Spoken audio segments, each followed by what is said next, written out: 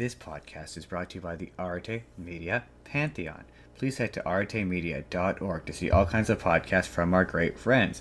And if you'd like to start your own podcast, they can provide you with the tools and resources to do so there. So please head to artemedia.org. That's ARETE media.org. Jordan, shall we do what is the second episode of season 6, because we double checked after the last show to make sure that it was indeed season 6, so that it wasn't embarrassing that we said season 6 the whole time last episode? Henshin a go-go, baby. That's right. I did it this time. I did instead. Welcome to the Spur of the Moment podcast. I'm your host. I'm Justin. I'm Justin Spurr. That's the incomparable Jordan. We don't say his nickname enough anymore. He's incomparable.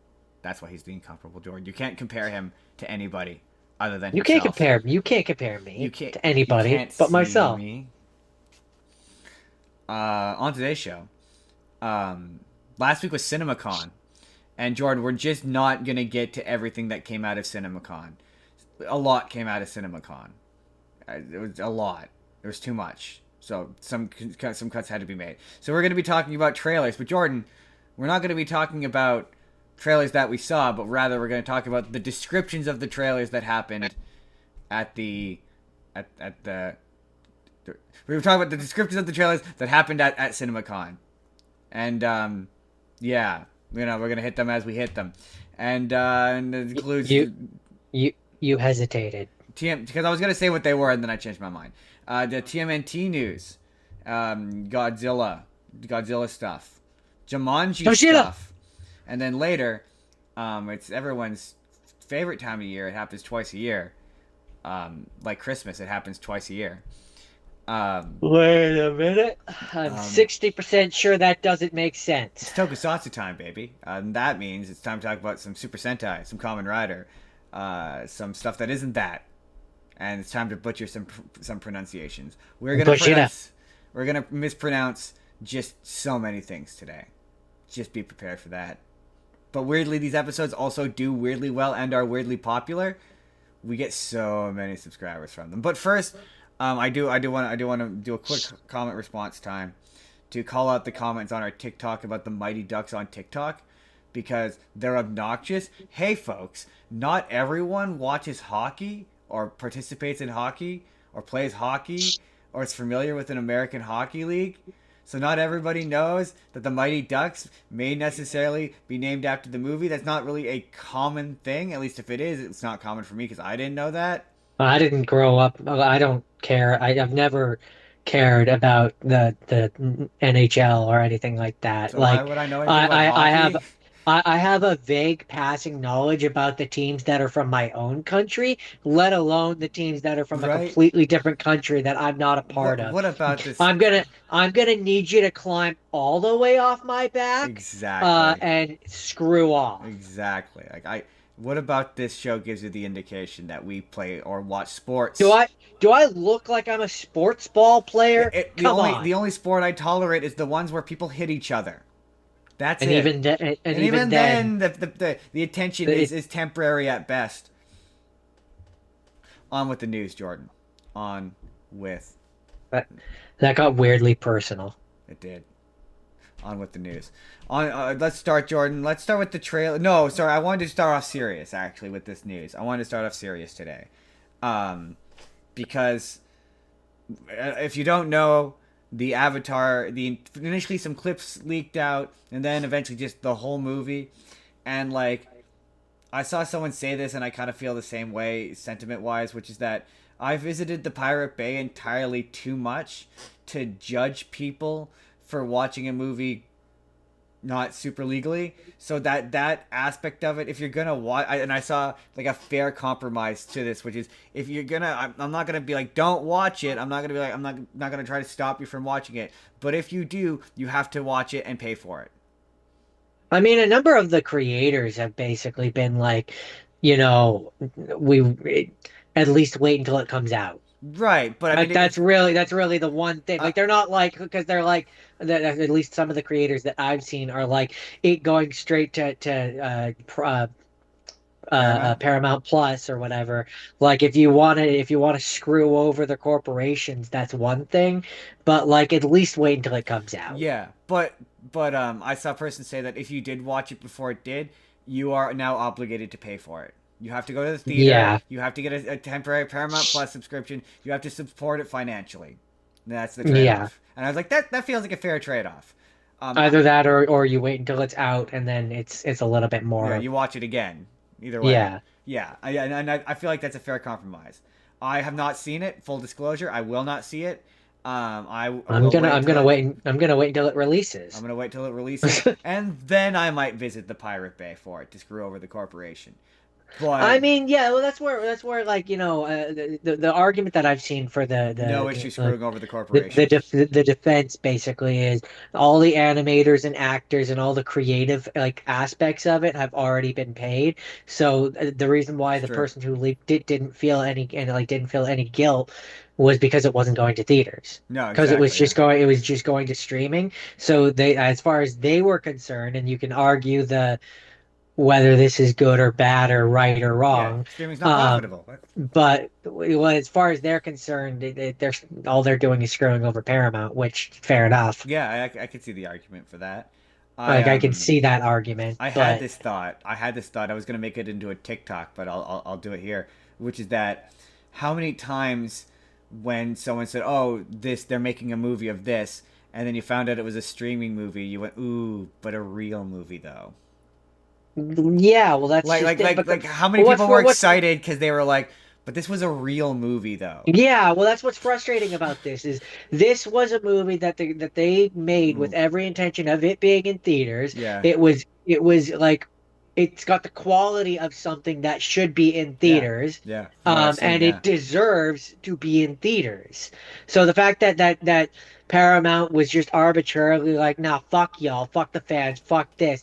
Like right. every time, the thing that's disappointing, the thing about the Avatar franchise in general is it considering how beloved it is and how much money it would absolutely make, it constantly gets screwed. Yeah, The Legend of Korra, for all of its fault, the reason why it gets screwed is because the last season, like you could only watch it on the janky Nickelodeon yup, website because they took it off the air. yup.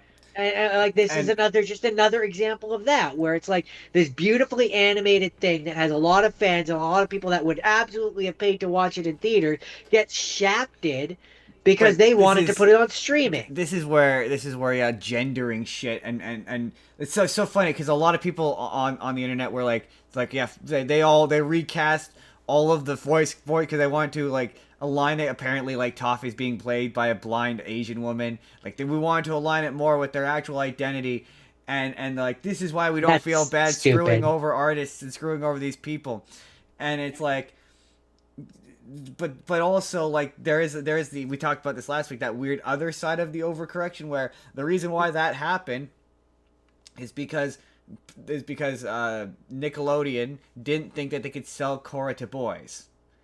That's why. That's Yeah. why they shafted the show. They're like, oh, it's not relatable enough to what we feel is the target audience, boys, which is not the target audience of that show. That show is very multi-gendered in terms of its audience. That is not a boy show. That is an everyone show. So the No, fact that they were I like, we mean can't have a female protagonist just speaks volumes to that irritating overcorrection of not wanting to appear woke.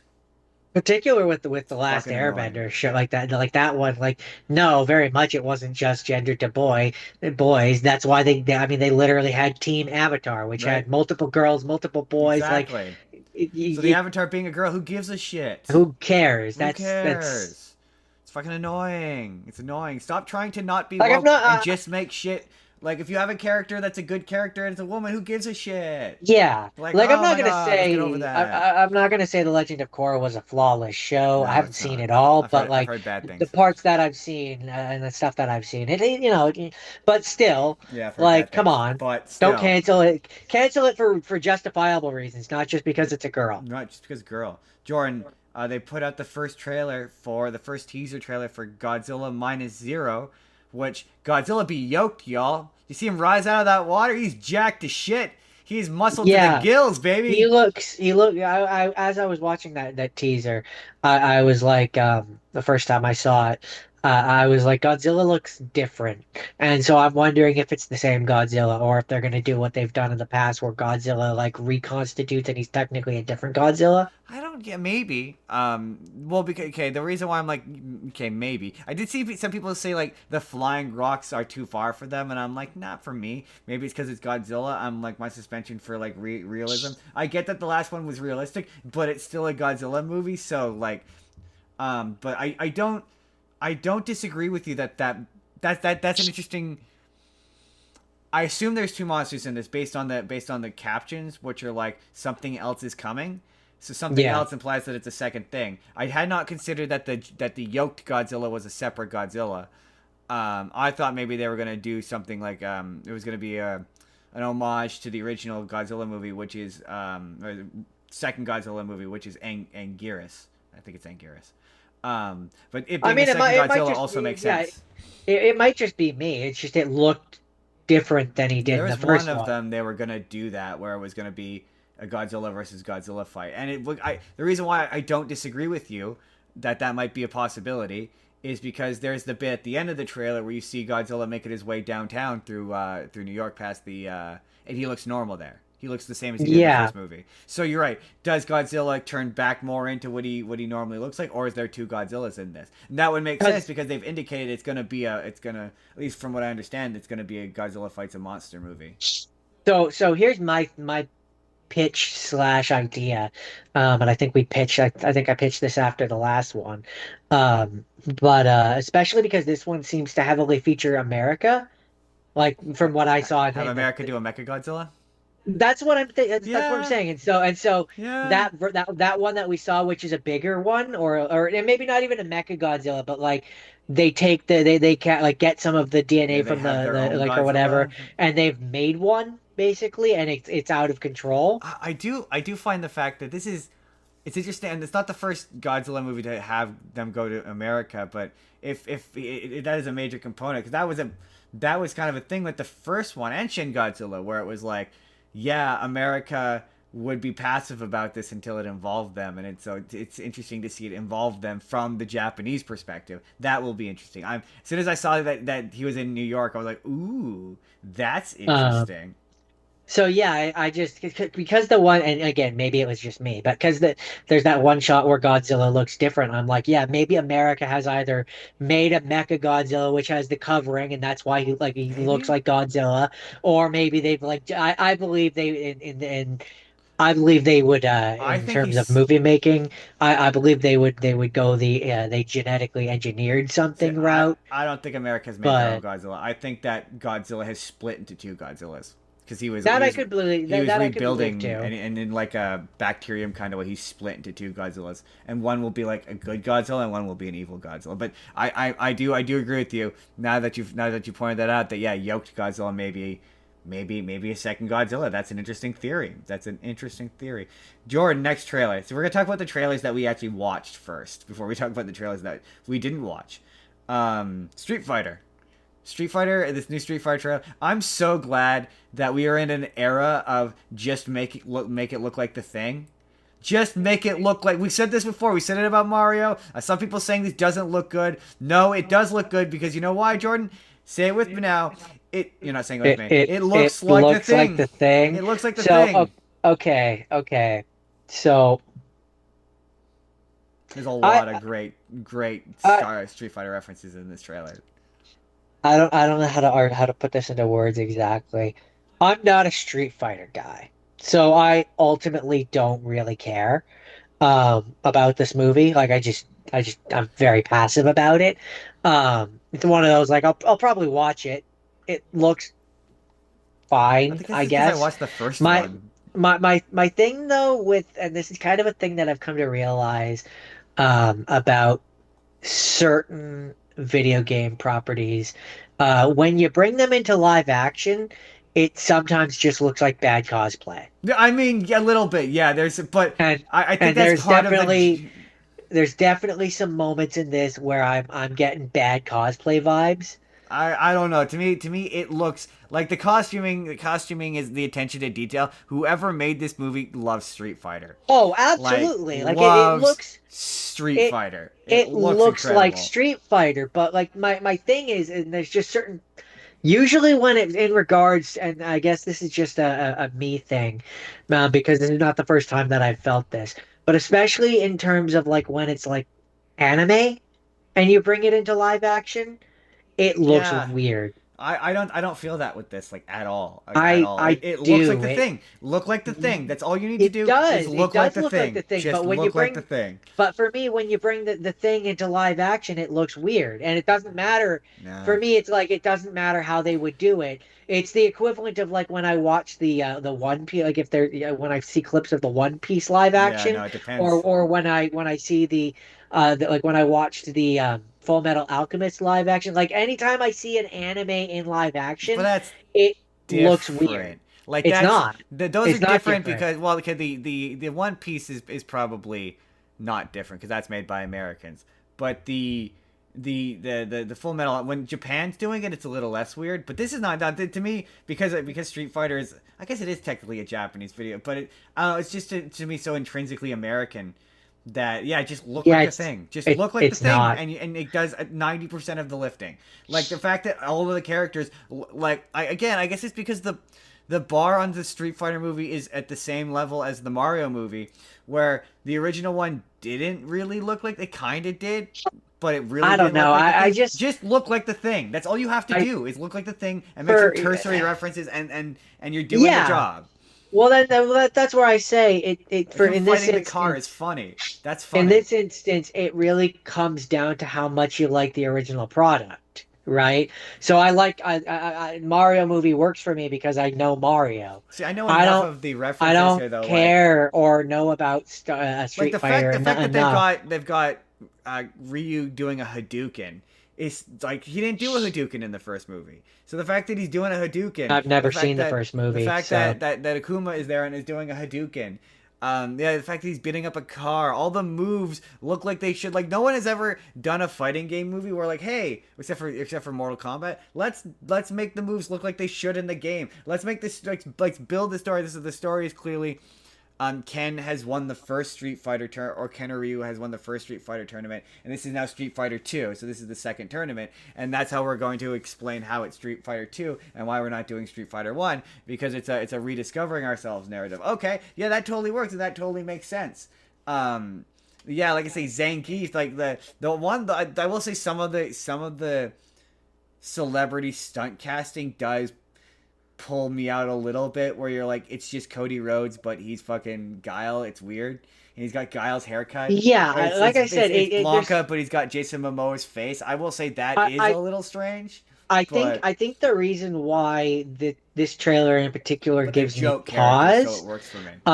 like yeah, they the costume design looks good, right? Like that, I'm just gonna like give that full out. They look like they do in the games, so that's not where my pause for concern is. My pause for and concern is not the right word because again, I don't feel It passionate looks like about this, celebrities but cosplaying. it it when I watch the trailer, it gives me Dragon Ball Evolution No, vibes. I don't even remotely get that vibe. It looks like the thing. Like that's if it looking Dragon Ball Again, Evolution does sure, not look like the thing. That's not but even a I'm just remotely talking. close No, comparison. yes, it is. Not But even that's where I say remotely. you're not letting me finish, man. I'm getting a little frustrated here. But it's not. That's where It's I that's Can I finish? yes, but it's not. That's where I say no, not in terms of costume design, but like the vibe of the story, like what it feels like. It just, or if you prefer, like the old Mortal Kombat Yeah, movie, no, where it's like not the even story close. just doesn't feel good. But the story is fine. It's more they're doing a Street Fighter. That's the story. They're Yeah, doing a I don't Street know. Fighter, I'm just and what's not. his face? I'm just not feeling What's it. his face? It's not doing it What's for his me. face? The M Bison is doing a secret, taking over the world of background. That's the story of Street Fighter 2. It's the story. It's exactly the story of Street Fighter. It's Yeah, I don't Street know what to Fighter. tell you. It's just that's what the vibe is giving me. Yeah, I know. It's nothing like Dragon Ball Evolution. Like that's the thing is Street Fighter is not. That's where I Street Fighter is don't. not an That's anime, so this is not adapting it. yes, it The is. closest comparison, this is Yes, it is. it Yes, is, yes, but it it's is. a video game first. This is an adaptation of the video game, not the anime. This is an adaptation of a video game. So like Okay, so the closest what's your comparison point? to this would be that Tekken movie where it's adapting a fighting game, and this is 1,000 times. This looks like the again. It No, looks like the thing. Just look like the thing. This is attributable to that first Mortal Kombat No. movie, Well, yeah, the first Mortal Kombat movie, yeah, but that's also bad. which is It what didn't this. look like the Yes, thing. that's what I'm saying. But just looks aren't everything. Sometimes Absolutely. story matters too. Not when you're And adapting a thing, no. sorry, when I'm not a big fan of Street Fighter, it just looking like the thing isn't enough. Oh, It's not enough for me. I'm not a fan of Street Fighter, and it just looking like the thing is enough for me. It's not enough for me. it- I don't care. It I don't looks, care that it they look. acts, and behaves like the I thing. don't care that they look like the games. It looks like they're doing a Street Fighter. Like at the end of the day, Okay. it's a Street Fighter movie, so it should. That's look, where I say. That's where I say. I'm the wrong audience. I'm 'cause, not yeah, a it Street looks- Fighter guy. It, I yeah, don't care. I won't. It looks I'm like not a Street gonna, Fighter like, match. Like this is one of those. Like I'll watch it on streaming, like God intended for the show. I don't really have a desire to watch this I in will theater. watch it. I will watch it in theaters by myself then, because yeah, I absolutely. It looks like to me like we've had 3 attempts at a Street Fighter movie. We have the one from the '80s, and then we have the one where it's the chick from Smallville, and they've all not looked like the thing. So this is another example of. I'm really glad that make the characters look right, make them look exactly like they do in the game, make the tone exactly of the tone of the game. Like it's like it looks like a Street Fighter trailer. Like it has the tone, the energy, the vibe. I've never been a Street Fighter fan. This is another example of I'm very glad that people who make these movies are like, hey, what if we just made it look like Street Fighter? Don't try to interpret it. Don't try to give it a weird, deep story where this is our vision of it. Just make it look like that. That's what I need, like, people who adapt shit to get. Your first priority should be looking like the thing. Full stop. Every single time. I don't care. The story could be bad, and it looking like the thing will do 1,000 times. Like, yeah, obviously we talked about Mario Galaxy. The story in those movies are bad. But it looks like the thing, and that does the heavy lifting, and this is another example of that. It looks like superhero shit's like that too. Stop interpreting the material and look like the thing. I'm not a big enough Street Fighter fan to care. You have to at least appreciate that it looks like the thing. I already said I do. Yeah, exactly. It's not enough. It's not enough to get my butt into the theater. I mean, that's the thing. With how expensive theaters are. The whole reason you go to watch, like, to me, it looks like it's not enough. A low budget, like the kung fu, the fighting, it looks good. Like, it looks like a low budget martial arts movie that I would watch. Like, that's what the tone of I'd watch it on streaming. Like it's not enough to get my butt in the theater. No, it absolutely is enough to get my butt in the theater. Looking like the thing will always get my butt in the theater. Like, looking like the thing will always get me there because we need to support. Not if I don't care about the original thing. We need to support it looking like the thing. Like, good. Like, that's the thing is, like, we need to, like, just like we need to see Mortal Kombat. Yeah, you'll probably be watching that one on your own. I doubt that. Flash forward to us doing a kung fu episode and watching it, but I'm not wasting my tickets on it. So I mean, I guarantee you probably will, but it doesn't matter. You'll be itching to go watch a movie, and I'll be like, "Want to go watch Street Fighter?" And you'll be like, "Sure." It's gonna really depend on what else is out there around the time. But no, yeah, it looks like it looks like Street Fighter. Like yeah, and that makes me excited. I like Street Fighter. It doesn't for me because I don't care for Street Fighter. Like, it looks I don't think it's in terms of games, I don't think it's a very good fighter game either. It was never. The characters don't interest me because I always had Tekken, which I thought was better and more interesting. Different fighting games though. Sure, but I didn't like the fighting game aspect of it either. I don't like Street Fighter either. So there just was never anything. I like the characters in Street Fighter. As for Mortal Kombat had violence. How could you not? That's the thing that it had. How could you not get excited about Tekken. a Zangief who looks like Zangief? Like that's insane. Like Who like who cares? I got people who like Zangief. He looks like Yeah. Zangief. Okay. I don't get it. Okay. I don't I get it. don't It being such a weird bummer care. about. I'm disappointed. I was hoping you'd get more excited by the fact that it looks like the I'm thing. I'm really just kind of indifferent. Like I don't know.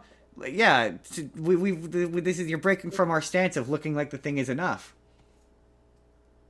Looking It like is. I've said in the past, if you like the thing, then it looking looking like the thing will looking like be the thing enough. looking like I the thing is don't really enough. care about Street Fighter. Yeah, but you're If we were also if we were talking about it like a Tekken movie, I'd be very excited. yeah. I guess I'm just like you're like I need the story to be better, but that breaks from our stance of no, it doesn't. No, it doesn't. As long as it looks like the I thing, it doesn't have any. I don't know what to tell you. It's just this trailer. Maybe it's a bad trailer, but No, it's a It's great not. trailer. It's high It's not. energy. It's It's not doing it. bombastic. It's It's got not a. doing it for me. It looks really funny. Like it looks like the comedy is absolutely hitting. I don't yeah I don't people's standards are too high. Like it's exactly what it needs to be, which is weird because Street Fighter is weird. You've got a guy who can extend his arms and has like it needs that Well, is the exact tone it that's why needs I to said hit. at the beginning, It needs to Justin, hit. if you like Street Fighter, it's probably going to excite you because it looks like Street Fighter. Yeah. I don't really like Street Fighter. I've Yeah. never liked Street Fighter. So no, I don't. Yeah, it's great. It looks like the thing. I don't really care about the thing, Yeah. But it looks like the thing, and that's but what it looks like the matters. thing. That's what Yes, matters. But yes, the continued at stance times, at but the at other times, I still think it looks like bad cosplay. well, I hear yeah, I don't disagree that some of the celebrity stunt casting you're a little like that just looks like a guy in a Street Fighter costume. And it's those moments, the I will moments where I'm like, it looks like bad cosplay. Those are the moments where it makes me think of Dragon Ball Evolution or nah, the but see first Mortal Kombat movie or like any of those bad ones where it looks like bad. I guess it's just the fact that Ryu is doing a Hadouken like in a big screen setting. They haven't done that. They haven't had him do a Hadouken. They haven't done a I guess Shoryuken. They haven't had I guess the other reason why that doesn't really at this point is because we're getting to the point where with a video game movie, I expect that at this yeah, point. but they're not. It should They, be doing yeah, but that. they should be, but they don't always. Like a lot of these movies try to interpret Sure, the but they material. should be. And so it doesn't make me go like, "Oh, that's so cool" anymore because that's the Uh, bare minimum. I can't sit here and said that that's all that matters on the Mario movie and not say the same thing about the for I different can. They're two for very different no, but they're franchises. not. It's They are. the same shit. The Mario characters don't have Nah, characters. neither do So them neither do not the having Street Fighter characters in a characters. movie, yes, they do have characters, No, Justin. no. They've had enough character arcs to have stories in their games. The Mario ones don't. I wouldn't.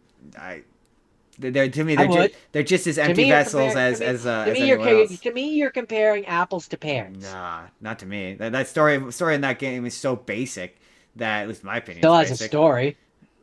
They have characters. Not enough that Yes, they do. not looking like the Yes. thing. Looking like the thing is like I say. When it comes to video game, I guess it's because once we have a solid like, I guess we're getting there. But once we have a solid decade of they baseline all look like the thing. Yeah, Then we're getting then we have a decent amount. then it will no longer be To me, it's the bare minimum, and in this instance, I don't care it's enough about not. the original source to be excited about it. It's I'm not excited. I'm it's indifferent. it's so hard for me because then but also like no, see, because then you get shit like Uncharted where it doesn't look like the thing, and or it barely effort like they've put in the barely put in the effort to look like the thing, and it's just not good. And it's like yeah, when it looks like the thing, I mean, I think for me, part of why I'm not super excited about this is because, and this is like, why would I that's watch not the Street that's Fighter not movie if it didn't look like that's the not thing? even fair. Again, indifferent. I use the word indifferent. I'm indifferent. I'm neither excited nor not excited. But in terms of the movie Pretty itself, excited. the costumes, I look at it and I'm like, cool. They look like it, but like I could watch it on TikTok and I'd be satisfied. It's not Ah, exciting enough see, for me. a It's good not kung fu exciting. movie deserves to It's be seen not on the big screen. exciting enough for me to make me go like, oh my God, I have to see that in theaters. But Oh, I'm also at the point where there's a I'm like, difference. I think I just don't I don't always love when you take a thing that was in animation in the beginning or games or 3D and bring it into live action. Oh So like no, okay, that's I would be more depends on the excited. franchise. I would be more excited if we got like a really cool 3D or 2D animated I movie mean, that would and also be it was exciting, feature film quality and it looked just like the but thing. when it comes to That to me characters, is when it comes more to character, that thing, let me finish please. That to me is more exciting than a half-assed live action one where yeah, they look like it, but some of them look like they're this cosplay. doesn't remotely look half-assed. That's the thing. I don't agree. There's so many subtle so many subtle background references, and yeah, the person who made this is very like as much as the people who made Mario love Mario, the person who made this loves Street Fighter, and it And comes that's yeah, across. that's where I It say I'm the wrong it audience for this. comes across, but yeah, when it comes to video games, like it's different, adapting different depends on the video game, right? Like for example, if we had come back from a live action Mario movie, I guarantee you we would be having a different conversation. Not, but the thing is, with like, I feel the same way about Kratos, where I'm like, no, It's Kratos also live why I'm not action. excited. I'm not excited for that live action Legend of Zelda one Oh, that's either. different. That's It's different. not different. That is different. It's not That is different. very different. No, Different it's not. franchises would be, or they're different. That's a more cartooned out anime aesthetic franchise. Street Yeah, so is Fighter, this. no, Street Fighter is very Yes. much. Hold on, let me finish. Street Fighter is very much like they're real people doing real things. There's no magic involved. There is, but it's the kind of franchise where you could go either way. It's It could like be done. Dragon Ball, dude. You could do Dragon Ball in live action. You clearly can't. They tried. No, they didn't. I would Yes. not constitute Yes, what they they did did. as trying. They made a movie and they slapped Dragon Ball in it. But like there's certain franchises where you could do it in. But the problem with Legend of Zelda is a different franchise because Link doesn't talk. So automatically it gets put on the back foot where you're like this doesn't work in live action. But like all the characters in Street Fighter at least have it. To me, I'm of a similar opinion of the God of War, where I'm like, yeah, you could do God of War in live action. He's a human man. You can do him in live action, right? Like Ryu Yeah, is a that human to me that's a man, different example.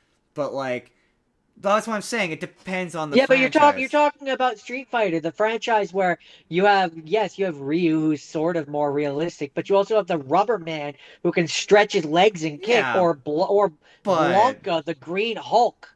but it depends on who's making So it. no, It also just depends on it's who makes very on it. anime. Yeah, well, I never said it wasn't, but I'm just saying it doesn't mean it can't work in live action. Is what I'm saying. That's great. You And I'm saying slap a bit of Tokusatsu I'm style special saying effects on top of it, and it totally works. I'm saying when you bring it into live action, it it looks like bad cosplay for Uh, for some it of the depends. It costumes. depends Yes, on it does. the costume. And in this Yeah, case, the it does. costuming is too good and too accurate to. For me, it's not the costuming. It's not the costuming. It's it. Look. I'm not. Well, we're gonna move on in a second, but I'm not denying that. Like, yeah, when Cody Rhodes goes, Ryu's about to do a Hadouken, it's a little weird. Like, I cannot deny that. And he's got the fucking like he's not only wearing a Bad wig. he's wearing well he's got I was gonna say he's got the Guile hairstyle, which just doesn't work in live action. There's a reason why No, they changed it it. looks ridiculous. And he's got the screen actor, and he's got fucking Cody Rhodes' face. Like, yeah, I'm like, hey man, maybe we should have cast unknowns and made them. Like, I will say this cast is okay. I will concede to you, the cast is too famous. Like the thing about the guy who's playing Rio, Ryu. Ken, is I don't find. I mean, maybe someone will disagree about the guy playing Ken. I don't know who the guy who playing Ken is, so it doesn't. He feels like a character, and he feels like he's getting a character arc in this, and I feel the same way about Ryu, where like it's not a guy I recognize. But the thing about I'm guessing with the characters who are the celebrity, they're just joke characters. So if it's like, hey, you get one frame of or a couple scenes of fucking Cody Rhodes in a ridiculously accurate Guile costume, I will be able to suspend my disbelief to see. The thing is, Ryu doing a Hadouken, that is like I'm like 12 years old attempting to play Street Fighter, and like I can't believe this is my only reference to a Yeah. Street Fighter movie is the shitty Van Damme one, and that's See, it. it just doesn't evoke It's the those emotions same in me. thing for me. It's the same to me. This is the same as Mario, where it's like It's not for me. I can't believe we're getting screen accurate versions of characters that I know. Like I don't love the franchise, but I played it enough and I know it enough to be like, yeah, I like Ryu and I like Ken and I like Zangief and I like uh shit. Why can I never remember his name? M. Bison. I like M. Bison. Like, just visually and aesthetically, I like these characters. Whether or not I care about the story, Yeah, I I mean, care yeah, about for Street me. Fighter on the same level that I care about Tekken. That's the level of investment I Oh, have in the see, story. see, no, In the story, I care of about Tekken. Tekken way more. Like, and the franchise itself, no, I'm way more invested in Tekken because I love Tekken. But like in terms of the story and the characters, I'm equally. It's all about aesthetics when it comes to the characters for me, or gameplay in the case of Tekken. Anyway, that was Street Fighter. Yeah. Was that enough for a video? You think? Yeah, probably. Yeah, but it's probably like 40 minutes. There's no way that was 40 minutes. Summation, um, they look like the thing. I would be perfectly content watching it on streaming like God intended. Well, yeah, you're right. It will depend on what's out at the same time. I do want to watch it in theaters. I want to support looking like the thing. We need to support looking like the thing. Like as not we as in me and you, we as the audience, as people, we need to start. We need to show up financially for shit to look like the thing. If you want the thing to continue looking like the thing, like there, the reason why Sonic continues to looking like the thing. Like the best example of looking like the thing and being able to excuse bad shit is the Sonic movies. Jim Carrey is, and we've said this before, Jordan watched this movie on the plane. I stand by this. Those movies are terrible, but you let go a lot of the fact that they're terrible because it looks like the thing. Like Jordan literally skipped through the part where the Eggman do the dancing on the airplane. Skip through it. It's that bad. Didn't Yeah, watch because it. it It's doesn't add terrible. it doesn't add But anything to but the because movie. Shadow and Sonic turn to Supersonic and do the It's a Promise thing, you forget about that part. That's what I'm saying. That's what I'm saying. So financially, I'm all about showing up and using a free pass if we have a bunch of them on on Street Fighter. Just as I am going to use them on Mortal Kombat when that eventually comes out in May. Because Jordan hashtag just look like the thing. Speaking of just looking like the thing, no, I'm kidding. The Mandalorian, Jordan. Are you excited for this yet? No, Right? not Not even a even a little little bit. bit, right? Like I kept Like trying to I'm muster anything for this, and I was like, I'm I'm gonna be honest. I have no intention of watching it. "Oh, I'll watch it. I'll watch it."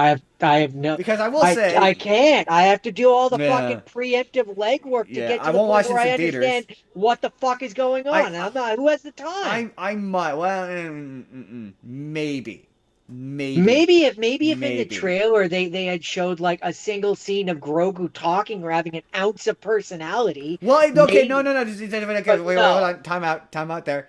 There is, I will say, there is a hint in this trailer that Grogu's going to do something. Just based on, Yeah, at the end of the yeah, movie. well, I don't know about the end, but certainly, Probably in an end credit scene, they'll cut no. back to him and he'll be like, "Bye, Daddy," or Actually, no. something. I think part of the, based on this trailer, Oh, the Mandalorian's gonna die. I don't know. What definitely is going to happen He's, is, he's he's talking about passing over the guard of the old guard to the well, new guard. he's talking about what's interesting. Okay, I will say some of the interesting things in this trailer, which is to say that it looks like the Mandalorian gets captured midway through this, and it looks like Grogu is going to rescue the Mandalorian, because there's a line. You Ooh. know, I'm not saying it's interesting. I'm just saying No, there's yes, you did. You said this was some of the interesting parts of the trailer. yeah, that's not to say that it's overall interesting. It's just it's the interesting parts of the trailer. You know what I mean? Like, if anything in this trailer is interesting, that's what. Um, but there's a line about the old saving the young, and then the young saving the old. Yeah. So clearly in the third act, Grogu is gonna show up and save the Mandalorian, and probably still not talk. Sorry, I think I started off by saying this Oh, Grogu is gonna he'll do something. try. He'll try to save the Mandalorian, but I think that he ultimately will fail, and the Mandalorian will die, and then that's when we'll get the scene where Grogu is like, "No!" Maybe. I will give this. Not watching this in theaters. Just number one, Fuck full stop, no. full out. No, I'm not doing that. I I don't even know the if I want to watch it at only all. reason I would consider it is two things. If I hear critically it's good, I will. Well, actually, no, really three things that would make me consider it. If I hear it's critically good, if I hear it's critically terrible, um, and if it aligns with the Star Wars episode of the show, because I would watch the couple seasons of it for the show. That's kind of it. But other than that, like if No, if we're talking to for a Star Wars episode, I'm far more likely to watch that Darth Maul show than I am this. I would watch both. Watch both. No, no, who has But time for both? I'm probably gonna watch. Yeah, the only Again, Justin, to know what's going on in this, you got to do like 13 seasons of other shows to uh, get there. yeah. There's not. It would create take a great deal for me to consider going to watch this in theaters. Like it'd have to do some.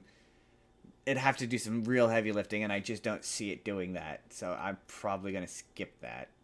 Yeah, it's a bad trailer, Justin. They've all been bad trailers. Like they've all been bad trailers. It's really truly bizarre.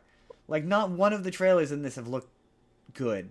Made this look good. No, I will say not this to makes this me. look slightly more expensive than the show. It does look a bit more cinematic, but this feels like Yes. the first trailer where like surely the next trailer will be better, but this is the last trailer before the movie comes out, and it's just Is nothing. anyone excited for this? I d- Audience, come and comment in our section and no, tell us if you're excited for I'm not this. seeing a single person be excited for this, but Because yeah. I don't know how you could be. And now, Jordan, this is the section of the trailer of the trailer. This is the section of the show called they showed up. Actually, no, check out. We'll see. I had one more trailer, but I think Oh man, that's a really weird and long title. I changed my mind. I was gonna talk about it. I was like, we'll see. I might cut it.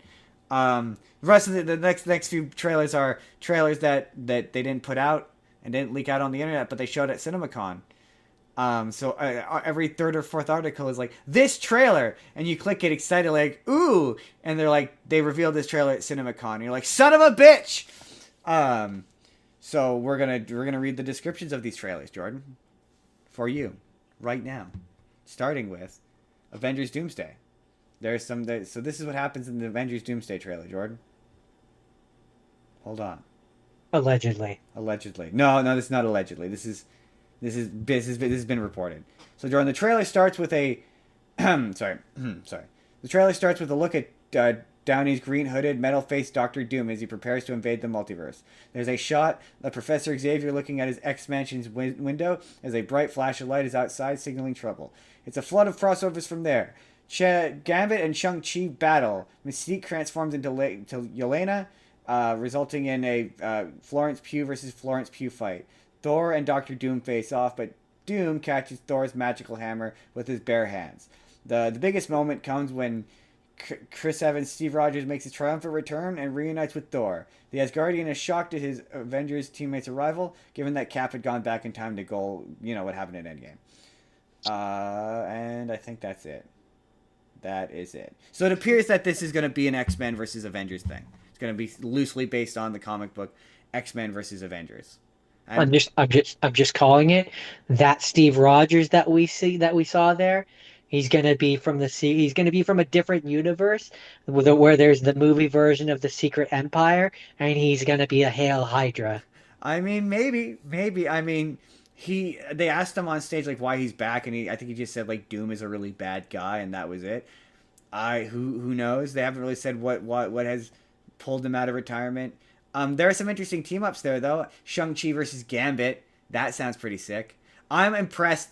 Like this has not leaked. This trailer's not leaked. They've got this locked Anything down. that has leaked is just AI recreations. Like there's nothing is that's impressive. The thing that kind of irritates me, it should be cool, but it irritates me. Apparently, you don't see Doom's face. It's the mask, and it is accurate. It is super duper accurate. And we talked about the artwork. I made a couple videos where I put the artwork, and it thus far looks very, very accurate. So everything is, and apparently somebody who has seen the script has said that you don't find out that he is that he looks like Robert Downey Jr. in this first one. You don't find out until the next one. That So, tells me that the fact. Hold on, let me run for a little bit for a moment here. That tells me that the fact that he looks like Tony Stark is a twist, and if that's the case, that irritates me because they ruined it by announcing that it's Robert Downey Jr. Why would you write it to be a twist? You know what I mean? Like, then yeah. don't announce it and let it be an organic twist. What was wrong Well, with it? no, because they have to use the fact, they have to leverage the fact that it's him to sell this. That's the Also, I thing. guess theoretically they have to credit him, like legally, because for union reasons they have to credit him if he's a lead character. So they would have had to tell you that it's him for like Well, legal I mean, reasons they would have to put it that he's in in the it. credits, but like you could just put it in the credits, and then 90% of the audience won't necessarily Yeah, see you them, could absolutely not have him be in the marketing, and yeah, and you could just have his name show up in the yeah, credits. yeah, that is true. You could do that. He's not in the opening credits, but he is in the ending credits. Um, Um, but that yeah, I don't know. Maybe I'm wrong. Does that read that way to you? kind of. If it's true, I'm kind of hoping that they go the route of we never see his face. I know I know why you would say that, but and okay. At Because like face, what I pardon the would expression, want, I don't I'll disagree let with you, you. I'll let you. But here, just this is my thought process. Is I kind of like I want you to never see his face, and they refer to him as like as Doom the entire time or whatever. And then we get to the end of it all, and it's the final end credits. Final end credit scene after the movie or whatever, and we have a scene where we see just like a man, right? And he's just like he doesn't look like the he doesn't have the mask or anything, but he's like from our main universe, right? The main MC Yeah. universe. And we just see a man and someone's talking to him. I don't know the exact context of what the scene would be, but they're like what do you think, Victor? And then like they're like Victor Von Doom. Dun-dun! And it's like before he's got the mask on and he's still normal, and that's our Victor Von I Doom. mean, sure, but And he's not Robert Downey Jr. supposedly the character he speaks in the trailer and he's got a vaguely Eastern European accent, so he doesn't sound like Robert Downey Jr. But Or like we see a scene where like we see a guy who has like a mask which looks similar, and he takes it off, and he has a face which isn't Robert Downey Jr. or something. it tells me that that the fact that he looks like Robert Downey Jr. is going to be a twist, or at least it's supposed to be a twist, and yeah, that's annoying. That's annoying because it would have been cool to. Can you imagine if in the second movie he like the mask gets knocked off and he was Robert Downey Jr. the whole time? It would have blown our collective fucking minds. Like that would have been a cool thing to discover organically. Especially if in the movie, if it was like Captain America that knocks it off and he's like, Tony? And then he's like, I'm not the Tony you know, or something like that. I Why? am Doom. I would just like it to be like where he doesn't even know that he looks like Tony Stark, and he just No, no, that would irritate me. coincidentally just happens to look like I just No, happen to look no. like your friend. That would be no, that would be worse for me. But I am glad that it looks like Like if they're you're gonna not. have him look like Tony Stark, you can't lampshade it. You have to address why he looks like Tony Stark. Otherwise, it's stupid. I yeah. I don't know. I don't know. I feel like I should be excited by the fact that like, we don't see his face and you don't know that that he looks like Tony Stark. But it just makes me go. But then there's just so many better actors we could have chosen if you were gonna do that. There's so many different people we could have done if you're gonna do that. Why go through this stupid not parade but like big endeavor if there isn't a reason for him to look like Tony Stark? It's fucking Well, annoying. that's why I'm saying if they just have it where he's like, oh, he just looks like him for some reason. No, that's stupid. No, but it's why I'm like, if you Well, that's what you just no, said. I'm saying if you do a thing where you never reveal that he like if you never reveal that he looks like Tony Stark and he just wears the mask the whole time, I would that would irritate me because it would be like, well, then why cast Robert Downey Jr.? What's the point?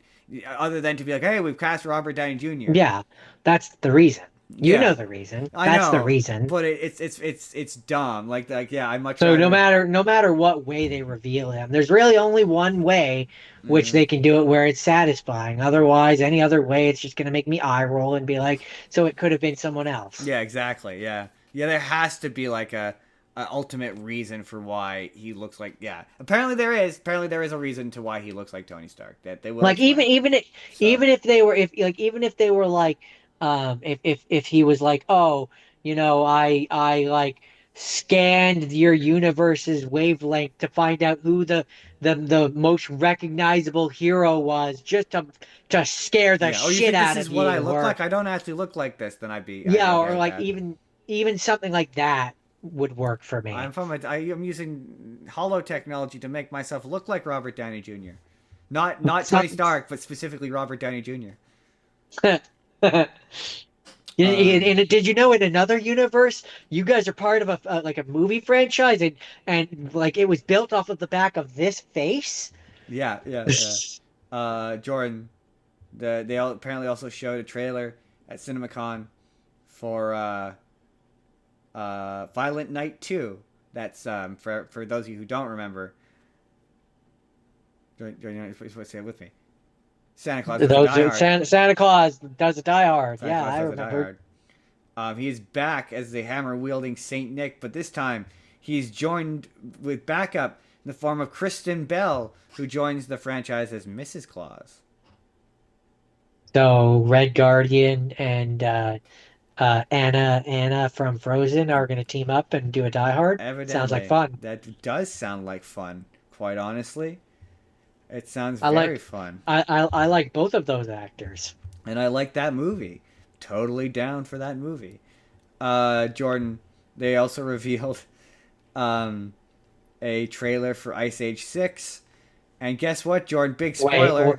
wait, what? They're making another. Did I know that? I don't think Yeah, I knew yeah, that. yeah, you knew that. We've talked about it before. We have What's had this one about? this. We talked about how there was the rumor that the kid might come back. Oh yeah, Um, right. I remember that. apparently, Jordan, big news. Now there's second Scrat. Scrat has a baby now, so now there's two Scrats. Jordan, in case you couldn't get enough of one Scrat, 6 movies in, there's now two Scrats. Scrat and little baby Scrat. There's no way that won't get old immediately. I feel like we're the only ones who don't like Scrat. Or common comment, why are you two adults talking about a children's movie? Fun, that's why. Um, yeah, that's what the trailer showed. Apparently they're gonna go to the. It just kind of sounds like they're redoing the plot of the fourth one, I think, because they're going to a like what's the word I'm looking for? Uh, other land, other forest land, volcano land, whatever. And it's the same as the first one where they went to the tropical land and there was all the dinosaurs and that's where they met the dinosaurs. That was That like was not the first one. I uh, think you meant fourth. yeah, the fourth one. It's like the fourth one, I think. Pretty sure. Uh, I don't know. At a certain point, they all blend together. Yeah, because there's the it's called the I'm pretty sure no, not you might have been the third one. I don't remember. Anyway, Jordan, another trailer that they didn't release on the internet but played at CinemaCon. Um, and that is Jackass number 5. They revealed. I don't know if you'd heard, Jordan. This is officially via Johnny Knoxville that this is the final Jackass movie. Didn't they say that the last time? This is definitively the final Jackass movie, which I don't know. Maybe it's one of those things where they feel like without the original guys, it's just not the same. But I've always maintained that because the fourth one was kind of like a pass the torch kind of deal, where they introduced a bunch of new cast members, and to me, the implication of that one was like we can continue on, and the other guys can just like be the torture masters or whatever. You know, the guys standing over top of them, and they now bring in Baruto. You know what I mean? Like that's kind of was the implication here. But anyway, it will officially be titled Jackass: Best and Last, and it sounds like it is going to be an emotional one. It's going to have footage of people. This will have archival footage of Bam and Ryan Dunn. Apparently, you see in the trailer, you see Steve-O getting a painful prostate exam from a robot named Larry. You see Poopies, I mean, one of the guys they introduced in the last one, putting a shock collar on his penis. and a quote escape room from hell. And man, yeah, that's gonna that will be. I think that's gonna be an emotional one. Like even for me, I think that's gonna be an emotional one because like I love these movies. Like I love these movies. I never get. I've seen them all 100 times. I never get tired of watching them. They're Yeah, I mean, there's certain things in them where I'm just like gross. that's the But point. That's the uh, joy, Jordan. I'm just baffled because I'm like, I never thought we would get another one. I didn't think we would get another one the last time, and then Yeah, the last time he was like Steve, or never not again. Steve-O. Well, pretty well. He was like, I Johnny can't. Knoxville. Johnny Knoxville. Yeah, he's like, He got like multiple yeah. concussions or This something. was like the big one that they told him you can't do it anymore. You can't. He can't. Like, and there's been several interviews where he's gotten like emotional. He's like, yeah, I can't do hits by bulls anymore, and I can't do it anymore. And like he's very much a man gripping. I think that's the only reason why he wants to do this, because I think he's a man like coming to grips with his mortality, and like he just can't do it anymore. And I sort of have felt that way about Steve-O for a while, where I'm like, Steve-O's still trying to do the shit he used to do on stage, and like he has transitioned a bit more into a traditional stand-up comedian, but he's still doing that hardcore shit. And I'm like, ah, man, that shit's gonna catch up with you eventually, and it will be sad when it does. And I guess we're at the moment where it's caught up with them. They can't do it anymore. They And have to yeah, officially pass the yeah, torch. it's gonna be. I don't know. Will be. This is the AI is totally gonna grab this the Vizard. But will Jackass 5 be a tearjerker? Is that possible for a Jackass movie to be a tearjerker? I just, It has the potential, doesn't it? yeah, I just Right? for me, End of an um, era. I always was like, Jackass to me sort of not died, but lost relevancy when YouTube became a Yeah, like a thing. lot of things like that. Well, the thing that Jackass did a good job of And differentiating, TikTok. and TikTok. Jackass did a good job of differentiating itself almost immediately. I would say like the show, but to be fair, apparently there's only like 10 episodes of the show. Like there's not that many episodes of the original show. But the movies sort of have done a halfway decent job differentiating themselves by doing shit that you just can't do on YouTube. Yeah, that's fair. Like that's just yeah, like you're right. Like Pusuvius. Yeah, like Pusuvius or anything involving Pontius's penis. Like yeah, like that stuff you just can't do on YouTube. My least favorite bits. Um, it depends on the bit. I mean, I mean, I also do not care for Pontius's penis, but some of the bits can be kind of funny. Some of them are kind of funny. Usually when it's painful. Anyway, so yeah, I I don't disagree. Like Weird Al had that problem, where that's why Yeah. Poor Weird Al's career kind of went in a different direction. He stopped doing parodies because YouTube does it so much faster. He doesn't have that benefit as a PG rated artist, where he can't do shit that YouTube can't do. So I do get what you mean. Yeah. Next, new Jordan. You want to hear news that's really obvious? Always. Um, Obviously, Jordan. The next TMT movie is going to feature two iconic villains, Shredder and Krang. Yeah. Because the last Right. one set up Shredder showing up in the next one, so that just makes sense. We're talking Got the that. one, which turtles are we talking about? Mutant Mayhem, the last one. Oh, the young ones. What was the last one? I don't remember. What do you mean? Oh, the bad guy? Yeah. It was Super. It was an original character called Superfly. That was kind of a take on the Baxter Stockman character. Right. Because I believe he was Baxter Stockman. Well, at one point he was, and then they re-edited it and cut it, so he became two characters. Right. Originally, he was Okay, Baxter Stockman, and then they changed it for some reason. so But the end of it ends with post credit with Karai and MCRI and those guys. But also they've had a television show in between, which apparently is good. So I've heard it's good. I've never actually seen it. I mean, that's cool. I don't know. I mostly liked the first one, I though it liked the was first one. definitely Gen That X was or Gen Z or very, whatever. very much a Gen Z movie. Yeah. Zoomer humor. Don't need that. Get rid of that. They're making a sequel to Charlie and the Chocolate Factory for Netflix. It's gonna be called Charlie versus the Chocolate Factory. It will tell a story distinct from previous film adaptations of the book, and it's about. Sorry, hold on. Isn't the sequel to Charlie and the Chocolate Yeah, Factory the glass elevator? apparently they're not allowed to make that for some reason. Everyone always says they're not allowed to make that for some reason. Huh. Um, but it's apparently the movie will focus on a new adventure complete with original songs, new characters, and returning faces, while maintaining the quintessential. Okay, it's gonna be made by the same studio that did Spider Verse and K-pop Demon Hunters. Ooh. Uh, why is this not giving me the plot? There it is. Willy Wonka, as played by Taika Waititi, has spent the years since the Golden Ticket contest behind bars, parentheses, not the chocolate kind, for the crime of turning a child into a blueberry. Reads the official synopsis. Having served his time, Wonka returns to his factory. I thought this was fake. I didn't realize this was real. Having served his time, Wonka returns to his factory, determined to add a little sweetness to the bitter world. But one thing stands in his way: teenager Charlie Paley and his friends. Facing eviction, this next generation of rotten kids plan to break into the factory, nab a priceless Wonka bar, and save their homes. This sounds terrible. But these kids are in for a bit more than they can chew, which I guess is Willy Wonka.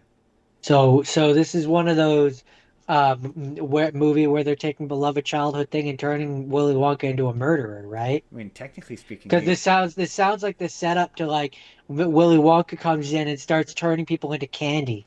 I mean, I don't want to be that guy, but he kind of was a murderer. The movie doesn't show that the It kids was are okay it was afterwards. it was ambiguous at worst, Justin. That's one of the differences between the book and the movie. The book very specifically shows the kids getting into the trucks and getting their candy. Movie doesn't do that. So the movie version is a murderer. No, it's ambiguous at best. Um, You never see their dead bodies on screen. I So mean, they both are alive and dead at the same time. You don't know. oh, okay. Okay, that's funny. Yes, this is true. So okay. Um, beloved Robin Williams movie gets surprising remake at Amazon MGM. Which movie do you think it is, John? Beloved. Keeping in mind, but the title is Beloved Robin Williams movie. I have two guesses. Okay, first guess. Jumanji, Second guess. Mrs. Doubtfire. Interesting. Interesting choices. Um, I guess nothing about that title suggested that it was an animated movie. Fern Gully apparently is getting one of those. Oh, I had heard they were getting a live action Yeah, remake. live I, action I remake. I guess I would never have guessed that because to me that is not specifically. I would just as much call that a Tim Curry movie as I would a Right, Robin yeah, Williams. exactly, yeah, exactly. I wouldn't. He's a secondary character. I wouldn't really. Yeah. And it's Uh, that's a strange one where normally I'm like pretty anti that, but that movie is old enough where like there's enough distance between the original and now yeah. that like Well, you for could do something interesting with that. I like and that's kind of always been my thing is like I'm largely against the live action remake, but I'm not 100% against it. And in this case, you're not going to get Robin Williams coming back and doing his character, but bad. Yeah, like there's That's an not going to and happen. like and the only other one where I'm like, oh, it's gonna be hard to like follow up is how do you follow Tim Curry Hire Tim Curry while he's still alive. in a live action format? Yeah, I mean, you make the character a CGI character and you have him do voiceover. Uh, I don't And know. the At character's that point, probably gonna be a CGI character, so at that point, it's just gonna be the no. It would have to be someone new for I me. know I'm with you on that. But like, I don't know. So yeah, Hexus in particular, not so much. Okay, Batty. I don't want to say anyone could be Batty, but Robin Williams is not bringing anything original to that He character didn't that bring someone his else A can. game No, I wouldn't into say it. so.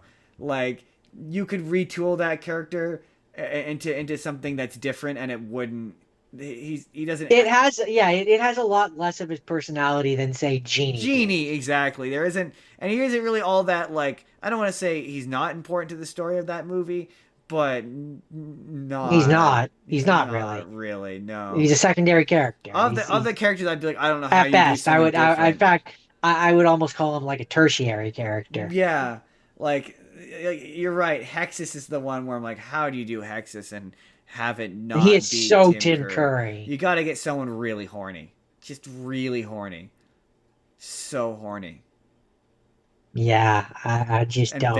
velvety and horny. And I mean, I and he guess can't be a one person of thing. color, can he? He can't be can he be a person of color? Or is that racist?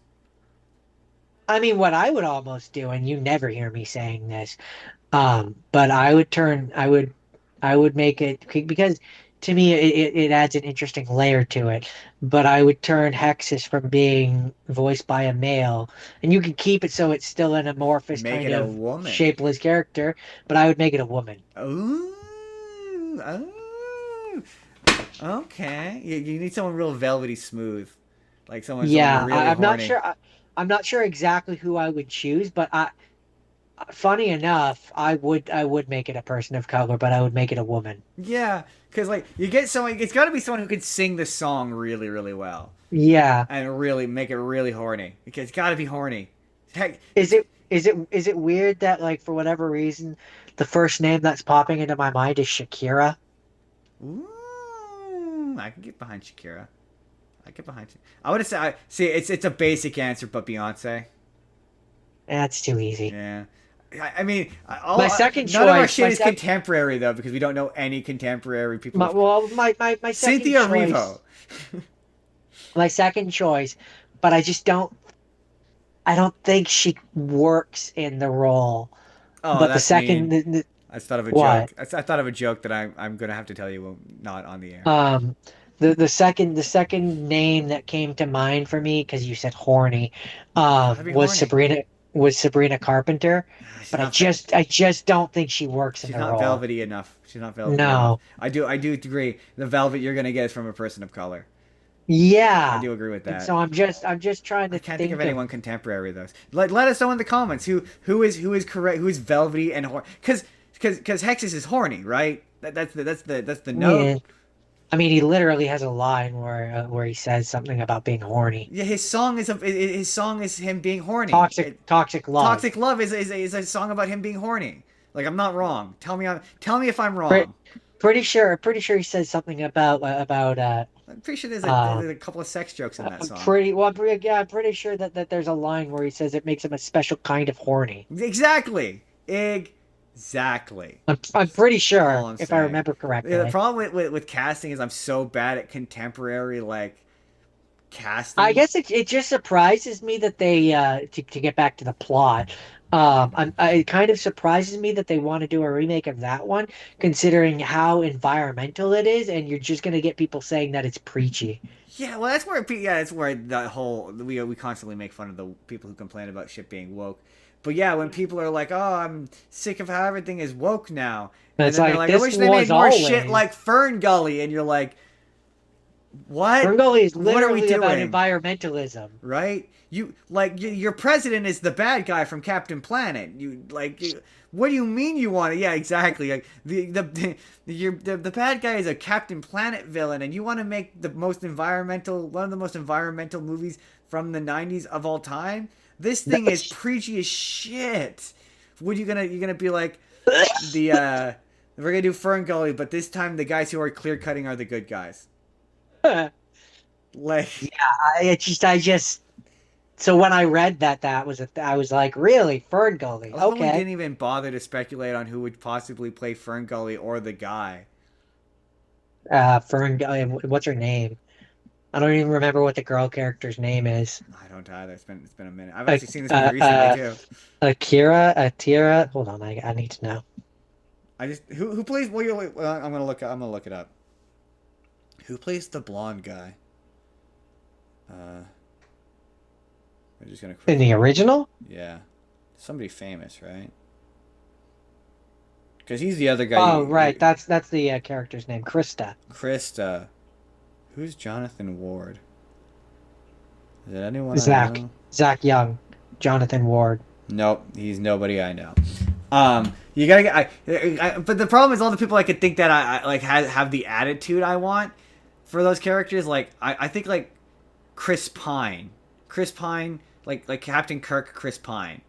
When I think of that He's character, he's too old but though. that's too old. Yeah, exactly. That's too old. But that's The kind char of like the character's supposed to be like 20, 18, 20, that kind of age. yeah. It's I So like mean you got to find someone that kind of at least looks like that. Tom Holland would kind of nail it. I feel like Tom Holland would nail it. Before he died, Anthony Yelchin would have been a great for this. You need someone who's really good at being in utter disbelief. That's what you need for this character. Yeah. As for Krista, I don't know. I don't Again, you know. need someone who's like 18, 20, that kind of range. Everyone I could think of is overexposed. Like Ariana Grande would probably nail that role. No, she's too thin. But that's it. She's tiny. I think you nail that. She's really small. You need someone small, like someone like not rail thin, but like yeah, you need someone small, petite, like ballerina esque. While you look that up, Jordan, we're gonna move on to the final story. Um, and that final story is Jordan. They showed some footage from Jumanji 3 and revealed the title. The title is officially Jordan. I don't like any of those suggestions. The Sorry. title. I'm just reading through a list of like younger and I guess maybe there's Kieran and Shipka. She could maybe do it. Yeah, it should be all right. Yeah, it should be okay. One of the top ones is that for actresses under 30, it's say giving is Millie Bobby Brown, and I just don't see her. No, she's not wispy enough. She's someone wispy. No, Jordan, Jumanji 3. Are you ready to hear about Jumanji 3? three Manji. 3 Manji. Technically fourth Manji, Jordan. Oh, four Manji. Fourth Manji, although it's Dwayne Johnson's Jumanji 3, but overall it's fourth Manji. They revealed a teaser trailer and they revealed the title. The title is official and it's been confirmed, and I'm actually kind of excited about this because we've been asking for this for like 2 movies, but it's Jumanji Open World is what it's called. So the Jumanji is coming back to the real world. And we had Interesting. talked about how in set footage it looked like, yeah, the Brave Stone and all those characters are there coming to the real world. Been officially confirmed, they are. That's what this is about now. And I'm like, you know So what? That interests me. I'm hoping that we get a scene where we have the real life kids with the real life people, Yeah, and that's what the movie's you, about. Yeah, yeah, that because that'll be fun. that's fun. So apparently the footage, the teaser trailer, it opens with an old video game console before it begins to warp around them. Danny DeVito's character gathers the crew at a diner where The Rock's Dr. Bravestone is found speaking with a surprising Spanish accent. Huh.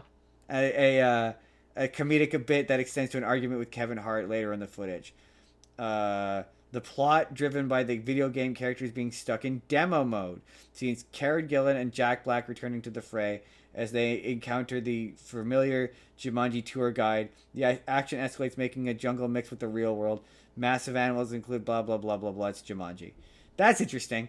So it'll be that's the character that will be the most interesting. Really, is Shelley Oberon. Like well, I'm really excited by this. I think it's probably perhaps a movie 2. I guess not, because it is the 3rd movie, right? Yeah, Because yeah. you do the second movie, and the second movie is about you going back and you're like reconnecting with what you were before and accepting who you are now. So yeah, this one being it coming to the real world, it does make sense. That is fun. So Having the kid having to confront the Bravestone character whom he found confidence is interesting to me from a narrative standpoint. That's exciting. I'm excited. so what would be kind of cool or whatever is and this would be a fun reference is like they we get to the end of the movie and like they've done whatever they need to beat the game so that you know how when you beat Jumanji everything goes back to normal. Yeah. um what I think would be cool is everything gets sucked back in, and like the thing is like like everything's going back in, and then when everything has come back to normal, it's the board game from the original. That'd be kind of cool. That'd be kind of It would cool. just be like just a fun And little that's well, little apparently there's a ton of reference. I think that would be a fun way to end this because I don't know. Maybe they're gonna do more after this. I don't. This should be the last one, and that would be a fun way for to them kind of to wrap it all end up. it. It gets turned back into a board game, and they seal it away permanently. Like that would be a fun way to end it. I do think. But yeah, That's my opinion. That's I'm what I would probably way more invested in these Jumanji movies than any person should be. do. But I actually really like them. I'm actually kind of like, I'm excited for this one. They in my opinion are like the best rock performances ever because he plays a different version of that character every single movie and it's always compelling. Like the swaps between them in the second one was all good. I'm hoping Nick Jonas comes back. I'm stoked. I'm just gonna be honest. I'm gonna be blunt here, Justin. I'm way more excited for this than I am that Street Fighter movie. Oh yeah, that I will say. Yeah, I'm more Just excited. 1,000% more excited More for excited this. for this than that Street Fighter movie. That's it. That's the news. But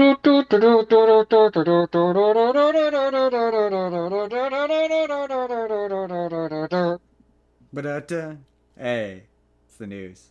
Hey everybody, it's the sponsorship section of the show, where we tell you to click the link in the description below and go to Wild Education's YouTube channel or Facebook page, and help them because moving is expensive and taking care of animals is expensive, and they'll have a link somewhere there where you can donate directly to them. I don't know.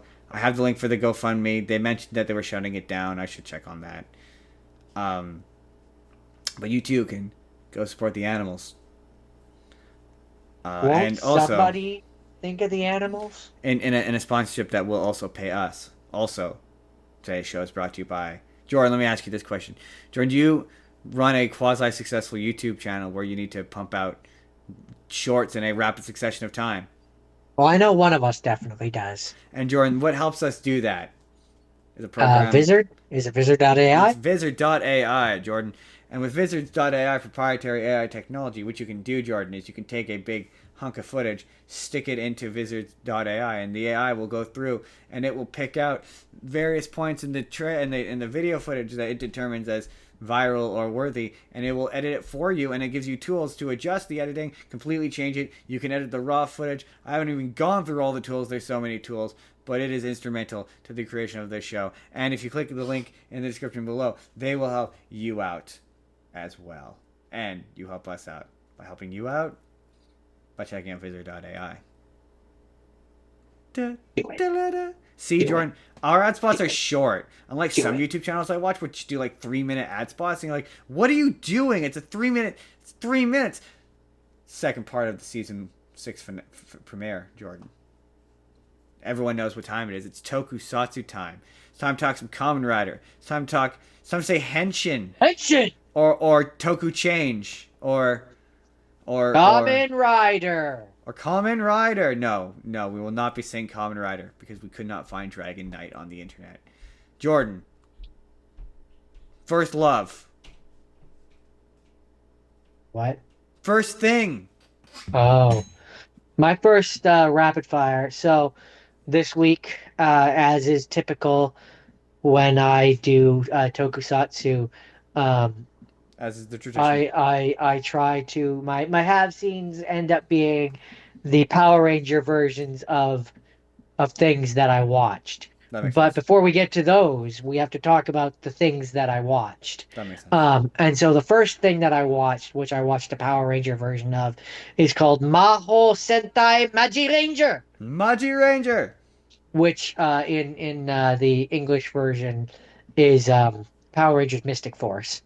For those who don't know. Power Rangers.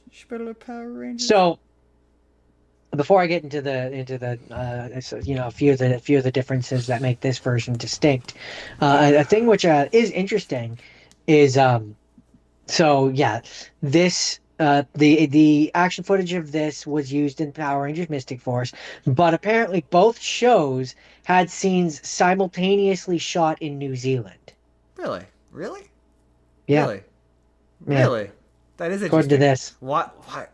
That sounds very. That really. So the Tokusatsu I'm production. thinking the action shots were shot in New Zealand at the same, like with the Power Rangers people. That interesting. That's not how either of those shows typically work.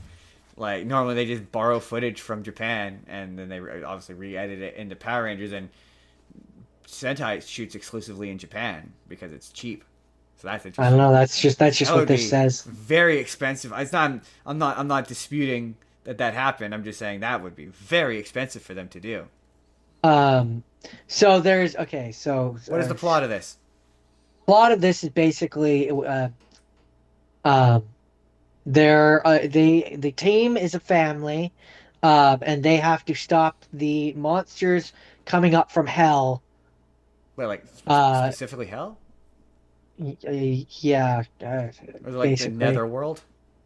I mean, they refer to it as Infertia. Oh, it's hell. It's a war between the Infertia and Magitopia Yeah, no, had occurred unbeknownst to humans. that's hell. It's hell. Yeah. They're calling it something Um, different to keep it Well, to be fair, their concept of hell is entirely different than yours or mine. um, so yeah, basically, Magic bitches. in this it's a specific family of a family members who are doing it. Um, but so one of the big differences between this and Power Rangers is in this the White Ranger, because this is where you're gonna rehear some of this, but in this one the White Ranger is their mother, Gotcha. whereas in the English version the White Ranger is like the witch who then ends up training the team. Zordon. She's um your Zordon. she's their Zordon basically, but in this she's their mother. And so there's a scene which again they recycle footage. So there's a scene where the one evil night guy is fighting the White Ranger, and then he like hits her hand, and like this, or he hits her basically, and the staff goes flying. And in the English version, he takes the staff. And this is where I'm guessing, yeah, that they must have shot this at the same time because it's the same suit, but that footage doesn't exist in the Japanese version. Oh well, to be fair, Um, they did share a lot of like costumes and shit. So they did. So there's times where like they would shoot new stuff with the costume that they um, borrowed. But it's interesting that they went to yeah, interesting, interesting. Um, so yeah, in the English version, that Dark Knight takes the staff, but the teacher survives Good, good. to continue to teach them. In the No, Japanese she version, dead. their mom died. She dies because it's She's dead. Japan She's and dead. they have no problems traumatizing you in Japan. I mean, in Japan, the kids don't find it traumatizing. I mean, no, that is well, they do. They when you're like a young kid watching this, you probably would find it traumatizing. So yeah, the main themes of this series are courage and love of family. And so you have a lot of scenes, and this is where it's like it's just funny because yeah, in the English version, like they all work at a store together. Yeah. That's like the connective tissue. In this one, they're families. So like there's a lot of scenes where in the first couple episodes anyway, because I only watched five, in the first couple episodes anyway, the Green Ranger is the oldest brother. Yeah. And so he's like, I'm like, I'll lead everybody. But the Red brother, the Red Ranger, is the youngest brother, who is the only one of them who is still in Whoa, high whoa, school. whoa! I'm red. I'm the And he's leader. That's how this works, more bitch. more just he's like, just because you're the oldest doesn't mean that you get like that you're the boss of me. Yeah. Um, classic sibling stuff. And meanwhile, the agents of hell are sending their monsters up to fight And them. then it just devolves Um, to the same thing these shows always do. There's a Green Ranger episode, then there's a Pink Ranger yeah, episode, each ranger kind of has their episode. there's a Blue Although Ranger one episode. thing that's one thing that's an interesting difference between Magic Ranger and Mystic Force is so in Mystic Force when the witch first is like, yeah, y'all bitches are gonna be rangers now. She actually like gives them wands, like magic wands, Yeah. which they're like, yeah. as much as I'd like to walk around town with this magic wand, it's gonna kind of stand out a little bit, right? And that's when in the Power Rangers show she does like a magic spell, which makes the magic wands look like cell phones. Yeah, yeah. In the Japan version, they just have the cell phones. The cell phones are the magic wands. Yeah, Yeah, yeah. they just have that. Yeah, yeah, Um, and oh, what else? There another major difference is in the Japanese version, they're just in town. yeah. Like all of the stuff. So like they do have like a secret room which is in their house, which is where a lot of the magic stuff does exist. But that's in their house, which is in the middle of town, which isn't in the middle of a magic forest. Yeah. Whereas in Mystic Forest, it's in the middle of a magic forest, which is like an alternate dimension. Yeah. Um, Mystic Force adds another character as well. But yeah, so that's basically it. That's the first 5 episodes.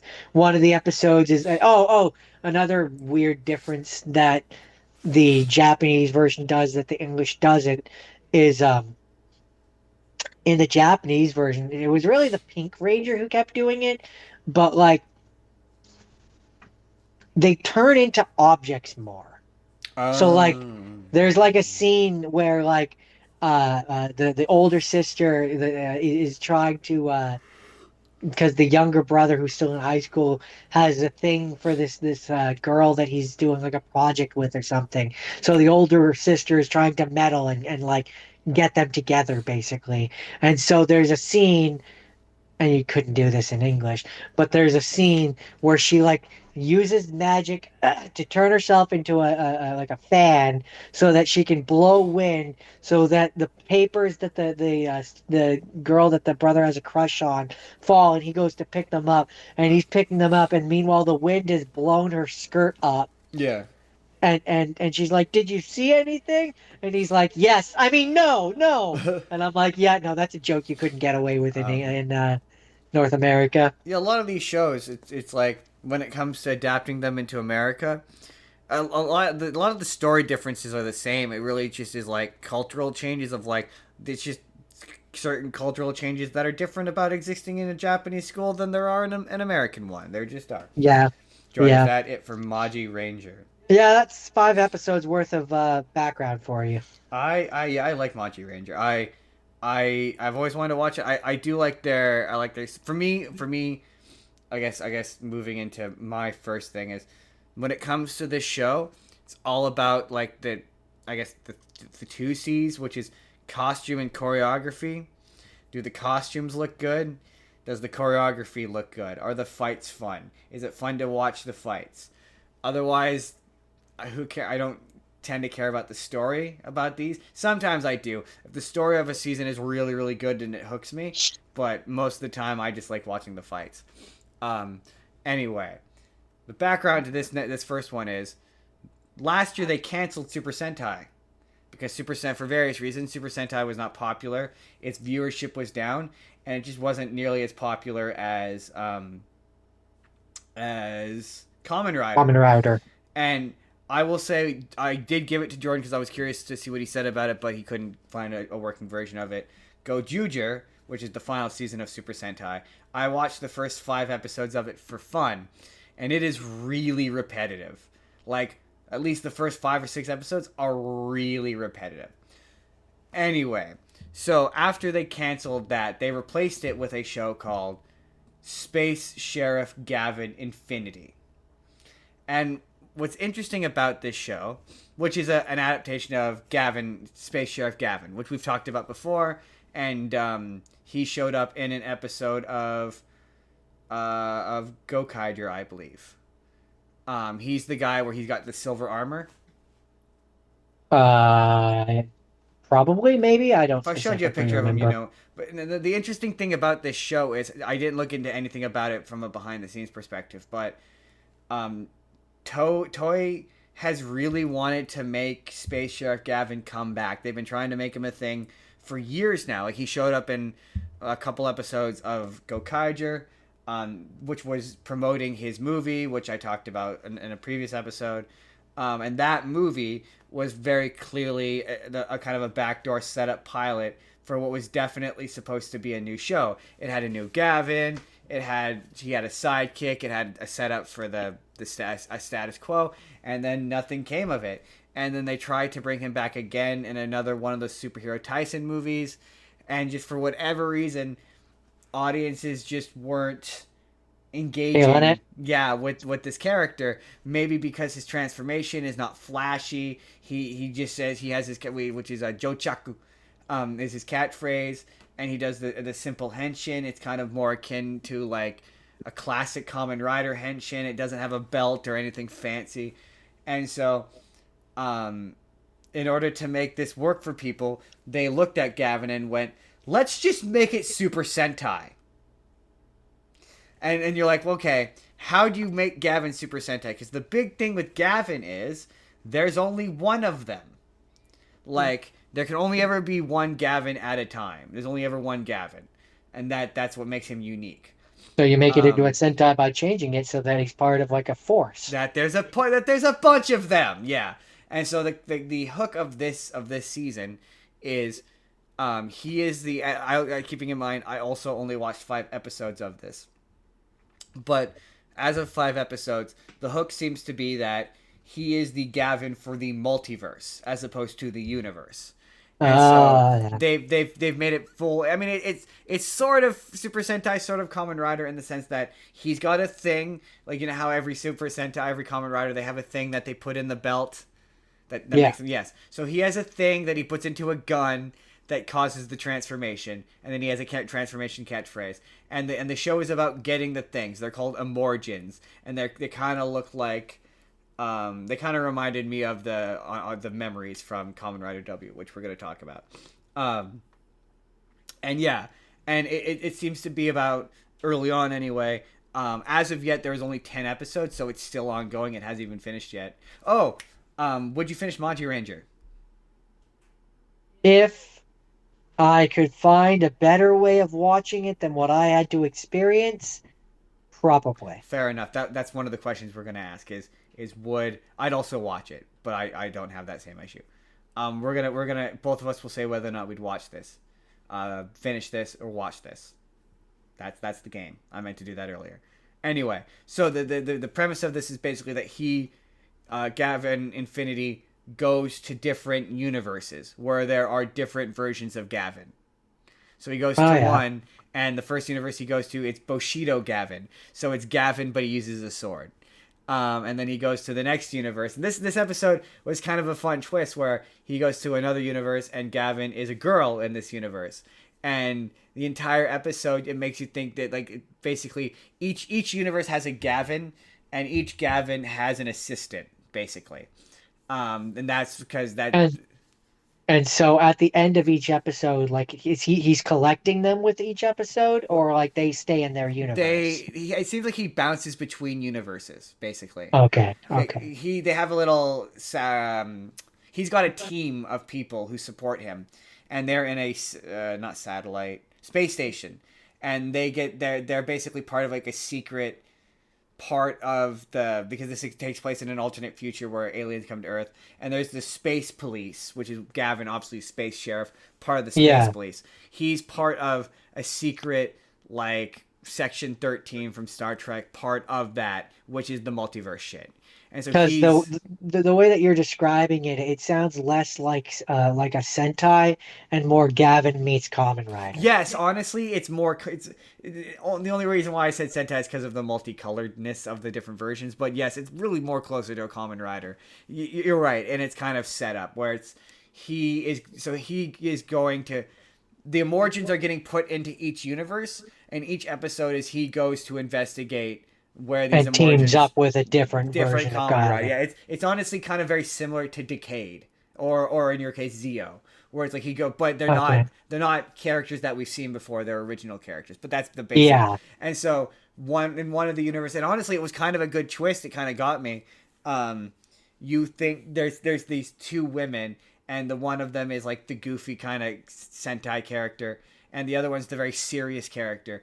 And the entire episode, you think the serious character is Gavin, and it turns out that the silly one is Gavin. It's like, oh, that's clever. I didn't expect that. And then there's another episode where they go to a universe, and there's this girl who's really nervous or whatever, and her partner is an ant, like an ant, Like like an actual like an ant? ant, yeah, like an ant.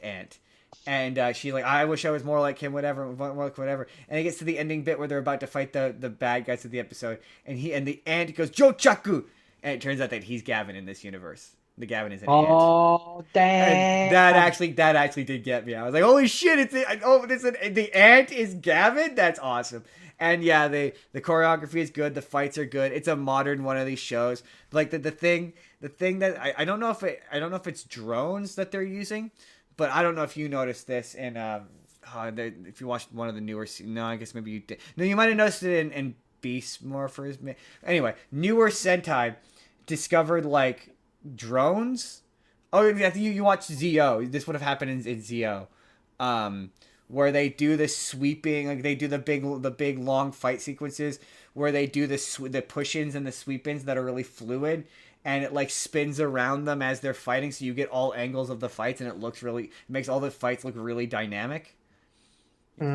Sure. Uh, you know what I'm talking about. It happens a lot in Zo and in 01. 01's a lot of Reiwa era. It makes it look more expensive, and it makes the fight sequences look a lot more dynamic and interesting looking, because you see it from all angles, and it doesn't just look like they're faking it. Like a lot of older, I don't know if you noticed this with the older Sentai or the older Kamen Rider, where a lot of older Kamen Rider uses fast cuts, so it distracts away from the fact that some of these guys can't actually fight, and it just makes Mm, the fighting look less interesting. Like I find, like as Kamen Rider got newer, the fights start to look more, and Super Sentai, the fights looked more interesting because they had to hide it less. If that makes any sense. sure. I don't know if you experienced a similar experience with the cinematography of these shows as you watched the. I mean, I don't really, for most of them, I don't really, the fighting always looks silly. That's the point. Yeah, but So, some of the fights in the newer seasons, in my opinion anyway, actually looks good. Like it doesn't look silly. yeah, Like it looks some of like them. competently and well choreographed. Like yeah, like we're gonna talk about I don't know. It's some of hard the for me to bad take ones it later, seriously when but they're fighting with rubber swords. So, yeah, but some of the swords, they're not necessarily rubber, but they're plastic. But the fighting still, the hand to hand shit still looks good, at least in my opinion. Does. But this is fun. I would finish this. This is good. Would you watch this? yeah, it sounds like fun. Right. So you hear multiverse, you're like, oh, that's an interesting one. I like a good multiverse thing. Yeah, yeah, yeah. And Keeps it then fresh, keeps it from feeling like the big thing for me that makes that sound more interesting is like, yeah, there's still a degree of status quo, but because each episode has a different exactly. Gavin, it Yeah, keeps it fresh.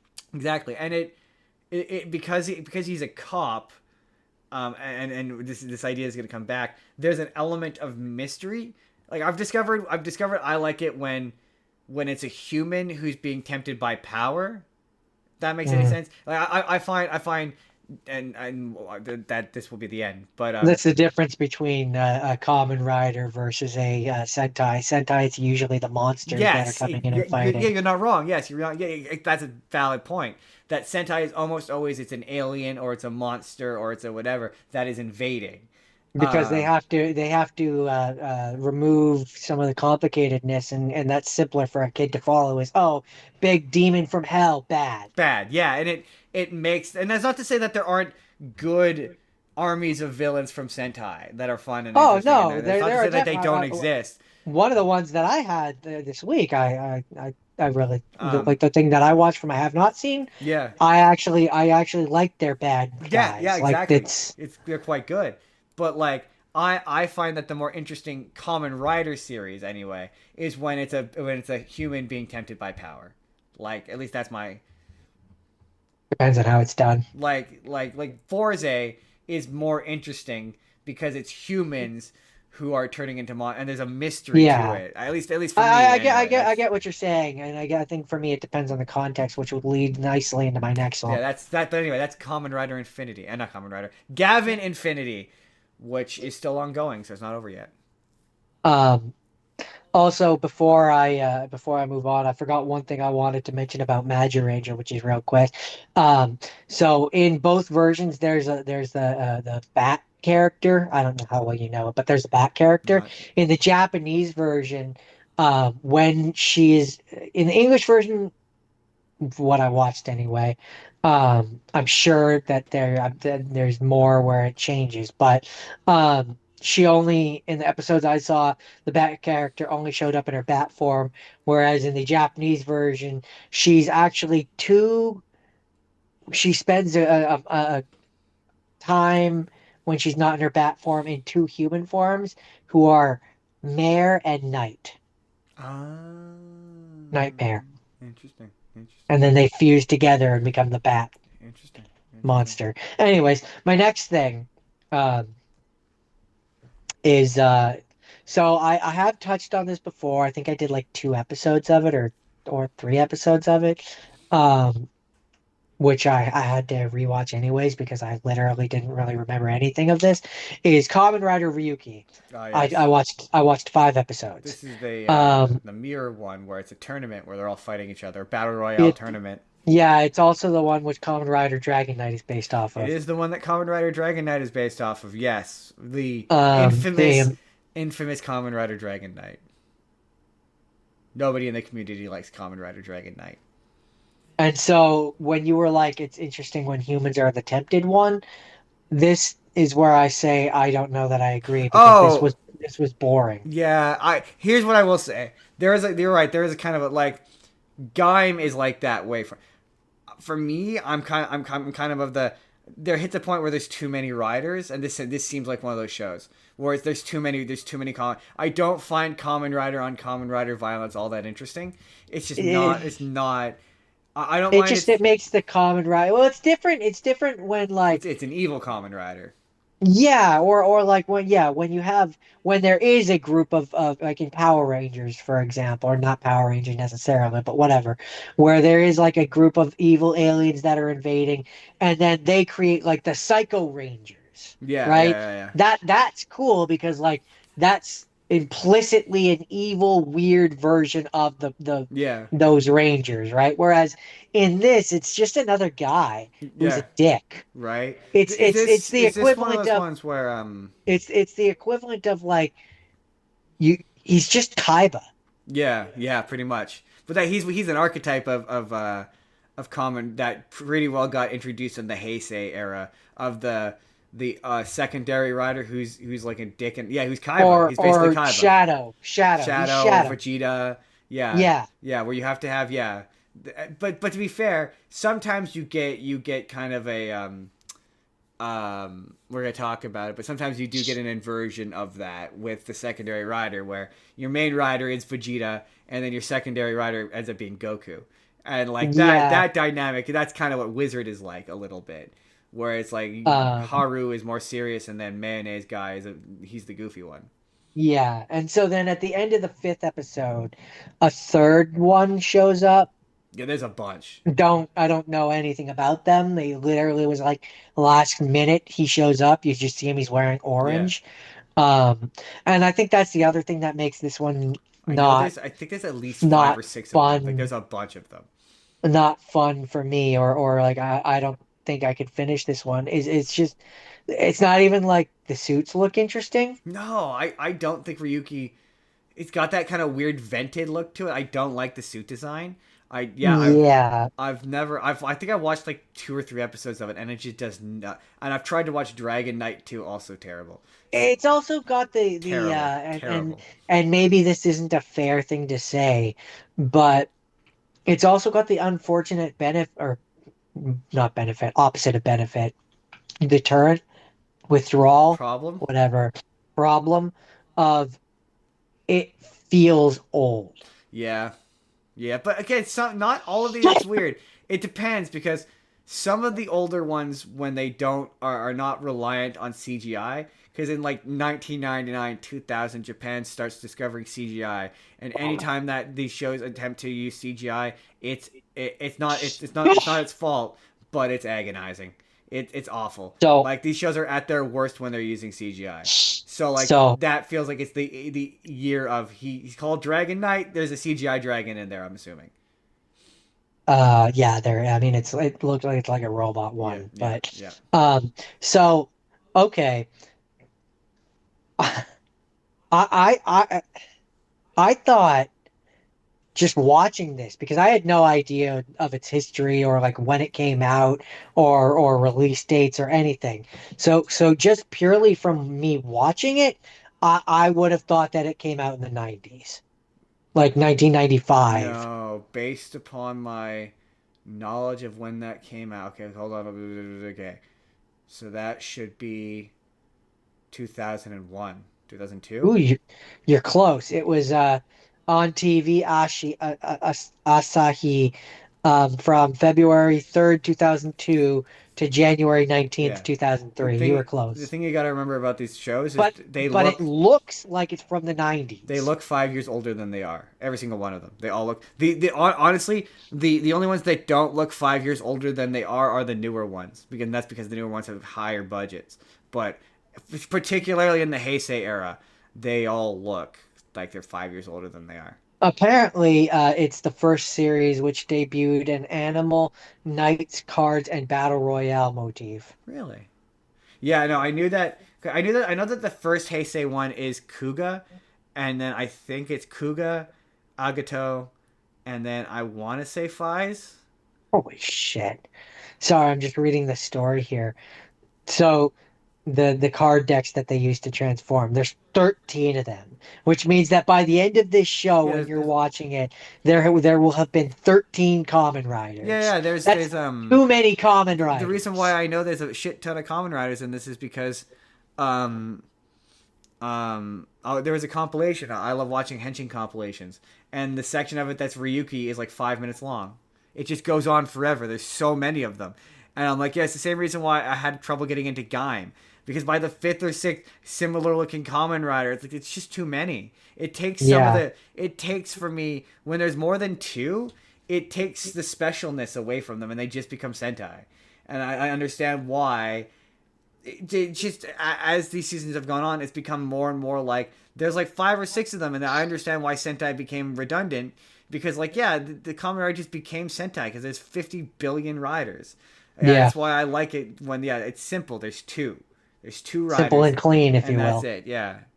Um, That's Kamen Rider Ryuki. I don't think I'm going to be coming back to I this one have I will again. I probably won't. I probably wouldn't. No, I probably unless someone asked me to or paid me. I do it for money. But Maybe for money. there's some of these I'd like to come back to. This is not one of them. I own it on No, DVD somewhere. I've done this twice now. I've given it two tries. No, I just don't think I'm going to be doing it again. no, yeah, Un- I'm with you. It just doesn't. unless I run out of other Kamen I Rider just to realized, do. Jordan. I just realized I'm not properly lit, Jordan. That's gonna make my videos look weird. No, Um, that's Kamen Rider Ryuki. that's Kamen Rider Ryuki. This was a fun week, man. I always enjoy these weeks, but okay, no, that's not fair. I mostly enjoy these weeks. he But by the end of it, I'm usually like, oh, thank God I can watch it in English again. he says as he's about to talk about Kamen Rider Hibi. So okay, big important note here is yeah. I only watched 5 episodes of this. This was one of those ones. Full disclosure, that Jordan gave me the option to watch. So it was this. It was what I ended up doing, and I don't remember. Oh, it was Sailor Uh, Moon, yeah, and it was Sailor Moon, which one of us did do some of. right? So why did you pick Kamen Rider Hibiki? Was it just because it looked cool? I don't remember. I don't remember which one that is. Google it. Give me the. Google the image. Um, Google what it looks like. Was it just based on looks? I'm just curious because this was one of the ones you wanted to know more about, and I'm curious as to why. What made you make this give this as an option? hold on, I need to read about the series too because all of these, I read a little blurb about it. Where's this? Right, that was it. It was because they were Oni. Okay. Interesting. Um, so it wasn't They, based they, purely they, on the costume looking cool. no, this was an example where I don't think I saw the costumes. I read that they were Oni and that sounded cool. Okay, it's not. Yeah. So the basic premise of this is instead of being common, now this is what's referred to as the anti-Common Rider series, and allegedly from what I read, conflicting information. The big thing about this was it was not supposed to be a Kamen Rider series, and he got turned into a Kamen Rider retroactively. But the show's called Kamen Rider Hibiki. All of the ad spots call it Kamen Rider Hibiki. But the big thing is within the context of the series, he is never called Kamen Rider. He doesn't use a belt to transform. He doesn't say Henshin. He is, as you say, a Oni, and the kind of motif of the show is music. All of the creatures use music, and he uses a tuning fork to turn into his Oni form and fight demons based on actual Japanese mythology. And normally, when I watch these shows, even when they're older, you could still kind of make out what's going on, like in terms of the action. Like again, older Sentai and older Kamen Rider, they are very shaky because they're trying to hide some of the weaker stunt work, and the fighting just doesn't look as clean or as good as the newer stuff, and so it makes it hard to watch. It's just not as engaging for me anyway. But you can at least always mostly see what's going on. It's usually mostly clear.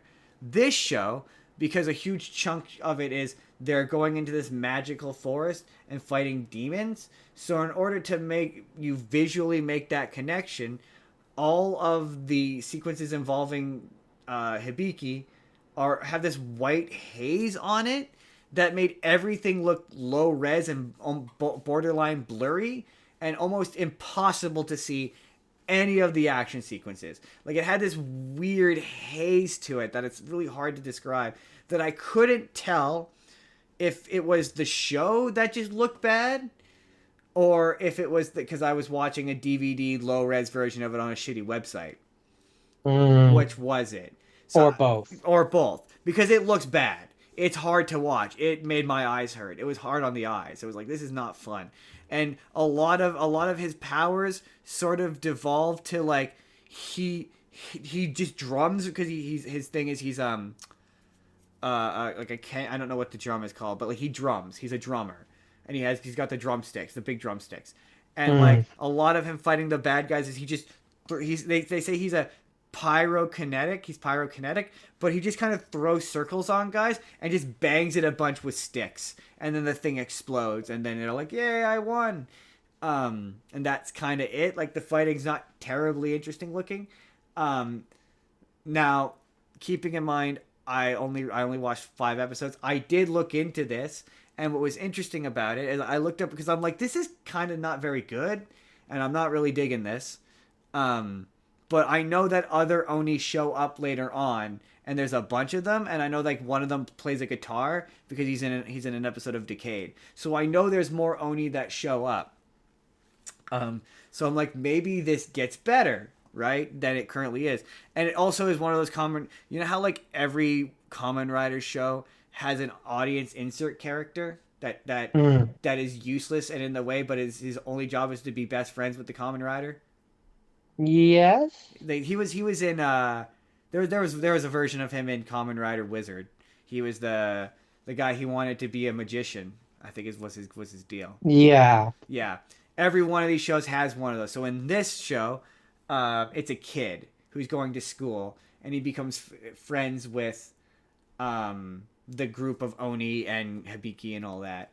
The show confusingly opens up on a musical number. Like, just randomly, it's randomly a musical, randomly for the opening of the first episode. So what you're saying, in a roundabout sort of way, is you would give it another shot and watch 5 more episodes. What's interesting, okay, is we're gonna answer the question: would I watch more of this? I am glad I ended up on the thing I chose, and I didn't choose this.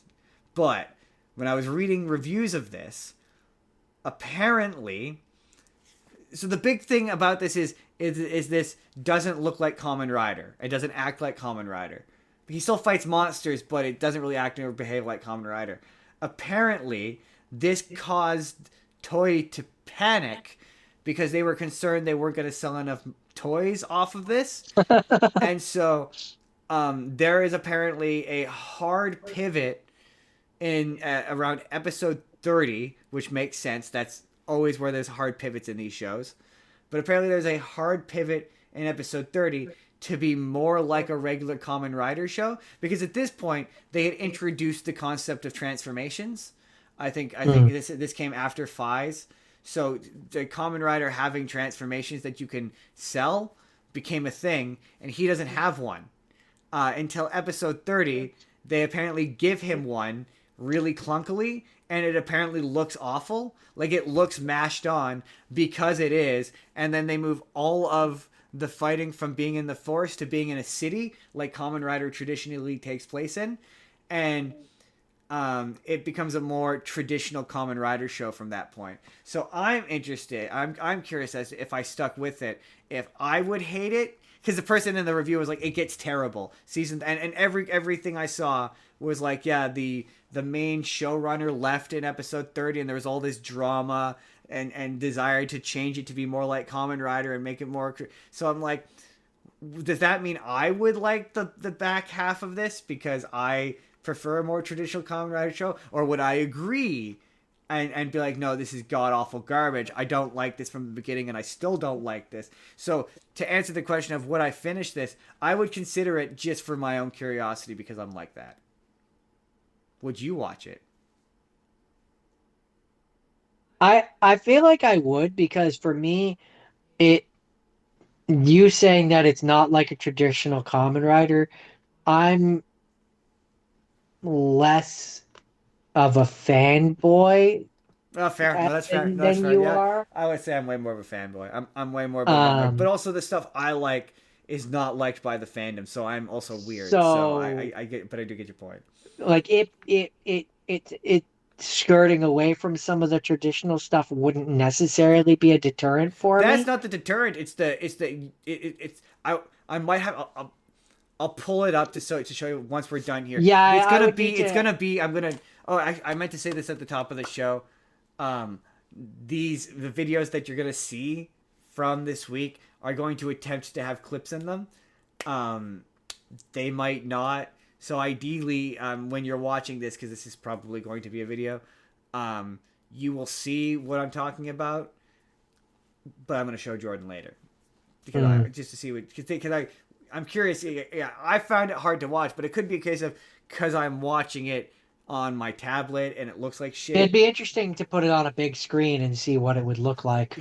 Exactly, yeah, exactly. Because so much of it was like I couldn't see anything. I couldn't see any of what was going on, and it was really like after the last thing watching Gavin Infinity, where all of the action sequences are tight and clean and crisp, and you can see everything and every bit of action.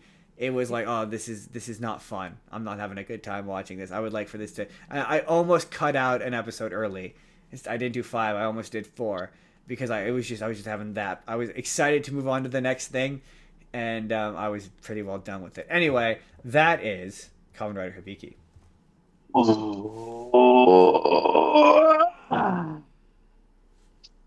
So now we're gonna do something completely different. Um, we're gonna do a Godzilla thing. I Oh, watched Invasion of Astro Monster. that's a fun movie. Um, it's the sixth film in the Godzilla franchise. That it Um, is. and it was a Japanese American co-production Yes, it was. A lot of those early ones were. between Toho Co. Limited and UPA. Um, and so this one basically, uh, there are two astronauts. One is an American, one is a Japanese man. Yes, yes, he is. Um, and they are going to Planet X, which must have been big in the 60s. Yeah, a lot of these Showa era Godzilla movies involve evil aliens who are pretending to be good. Great deal No, of them do. but I mean specifically Planet X must have been big in the 60s because Warner Brothers, Daffy Duck at one point is also going to Planet That X. true? Yeah, true. Around this point, yeah, he was going to Planet X. It's also just a popular. I think it's just a. Science fiction Yeah, thing I in think it's just general. a. Well, no, I mean for Godzilla generally, aliens from Planet X was a pretty popular thing back then. Yeah, I don't know Um, why. Um, I but wonder, when did we discover Pluto? They knew about Pluto, right? In the 60s? Yeah, they knew about Pluto. Right, because it's named uh, after Pluto. Why? Never mind. It's a dumb thing I just said, Jordan. This is about this. yeah, This is they a go to king. Planet X. The two guys find aliens, which I still am. I still think the aliens were robots, but because Probably. their leader is called the Controller. And then It's believable. they are being harassed by King Ghidorah. Yes. Well, Uh, so they say anyway. no, I mean King Ghidorah is there. Isn't this the one where it turns out they're evil and they're controlling Ghidorah? Sure, but King Ghidorah is there, I know, is the but point. they lie and say that he's Yeah, attacking well, them. you jumped ahead. I'm not there yet. They say that they're being harassed by King Ghidorah, Yes. and they ask the humans to go back and ask their leaders if they can borrow, I guess, Rodan and Godzilla so that they can come and defeat Ghidorah for them, and then they do bring. And see, this is where it's confusing for me because they do go to Earth and they do take Rodan and Godzilla and bring it back to Planet X. Um, They're like, they thanks, say that guys. they're going to give the humans the cure for cancer and stuff like that. Um, and so they do, and they bring Rodan and Godzilla back to Planet X, and then the the monsters they're fighting Ghidorah and they drive him away. And then the aliens end up bringing them to the controller, who reprimands them for something. They go back to Earth, and then they come to Earth with Godzilla, Rodan, and Ghidorah. They want the Zillions want Earth, basically. Yes. And We're they're now using Godzilla, Rodan, and Ghidorah. So I'm just like, so why did you bring Godzilla and Rodan back to? Are you just selling the lie that Ghidorah wasn't under your control? Because if the aim was always to come back to Earth and like try to take it, then why didn't you just go to Earth, gather Godzilla and Rodan, have it so they're under your control, and then instead of bringing them back to Planet X, just just show up are with you Ghidorah. questioning the logic of a Showa era Yeah, I Godzilla mean, movie, Jordan? a little bit, yeah. Because there Um, ain't no logic in a Showa era Godzilla movie. and so then, I mean, long and short of it, It's Showa good era. guys win. Good guys win, bad guys lose. Sakurai states that he wants to send Glenn and Fuji back to Planet X to study the planet. The astronauts are reluctant, but they're making the best of the moment. They're happy Earth is safe, and yeah, you Yeah, know, I discovered when I was watching those movies that yeah, I love King Ghidorah as a bad guy as a concept, but in terms of those, especially those early Showa movies, his fights are always the least interesting because it just kind of devolves to him flying around while his annoying sound plays, and then he shoots lasers, and it's not as much fun as when Godzilla actually gets to punch something. Like it is, in my opinion, not the best Showa era Godzilla fight. That is, and this is gonna be my hot take. And I think next time we do Tokusatsu, one of us has to do Godzilla versus Megalon because, in my opinion, Godzilla versus Megalon contains the best Godzilla fight. Come at me. I managed to convince Jake of this. I am objectively correct. It contains the best Godzilla fight. I don't remember it well enough to comment on that. It's an But absolute drag out knuckle fighter. It's what I amazing. will say Knuckle drag. is that what I will say is that this movie is just a whole bunch better than the one that came after it. I mean, that's fair. Yeah. This was around Do, the era where they do decided to make you Godzilla like a dirty boxer and he's all do you, uppercuts and it's amazing. do you know what the next one is? Is it Godzilla's Revenge? No. I'll give you three guesses. That was your first one. For you mean Godzilla movies? Yeah, the next Godzilla movie that followed this. Uh, That was your first guess. it's not. Oh, I'll give you a hint. I've done it. for one of these weeks. Yeah. It's gonna have a different. I'm pretty sure it's Godzilla's Revenge. But that's not what No, it's not. that's not what it's called. That's not the. God, oh, I'm pretty sure I know it. It's the one with the kid. You give up? Yeah, no, I'm guessing it's not the one with the kid. I don't know what the one with the kid is. What's the name? Ebera, Horror of the Deep. Oh, no, yeah, I think, I forget the name of it. Everett, no, Which I've Everett's pretty which bad. I've absolutely done on here before. No, yeah, no. I was thinking of, what is it? What is the actual name of it? All Monsters Attack. Yeah, I think that one's worse. Because it technically doesn't actually have any Godzilla in it. I mean, I didn't say that this was the worst Godzilla Oh, movie. I you just said said, Ebera of the Deep is worse than this one, is what oh, I said. yeah, it is. No, I that said is true. I said this is significantly better than the one that came after it. Yeah, that is true. But to be entirely fair to Era of the Deep, that isn't technically a Godzilla movie. It didn't begin its life as so. You know, if it's not technically a Godzilla movie, but Godzilla's put in it, does Godzilla improve it? Would it be worse without Godzilla? I don't know because I don't know enough about the other But character. also the notable thing about Ebra is he kind of is in this one, but then that one that's the point where if you're ever like, at what point did Godzilla become a good guy in the Showa era? It's Ebra. In that movie, he's pretty explicitly a good guy. That's kind of the. But yeah, you're right. It's worse than this. It is worse than this. Yeah, Anyway, I don't have much more to say about this one. all right. Oh, alrighty then, Jordan. A Trucking. nice tight 94 minutes. I know. That's what I love about those movies. They're short. They start to get obnoxiously long as they go on, but they start off nice and short, and it's great. My next thing is the current. I believe it's still on. It hasn't ended yet.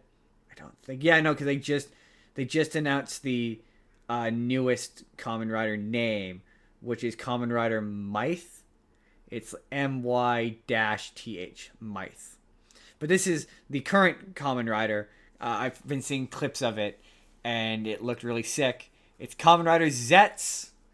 Um, and I saw a video where a guy was like, what is the best point? Okay, here, I guess I'll ask you this question. What is the best point to get into Kamen Rider? Which season? I don't know. I haven't seen all of You haven't them. seen it. You haven't seen enough to make that determination. Um, I've seen enough that I could be like, which one? This is a good one. This is a good one to start off in. Someone said it's the perfect show to start off in. I don't know that it's perfect. Its availability definitely makes it one of the more perfect ones because it is currently all free on YouTube. Um, and Tubi. It's better on YouTube if you have YouTube Premium. But um, the premise of this is it's about a guy who is able to lucid dream and control his dreams. And when he's Interesting. in his dreams, he's a cool James Bond super agent guy who stops, goes on missions and crimes and stops crimes and whatnot. But when he is awake, he lives with his sister and has no job and is trying to get a job and is a total dork. And it's really funny because I've only seen clips of him being Kamen Rider in the dreams, and he's super badass. So like the fact that he was a huge dork was like caught me completely off guard. It was a legitimate surprise. So I was like, oh, the clips that people post online of the show would not give you that impression at all. It's so Um, weird. because yeah, like for me, it depends on what you're looking for if you're looking to get into it. Because like if you're looking for one which gives you the best representation of like all of the suits and all of the eras, Zio does a pretty good job. Yeah. For me, it's like what has the most compelling characters and which has the most compelling drama, and like, and which has the best. Zio. So if you want good solid like drippy strippy melodrama, Build is the best one for that. If you want like just really tight well shot action sequences, Zio's all right. That is pretty good, but Geats is next level, like Right, but solid wire work and if we're action talking sequences. about ones that are gonna get people into it because it's gonna make, because this is what happened with me, is like I watched Zio not having seen all of the things that came from it, and it made me go like, oh, that one looks cool. I kind of would like to Yeah, go and that's see what definitely that good. comes from. That's definitely a good spot for that. But if you want one that like is clean, no baggage, doesn't you don't have to worry about an attachment to any other one. Geats is a really compelling story.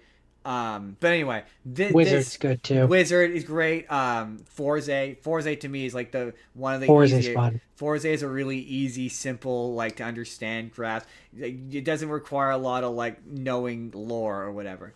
But anyway, so the premise of this is he gets recruited in his dream. He works for a guy named Agent Zero who speaks English.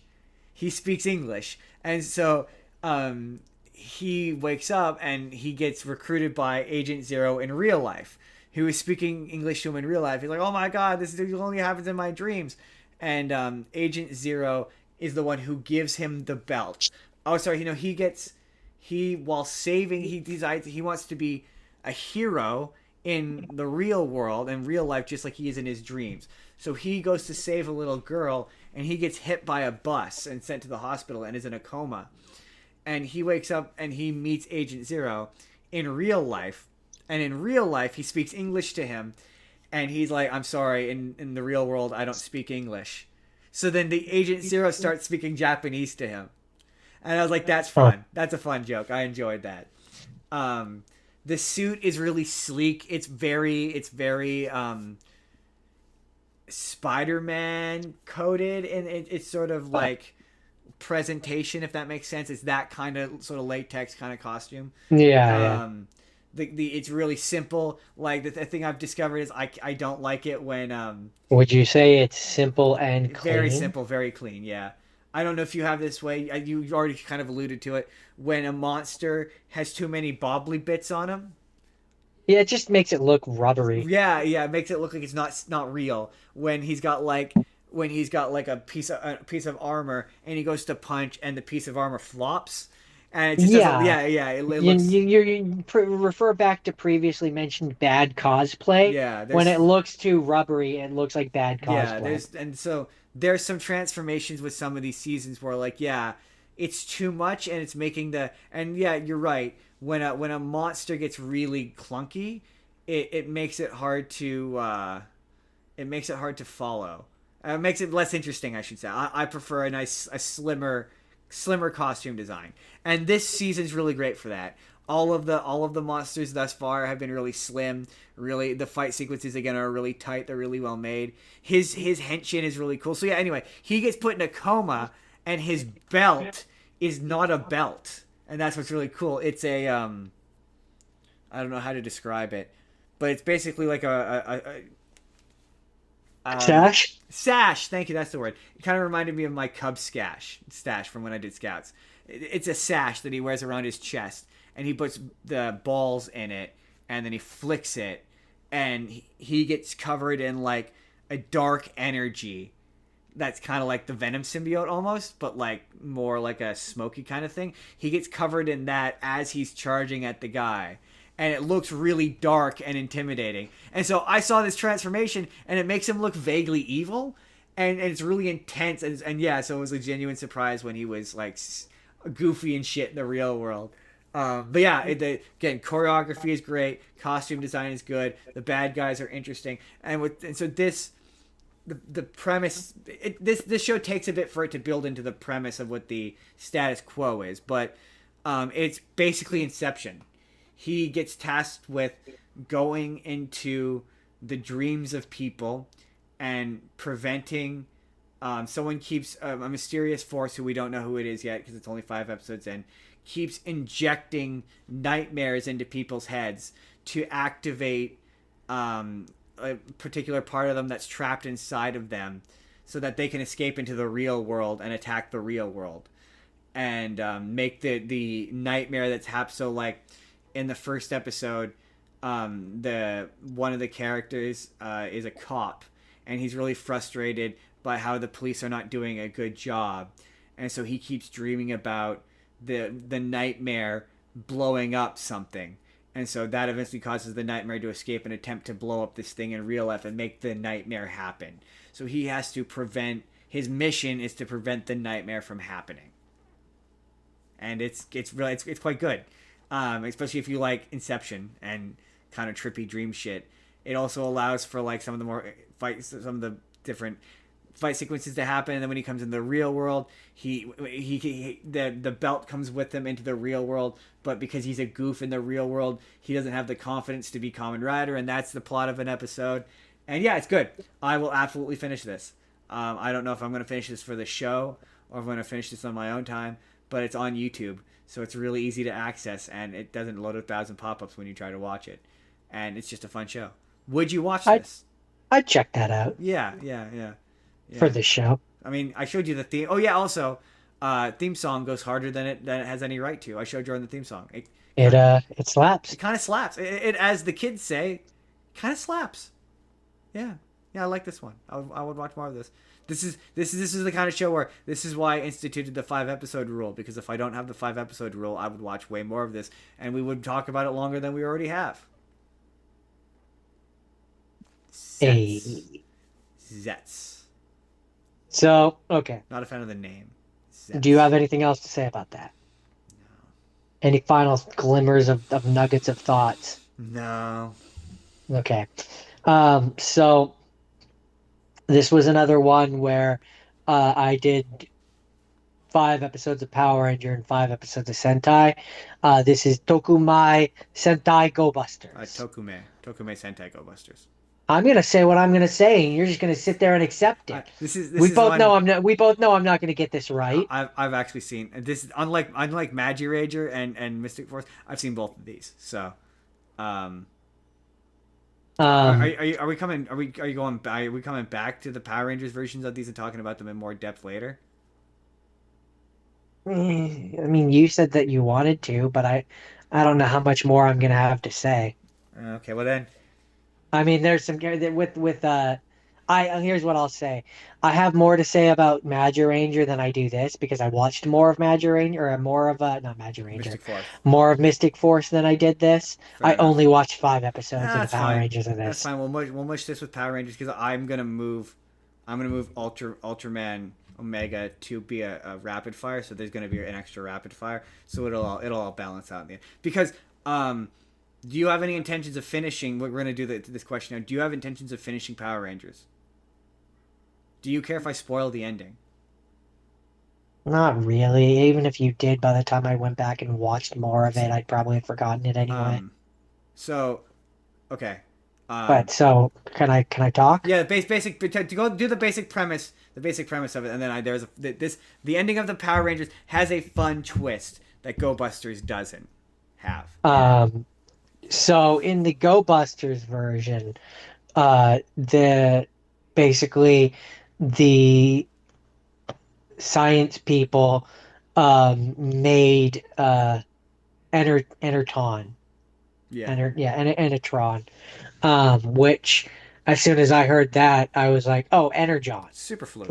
Like Transformers. Yeah, superfluid. Yeah, Go Busters borrows a bunch of shit from a bunch of different shit, especially Power Rangers.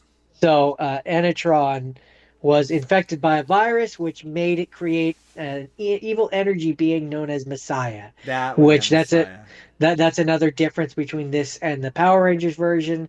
In this version, he's just like an energy being, whereas in the Power Rangers, they gave him the form of a snake for some reason. Yeah,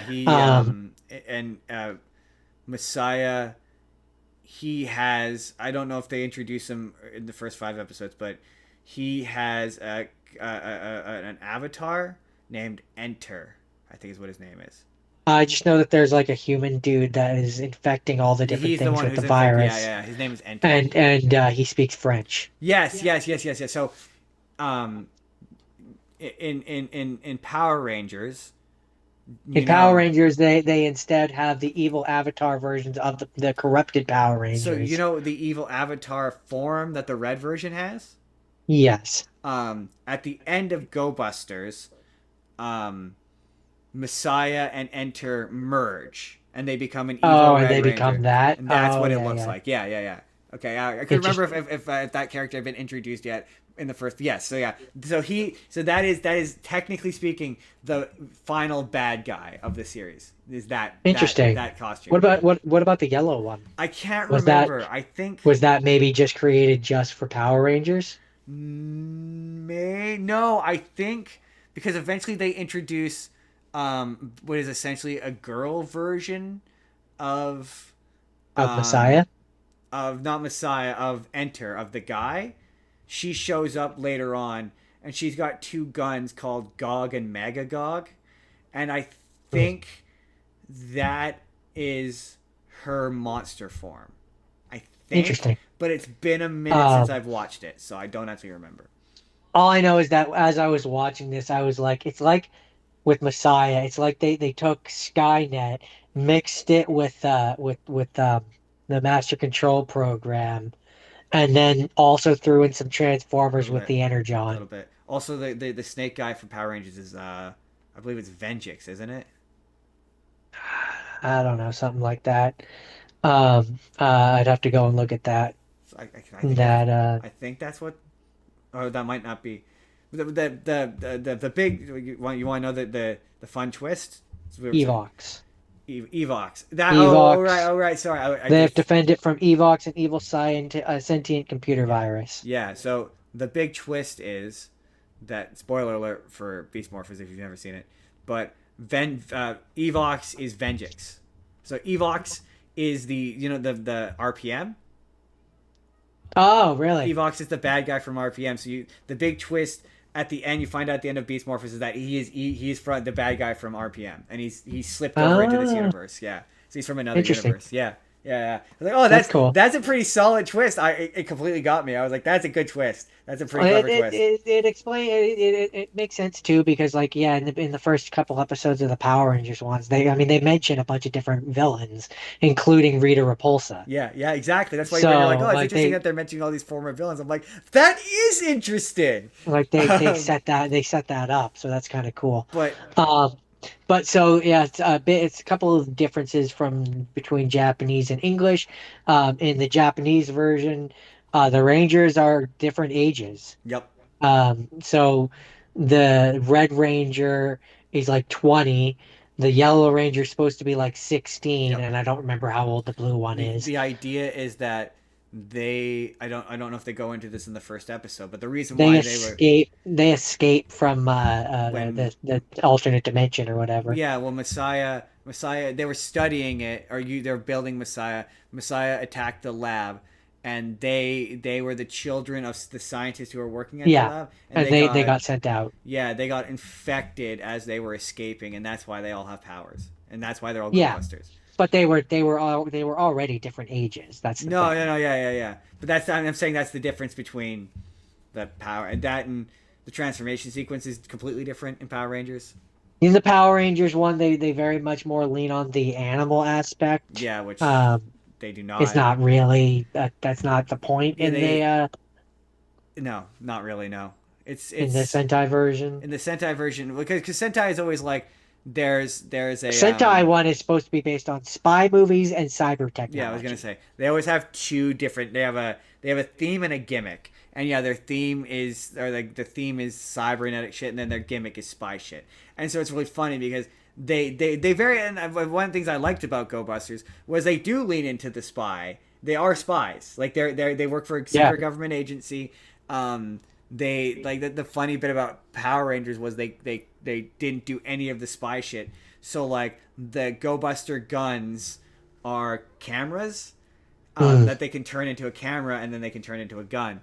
But in Power Rangers, there's no explanation for that, and they don't use the cameras, so their guns are just randomly cameras. It's an example of the footage not matching the what they're doing on Power Rangers, and there being no explanation for it. It's really funny. Also, the Red Ranger and Go Buster Red are completely different characters, so the footage doesn't match up a lot of times either, which is really funny.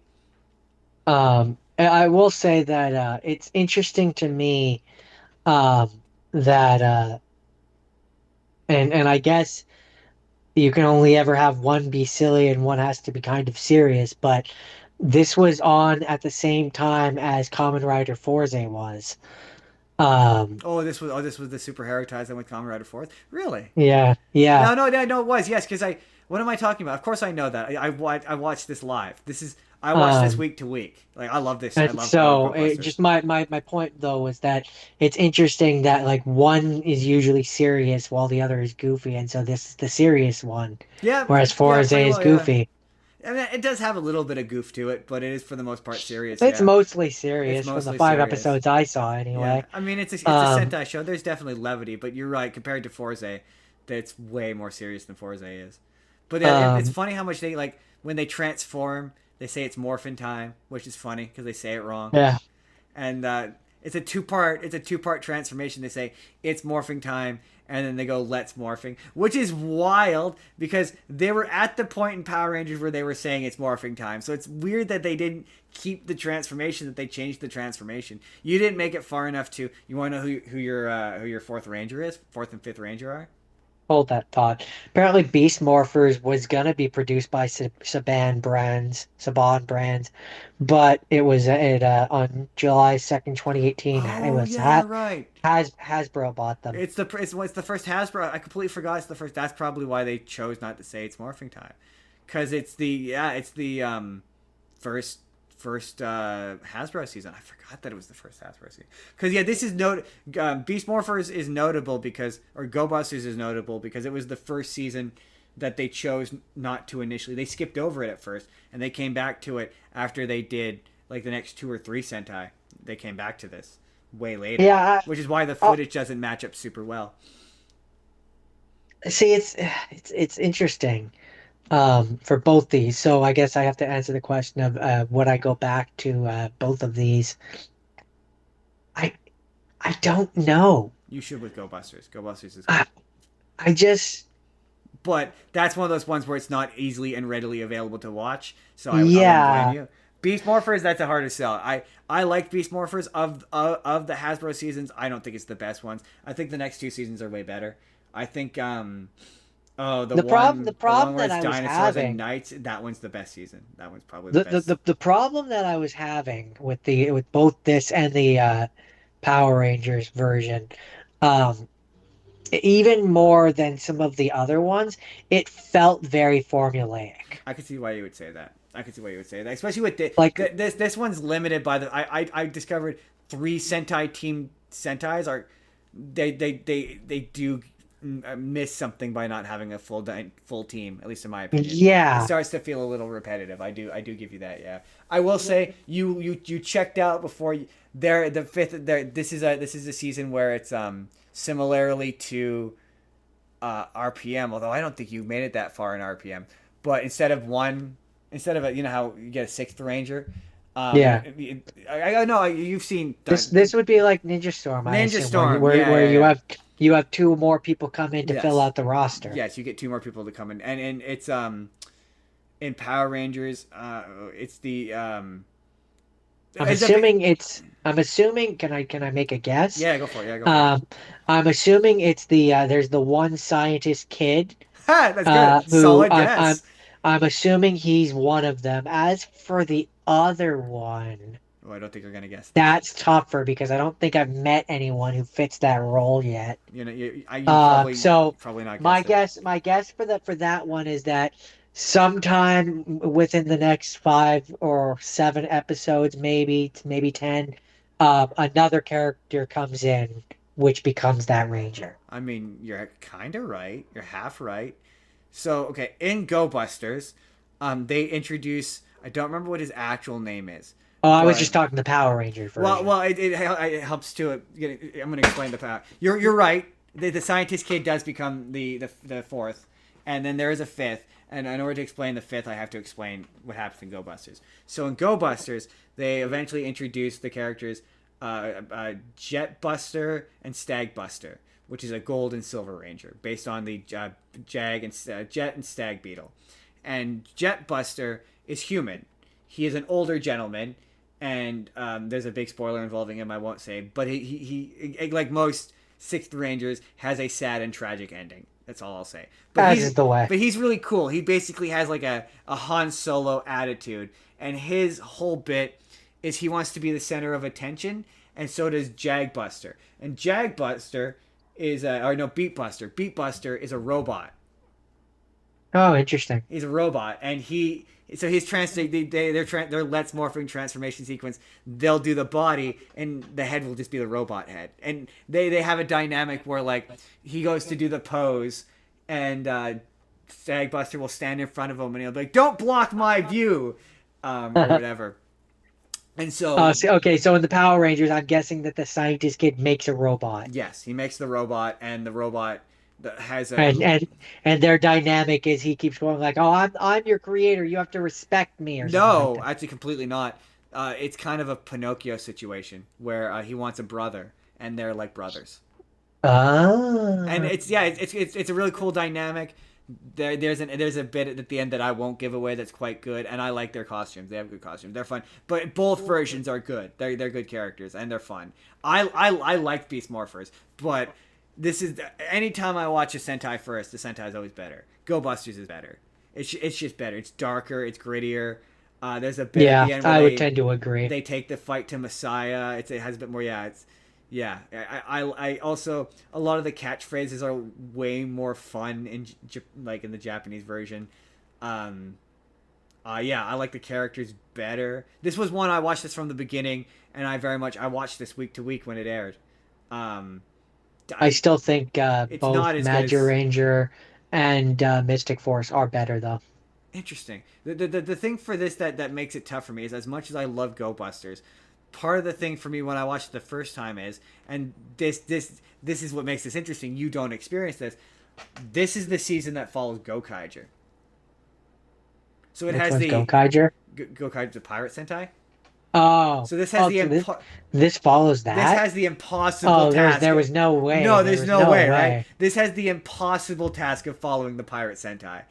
No. One of the best seasons of that show in modern history. No, if I'm looking at it from that light, It's not as good as that. respectfully, this is garbage. Right. Like that's not to say. Oh no, sorry. Gavin was in a Go Busters episode. He wasn't in a Go. He shows up in a Go Busters episode. Okay. No, Like, comparatively, no. I mean, like comparatively. I'm Comparatively, not saying this is garbage, no. but like, Comparatively, but yeah. like, It has a slow start, and it really isn't until like the other two guys show up that it really starts to get into its own. Like, yeah, this is the one where I was like, yeah, this starts to feel a tad. You're right, formulaic. that's my thing. At this point, this is where I diverge, and I went more for Kamen Rider because Kamen Rider isn't formulaic. That's why I like Kamen Rider. It sucks because it's so much harder to access for you, which is why you end up doing more Sentai. But like an older Kamen Rider like Kuga just isn't as good as say like if I were to be like you should watch Kamen Rider Ghost because that looked kind of fun. And I've never finished that, but like Yeah, where do I exactly. like? But it's okay because next Tokusatsu episode will be much easier. So yeah, that's Go Busters / the Power Rangers. Because I don't really have anything else to say about that particular Power Rangers. Fair I have enough. a few other things to say about Mystic Force, but Fair enough. we'll come back to that. Fair enough. So, my next thing is also a Sentai. But there's no Power Rangers version of this. They didn't do Power Rangers. This is after Power Rangers. This is Bakugai Sentai Boon Boomger. It's just fun to say Boon Boomger. Boon Boomger. And So they're planes, right? no, but you're close. It's cars, Jordan. It's cars again. It's cars. See, I hear boom, like boom, and I'm like the boom of a sonic jet. I could see why we would say that. Yeah. I think they were going for like boom, like tires. Maybe. I don't see it. Well, because it's okay. It's this one's weird. There is a lot of when it comes to Zords. There was a lot of different vehicles. Like the concept of it seemed to be like they had a bunch of different kinds of vehicles, but the costume itself, I didn't mind this. It's really quite slow. I'm on episode 3. I'm on episode 5, and there's only 3 they've only introduced three of the Boom Boongers so far, and I know there's at least five. I know that there's an orange one and there's a purple one, and they still haven't introduced them yet, and I'm 5 episodes in, which was interesting. But I don't care for the costume design on this one, which is strange. Jordan, you should Google Boom Boonger while I describe it to the audience. I don't like it because it Boom Booger? Boomger, Boon Boomger. I don't like the suit design. For the audience, they kind of look like track suits, like they look like NASCAR track suits, and they're wearing Converse for the shoes, or like runners, and it makes the suit design looks cheap, in my opinion. It just doesn't. I don't think it looks good. I don't love the helmets either. How they're the tires. It just doesn't look good. Have you found it? Yeah. They just okay, I don't like the helmets first I off, don't like the helmet. especially I don't like the helmets. especially the one which literally just looks like a regular tire. Right? Um but I don't okay, so there's a few things. Orange is too similar to red, Yeah. in terms of coloring.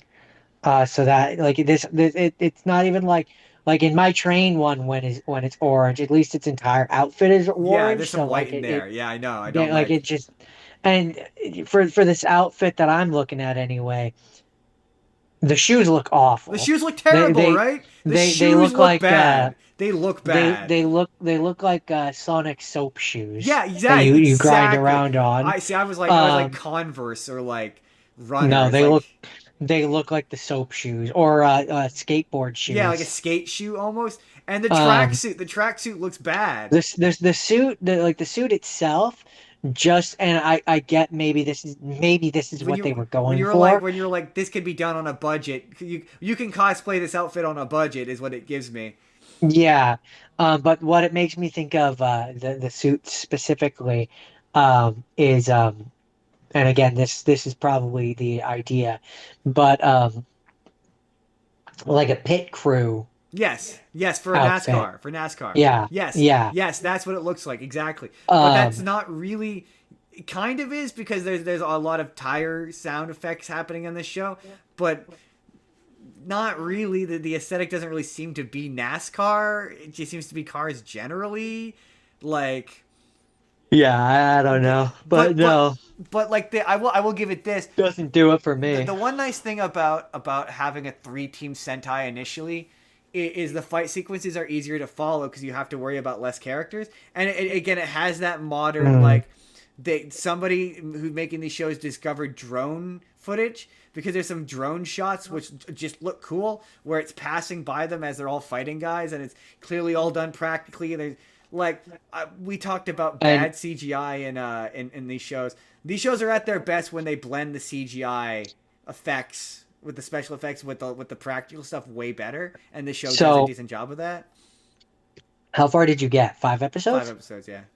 So I'm assuming that you have not seen the fifth one, No, no, I haven't seen the or orange the one. rather the sixth one rather. No, I haven't seen the orange one, or I know there's a purple one, and then there might be Yeah. one more which I haven't seen either. So wait, it starts with four? Initially, there's only two. Oh, that's weird. It's basically it's one of those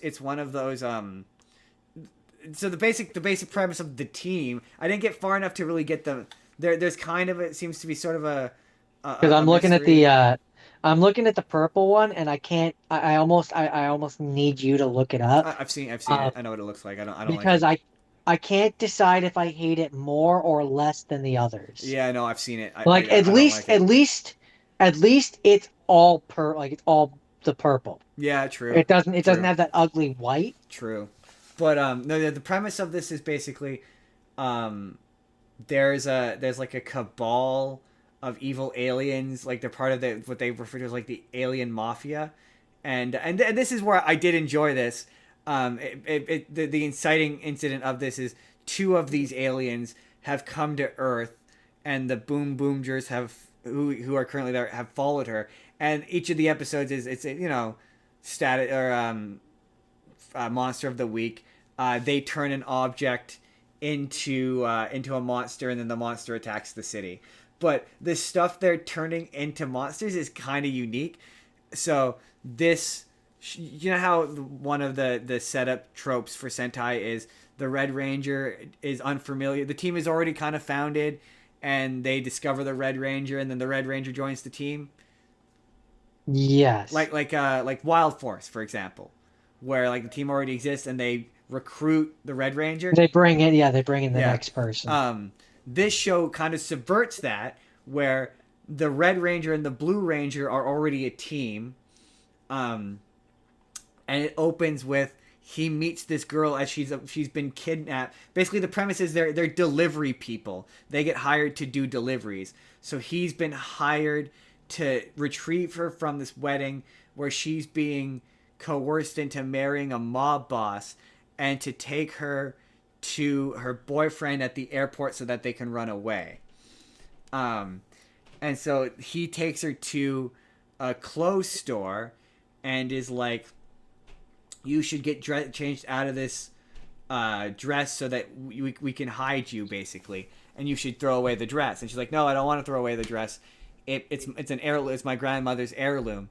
And he's like, all right, good enough for me. We're holding on to the dress. And the aliens show up and they turn the wedding dress into a monster. And the wedding dress monster is just going around like wrapping people in wedding dresses. It's really funny. And there's a couple of the monsters that are like, oh, what they are is funny, and what they're doing is like what they're doing to people is unique. But the girl who's the bride, she gets changed into pink, and it was like, oh, clearly she's gonna be the pink one.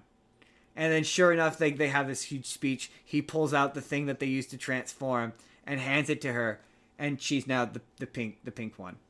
And I'm like, that's unique. Usually it's the red one who gets recruited in these opening episodes, but in this one it's the pink one. But then she immediately knows how everything works and just doesn't react to anything. She just kind of goes with it. And you're like, sort of feels like you maybe have a bigger reaction to the fact that you're in a giant robot now. But No, Justin. That's not how these things work. All right. So to answer your inevitable question, yes, I would finish this. I despite my dislike of the suits, I was getting into the premise of it. The monsters were fun. Again, the choreography on the fight sequences were good. It met one of the two C's: choreography and costume. Actually, no, sorry, three C's: choreography, costume, and characters. I was into the characters. I liked the choreography of the fights. Did not care for the costumes. I'm glad you agree with me on that. Normally, you're not one for aesthetics, but even you're like, the aesthetics on this are bad. Very boring. Right?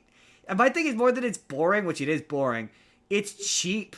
It looks like it was pulled together like the Wednesday before they had to pitch it on the Thursday.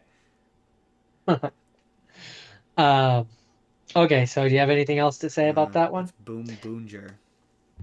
Okay. So boom. This is my last rapid fire. And then I only really have the one Power Rangers, which I'm going to briefly talk about. Perfect. A few other things. Because then that'll give me an opportunity to do an extra rapid fire. But okay, so this was one that I gave you as an option, just because I saw it and I was like, oh, this is funny. This will be a funny thing. He will never pick this, but this is a funny one to offer as an option.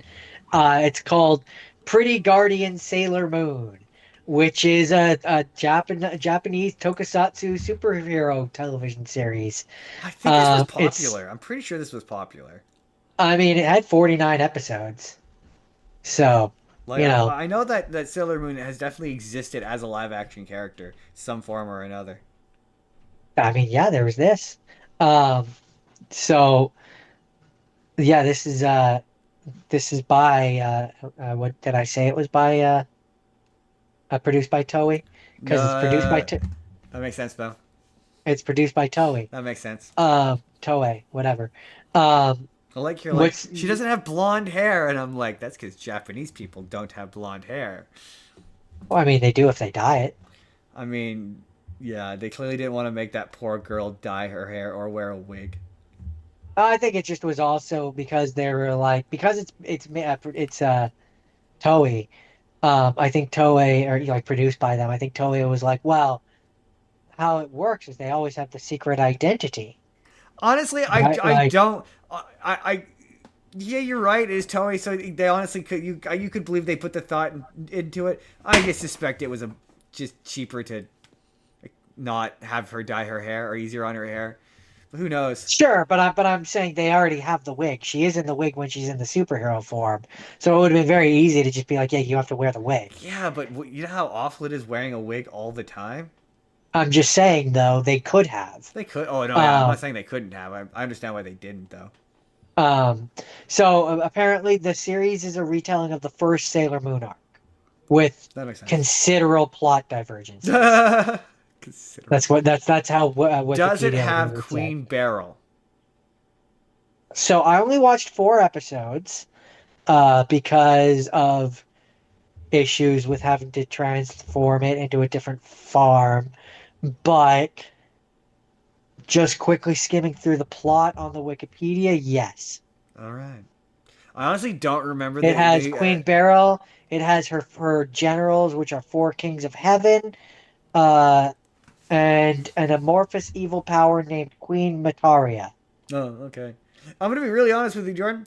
I'm completely aware that I've watched most of Sailor Moon up until the point where the lesbians, who the English dub didn't want to call lesbians, show up. Like I Which remember which they which the English dub weirdly called cousins, which somehow made it worse. made it worse somehow. I remember Um, making it that far, but I remember the bits where there's the tree, but I don't actually remember how the first arc. I know that it ends with them all like losing their memories and whatever and getting sent back, and then the first like however many episodes of the next arc is her like regathering them and essentially doing the same plot as the beginning of the. yeah, I have a vague knowledge of Sailor Moon, but and it's one of those things where yeah, I'm very aware that I watched because I had a cousin who was really into Sailor Yeah, Moon. yeah, I've watched a bunch Um, of it. It's just and don't. so I've watched a bunch of it, and so I'm not gonna lie, I had a lot of fun with this. Again, did it follow the three C's, Jordan? Cootie, cootie, cool, Characters, costumes, and choreography. yeah. Was the fight choreography all right?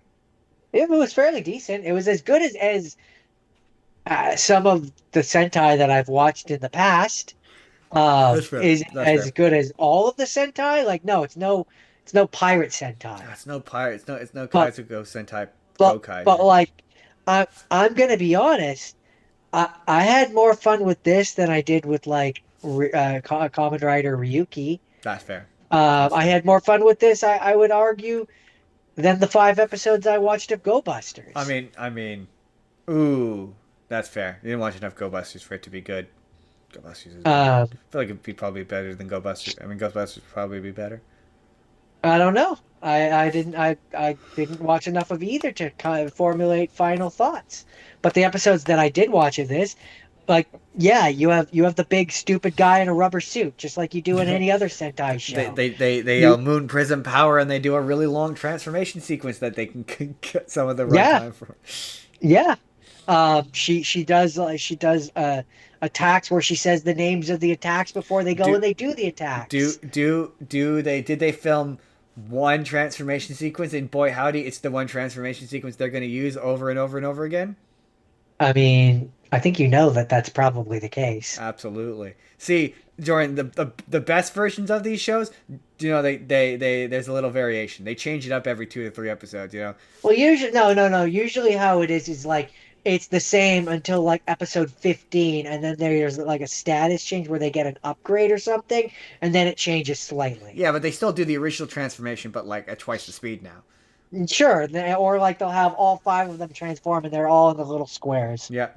Or the person will just do a quick change, and it won't do the entire thing, but it'll just form on them as they run into action.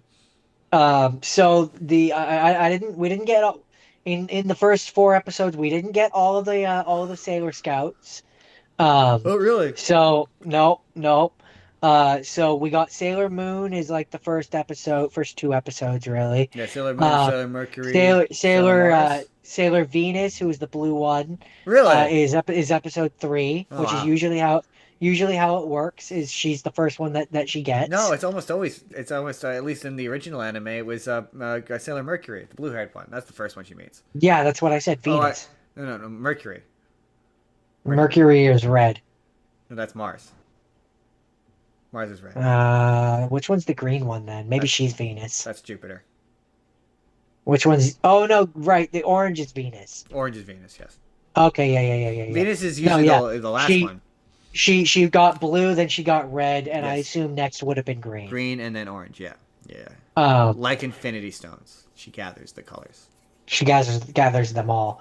Um, yeah, I don't have too much that I can say because I only watched 4 episodes. Although the cat is a toy, and I can't figure out if the cat is supposed to be a toy or if they just couldn't afford because there's periods where Luna, the cat, comes to life and will be walking around, and it's really bad CG, and I can't tell if that's supposed to be like the toy is walking around or she's like is a real cat, but most of the time she's the toy because they can't afford to have the 3D all the time. I'd be willing to bet it's they can afford the 3D all the time. Um, so yeah, they have a section here which has alterations to the original story, which I'm not going to read through, but because it's long. Um, but yeah, the 4 episodes I saw, I had fun, and I, quite honestly, I'd I'd probably go and I'd watch more. All right, Also, apparently, there's I'm good. DVD specials where they have Pretty Guardian Sailor Moon Special Act, Pretty Guardian Sailor Moon Act Zero, few mini episodes, some dance lessons. All Yeah, right, no, it was not any worse than some of the worst Sentai that I've seen. fair enough. Fair enough. Okay. My technically not final rapid fire, but it's gonna be my final rapid fire. Is we talked about a series starring a Mister I dated Daniel Fishel to Matthew Lawrence, um, called Superhuman Super Samurai Cyber Squad, um, which is based on a Japanese show created by both I guess I suppose created by Subaraya, famously created who created Ultraman. Um, well, the footage, the suit footage, whatever, from Superhuman Samurai Squad, they took from a show called Gridman, Hyper Agent Gridman, um, which is honestly all right.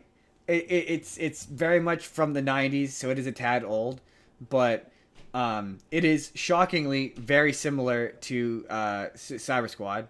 The premise is exactly the same. It's three friends who fight the evil. I can't remember what they call him on hype, but it's Kilo Khan in the original in the Cyber Squad version. In this, it's something Khan. It's still something Khan, and he's still an evil virus, like an evil virus, and he works with. And the only real difference between this show and Cyber Squad is cultural. So instead of taking place in an American high school, it now takes place in a Japanese high school. Instead of it being American students, it's now Japanese students. And instead of it being a guy who looks like he would do a Columbine, it's a Japanese guy. Feels like Um, it's like something you can't say, Justin. he did though. The big you know the big difference between the evil guy in the Japanese version and the evil guy in the American version is the evil guy in the American version is obviously evil, whereas the Japanese version there it's at least believable that you wouldn't immediately be like that's obviously the guy doing it. Um, but it's the same premise. He gets mad at stuff, and so in order to disrupt stuff, he turns stuff into viruses, and then Gridman goes into the internet and fights the viruses. And this show's kind of a bit more fun than Ultraman because it's on the internet and there's no concern for scale or like having to worry about buildings or people or anything like that. The fights are actually fun. Like they're fun to watch. He also gets different power ups than he does in the English version that are more interesting. Like at one point, he gets a sword and a shield, and instead of using the sword, he punches people with the shield, and it's funny. The only I think no, I think no, what you do, I think in Cyber Squad he does have an arm thing that he uses to transform in that as well. But the only sort of major difference between the two is Gridman talks in Gridman. So Gridman is like Ultraman. It's Ultra Gridman and the Kid merge. So Ultraman is his own character with his own thoughts and his own feelings, and he has conversations with them. Whereas Servo, the guy that the Matthew Lawrence turns into Servo isn't his own guy. And also the voice acting for Kilo Khan, debatably who's better. Illegitimately sinister and kind of intimidating sounding Japanese man, or Tim Curry. I mean, I feel like Tim Curry. Tim Curry's pretty good. He honestly, the He's American version of this he's is he's Tim Curry. I mean, like the thing about the American version of this is have you ever heard him in Toonstruck? I He's mean pretty it's pretty intimidating. intimidating. Um, but the thing again It's fascinating how annoying a little prick can be. this show, yeah, this show, it's again, it's remarkable how much basically all the American version did was add a bit of 90s ness to it. So like it's 90s American television, but it is mostly more or less the same show. Like it's kind of the only real difference is one is Japanese and one is American, and it has American cultural instincts versus Japanese cultural instincts. I don't know that I finished this because it's 49 episodes long, but I enjoyed this more than I thought I would. I was surprised by how similar it is to the American version. Quite surprising. Quite surprising how unlike Saban, Subaraya was like keep it mostly the same. It's fine. Anyway, that is Hyper Agent Gridman. It's on Tubi, by the way. Also, the theme song also slaps, but it's not as good as it's not better than it has any rights to be, but it's pretty good. Uh, so to wrap up my half scenes, um, we already briefly touched on the Power Rangers Mystic Force of it all, but there's a few other things Oh yeah, that I was gonna ask, does Mystic Force do that thing that Power Rangers do, where the Japanese version of the characters are completely different, so the suit footage doesn't match? somewhat kind Because of like sometimes. an example of what I'm talking about where that isn't a thing is because Time Force is the characters are almost identical, like Fire Red, Time Red, Fire Red, and the Quantum Ranger character, like the non Power Ranger versions of the characters, they're exactly the same. Time Fire and Quantum and Eric the Quantum Ranger, in terms of characterization, they're more or less the same character. So when it Yeah, comes time to they've clearly done that by design. yeah, like that's why I sort of realized that's what makes there's that disconnect of like in the Japanese version they get to be around for this, so like they get to coordinate how these characters work. So when they're doing voiceover, it feels like the person like obviously the person in the suit doing the fighting is a stunt person. It's not the actor who plays the character regularly, but you don't Yeah. make that disconnect. I mean, maybe it's also helped by the fact that they're the same size. Like there's a few times I in Power Rangers where they're like, this person's a smaller person than them. yeah, I think part of it too is there's a disconnect with your brain, or at least for me, this is kind of a thing where because I know how the Swiss is made, um, I know that when they're in the suits, they're not in the suits. Yeah. And it's just because the voices it doesn't match up. Whereas when it's in Japanese, it's harder for me to distinguish, if that makes No, sense. yeah, that's exactly what. Yes, I know exactly what you mean. I would say the opposite. It's easier for you to it's easier for you to make that or suspend your disbelief or make that disconnect, I guess. Right, that's what I'm saying though, is yeah, is when it's not the English voice and it's the Japanese voice, because I know that there is a Japanese person in the suit. Yeah. It might like there's not a weird cut, and especially in some of the older ones, a lot of it has to do with you're right, with footage. When it's cut to the suit stuff, it just looks so much older. Yeah. So the voiceovers just feel weird. And also, Anyways, like there's a tendency with Power Rangers where, and I'm curious if that happens in this one because I've heard good things about this season. There's I a like this tendency season. to the Japanese understand that the thing that the Japanese understand that the Americans don't understand is that a performance can equally be just as much your voice as it is your face.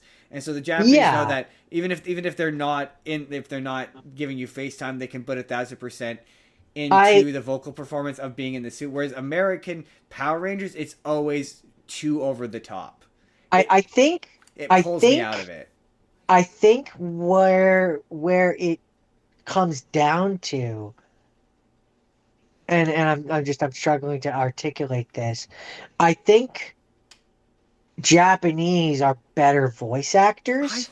I think you're right. Because Just like just naturally, I think they're better. Maybe it has to do with the way the language is spoken. It's just maybe easier. I don't I know. can't speak to that, but like a big thing with the North American ones, and I think the reason why it stands out so weird and why certain actors are better than others is they're not voice actors, they're actors. Yeah, that's a good So point. That's a fair point. so once you're doing the dialogue, the voiceover, if you're not a good voice actor, that's hard. Yeah, true. Especially because you're doing it's essentially like in terms of what they're actually doing, it's essentially like they're stepping into a voice booth and they're animating over an animated character. Yeah, So yeah. if you're not good at doing that, it's going to sound weird. But And I think it's just maybe the way that the language is spoken, maybe because they're on set, or maybe there's something that makes it different with the Sentai, but I think it's just easier for them.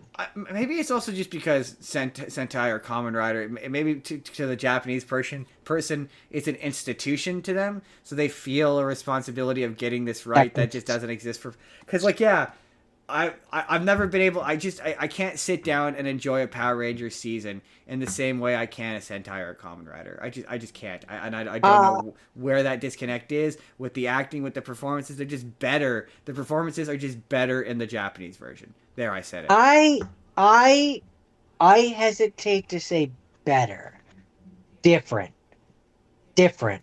Like for this and Ranger, for example, it's a completely different dynamic. That's fair. One is That's one fair. is a family of magic users who have always known they were magic users. Like they all knew that their mother Yeah. was a magic user, right? Yeah. That's a That's fair. That's completely fair. different dynamic than five teenagers who one of them they just met, he just moved to town, and now they're discovering that they're going into a magical forest to stop all That's true. these evil people against, like, it's a completely different dynamic. And also, to be fair, like Just in terms of characterization. there are some Power Rangers say like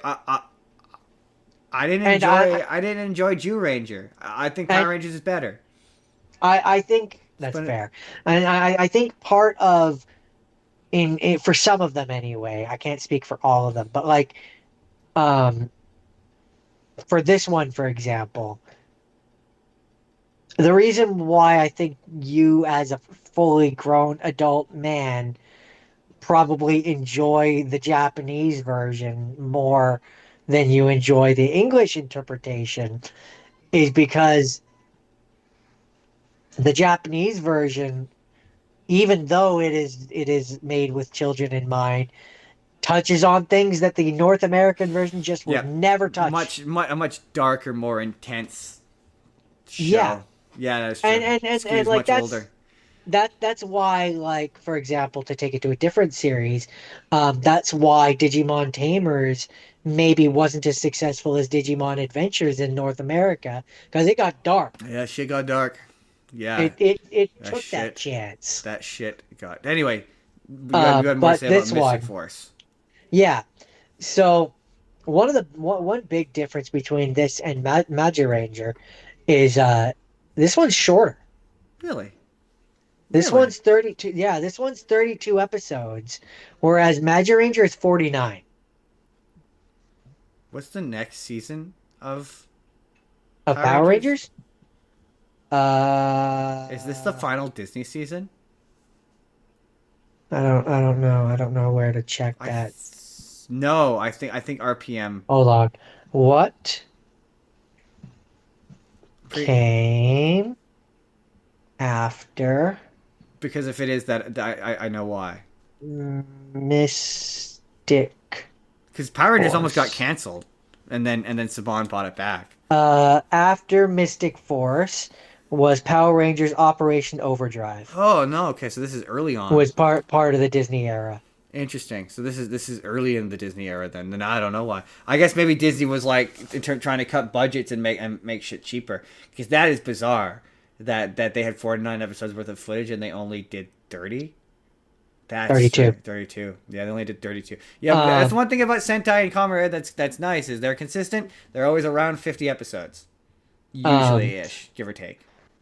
Another thing that this one adds, I wonder what they cut. a character, I should say, that they add, which I think makes this one stronger because I like the character.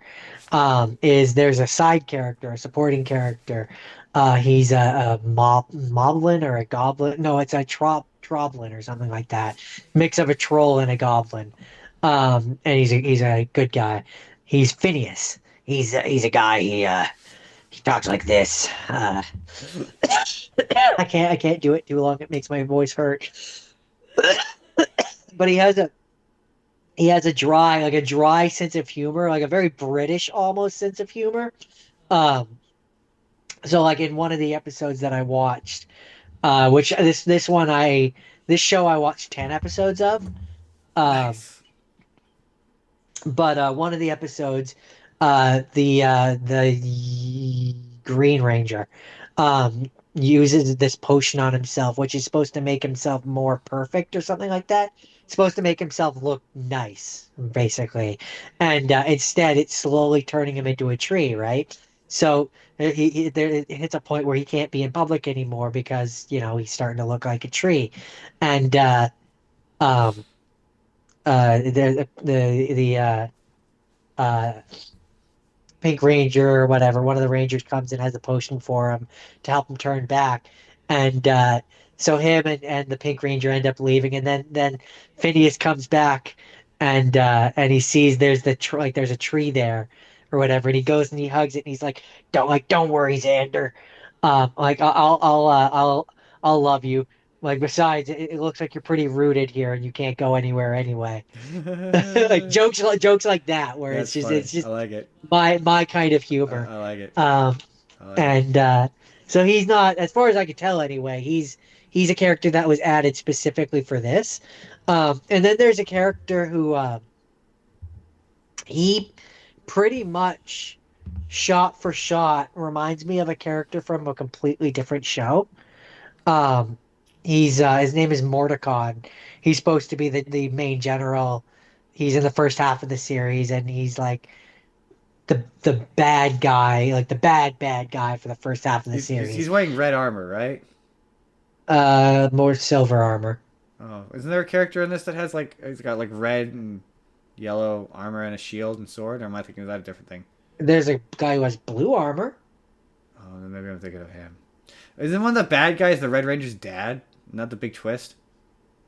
I don't remember. I didn't get that far this time, Oh, and I don't remember from that past time. fair enough. But more, anyways, Mordecon, the guy that I wanted to talk about, um, pretty much just exactly in the way that he acts and even his voice, to the point where I'm almost tempted to look up the voice actor. Sounded like oh shit, I can't remember the character's name from Troll Hunters. The evil troll. Hold on, because that's gonna bug me.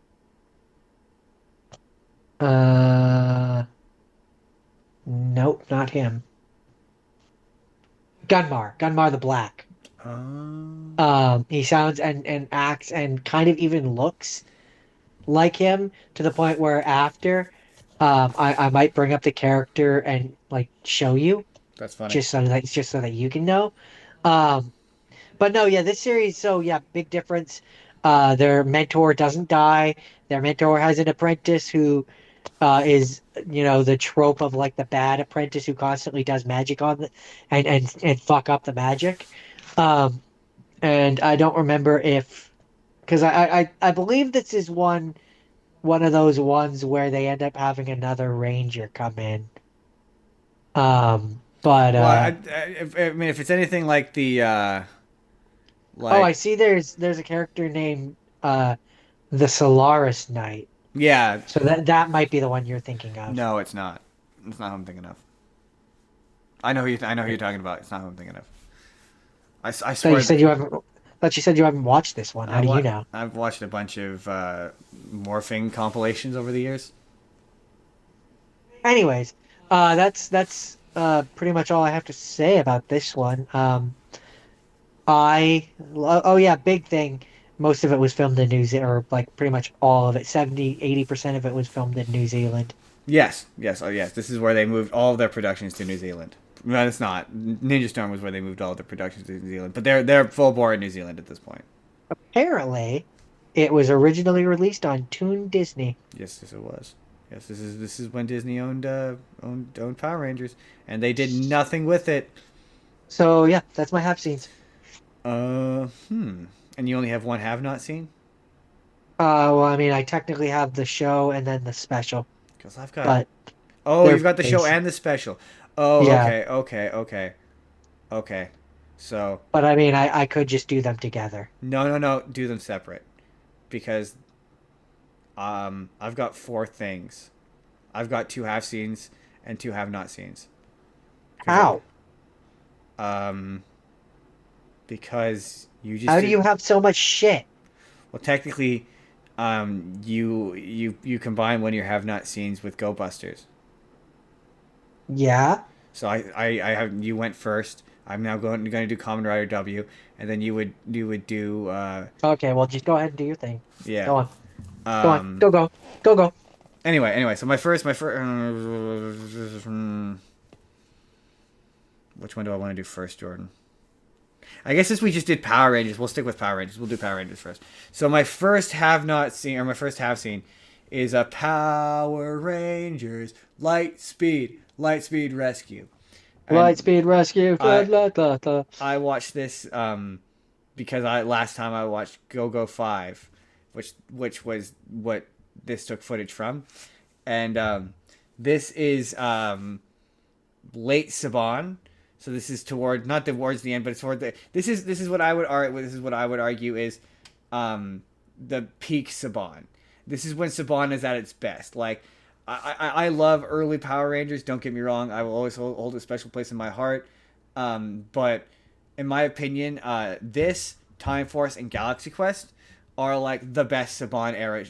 Maybe Power Rangers in space, but in terms of the non-Zordon era, this is post-Zordon Saban, and I think this is some of the best of Saban at that time.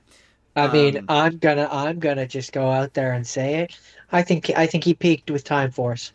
this is pre-Time Force, I think. This is before Yeah. Time Force. Yeah, Okay. yeah. All right. I stand by what I said. He peaked Um, with Time Force. Yeah, I don't remember what comes after. Yeah, because after Time Force is like Wild Force, and that's again that's like end of Saban is where it really starts to get bad. But the concept of this season, and this is what I like about this season is instead of it being teenagers or civilians who are granted power, this is it's all experts. So it's all people, emergency personnel and expert level people dealing with these monsters. The concept of this is they've built this city on top of the graveyard of the these monsters who want to destroy the city and reclaim whatever. And there's the main bad guy, and they've got obviously a group of them. There's a little baby who's the son of the main evil one. There's the Asian human woman who looks remarkably like the Japanese woman who plays her in the original version, which is kind of impressive. And then there's the Finster who makes monsters grow, and you've got on the team you've got Carson, I think his name is, who's the Red Ranger. He's a firefighter. You've got the Pink Ranger, who is the son of the daughter of this season's version of Zordon. You've got and she's a paramedic. You've got the Green Ranger, who is a sky pilot. He pilots like planes and shit. And then you've got the Yellow Ranger, who's there. She is into her thing is she's insane and into extreme things. So she rock climbs and rollerblades and is there. I love all of her scenes because she's just like, and I'm here too. And then finally you've got the Blue Ranger who talks to fish. And Jordan, who is the lamest one, and why is it the one who talks to fish? I mean, it's always the Aquaman of the group. Don't worry, kids. I'll come save today. I'll come save you with my marine biology. That's gonna be useful in this situation. I only watched like 5 or 6 episodes of this. I love this series. There's a great twist later on. Like it does a great bit later on where they kill the main leader of the bad guys, and he gets replaced by the son of their main leader, who turns into who like absorbs his power and becomes like a version of him. That's really cool. There's some fun. I think this season has original power-ups that don't exist. The Green Ranger and the Blue Ranger get what's called a metalizer or whatever. Basically, you know how every Red Ranger has like an upgraded form?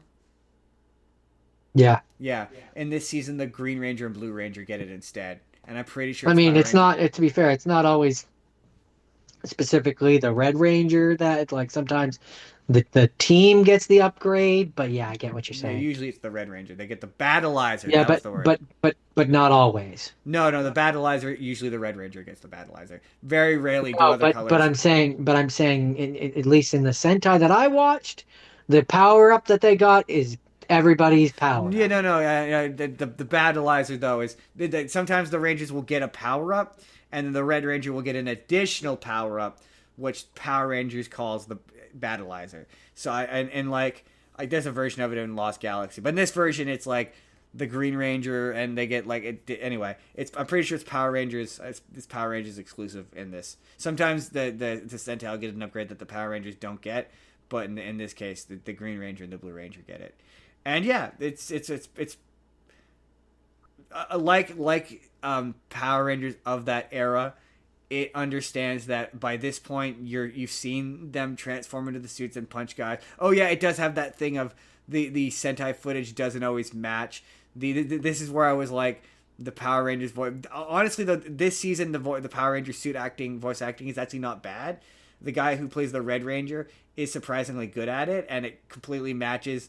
Like, you believe that he's in the suit. It's made believable. So some of them are bad, some of them are good, but he's actually pretty good at it. That's where I would be interested to go and look at his filmography and see if at that point, if that actor had done any voice acting. I imagine maybe, because like the Green Ranger, who is not exceptionally great at it, all of his suit voice acting is so over the top and doesn't really work for me. But the Red Ranger, he's nailing it in a way that works. He's also one of my favorite Red Rangers. I really like Lightspeed Red. He's one of my favorites. They've brought him back a couple times, and I always enjoy seeing him come back. But yeah, that is Power Rangers Lightspeed Rescue. And then you don't have another half scene, so I guess I could just do my second half scene. Should I just do it now? Sure. Yeah. My second half scene is okay. So second half scene. I'm not going to be giving away all of this because I'm going to announce this now. Tokusatsu 6 is we're going to share one, and Jordan is going to do Kamen Rider W. Hey. So it's going to be his full have not seen. He's going to watch all of it. I'm going to watch the rest of it, and we're going to do a proper review-ish of it. So I'm not going to give away a ton. I'm not going to give away the big secrets. There's a bunch of twists in the end of this that are really, really good, that are surprising. I'm going to give you the basic premise and what the gimmick is and some of the characters, and we're going to compare it to The anime, because this is a Kamen Rider W. Kamen Rider W is my favorite Kamen Rider series. It's close. It's either Kamen Rider W or Kamen Rider O's, which is why I was also tempted to make you watch O's. I'm kind of tempted because it's on the same website and reasonably easy to download. I'm kind of thinking about making you download some episodes and doing it as a rapid fire. Because I also really like Kamen Rider O's. But Kamen Rider W, the premise of it is it takes place in the windy city of Futo, and it is about a, as he puts it, a hard-boiled detective named Shotaro, whose name I'm totally mispronouncing. And he is one half of Kamen Rider W. And the gimmick is they're two guys, and they merge into one guy. And so their thing. So they're basically Firestorm. You kind of, yeah, you pretty much, yeah. They're basically Firestorm, exactly. And so the gimmick the thing that they use to transform in this is what's known as memories, and they're my favorite transformation object because they're just USB drives. Like you hit the button and you stick it in the thing, and it's just a USB drive. It's really easy to understand and use and wrap your brain around, and it's a detective show. So every episode is basically a monster shows up. There's a mystery about what the monster wants, why the monster is attacking a particular person or thing, and he has to, detective style, Law and Order SVU style, investigate who is the monster, who's using the memory, and why they're using the memory, and what their motivation is. And there's an episode, one of the first episodes is, I will spoil this, a girl that he was childhood friends with comes and asks him to help find her boyfriend because the company that he keeps working for keeps getting attacked. And for most of the episode, you think that it's the boyfriend. The boyfriend is the monster. And then it turns out that no, the monster is actually the girl, his childhood friend, and she's a psycho. She's been a psycho the whole time, and she's been playing him the whole time, and it's a reasonably decent twist. And you know me, I love mystery. So each of these episodes, like, yeah, the mystery that's telling it for the kind of show it is, it's compelling. And the concept of the main relationship of the show being these two guys who are connected via this way. And basically there's two of them. There's Shotaro and there's Philip. And Philip is like a super genius character. He, for reasons that are not revealed initially, is connected to like the universe basically, and he can access any information from this library, and you don't know why or whatever, and he gets rescued by Shotaro, and that's how they become Kamen Rider W. And every time they henshin, one of them is the dominant body and the other one is passed out. So there's an episode later where Philip does the main transformation and Shotaro goes unconscious, and Philip's the main body, and so that's part of the drama of the show. Is one of their personalities will just drop out, and quite suddenly he's handicapped and he can't use his arm, and it adds an extra level of drama to this show. The fighting's also all good. It's one of my favorite costumes because it's simple. There's no floppy bits. There's a kind of a fun mystery. There's a family they introduce who they all have special versions of the memories and belts, and they seem to be the ones controlling the market of these memories going out to people. They seem to be the ones selling them. There's some kind of drama involving them, which as I was watching it I remembered it, but I won't tell you what it is. There's a secondary rider that eventually shows up. He's really cool. He's car themed. He's pretty cool. Oh yeah, the big thing that, so why, because I'm watching this and I'm like, yeah, I definitely want to finish this. I want to rewatch this show. I fucking love this show. And I'm like, why am I getting into this when I wasn't really jiving with the anime? And I realized something that the anime was lacking, which is Shotaro is portrayed in that show as being a serious character. In the anime. In the anime. And same with the girl. The girl is, and Philip to a degree, they're all portrayed as being serious characters.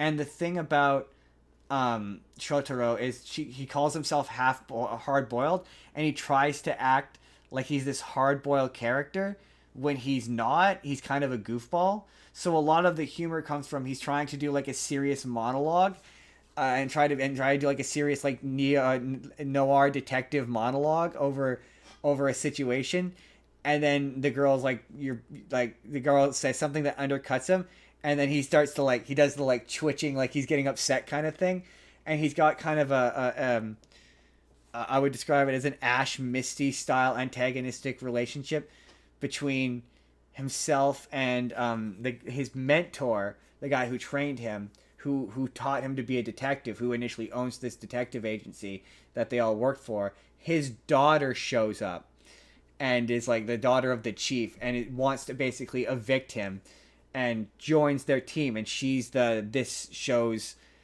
what's the word I'm looking for? Audience insert character. She's this show's audience insert character, and her whole bit is she constantly calls him a half-boiled detective. Oh, you're a half-boiled detective, and he's like, no, hard-boiled detective, and she's constantly like, her whole bit, she like whacks him with she has a flip flop. She whacks him with every time he gets too serious, and their relationship is really fun. It's a really fun show, and this is just part one. We are gonna come back to this in the future when Jordan's watched it, because I love this show. It's my favorite Kamen Rider show. It's not. I think it might be the first season. Sorry.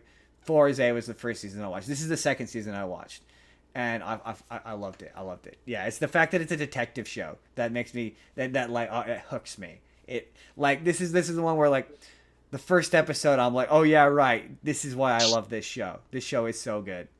Anyway, that's Kamen Rider W. To be continued. And also, the theme song slaps as well. The music in this show is also good. Is it time to talk about have not seens? Yes, it is. First, have not seen. Oh, okay. Well, technically, they're two sides of the same coin. So we'll talk about the main show first. Tokyuger. Resha Sentai Tokyuger. Tokyuger. Tokyuger. No, jur. Tokyuger. No, jur. Anyways. Pronouncing it. So this one's about trains and imagination.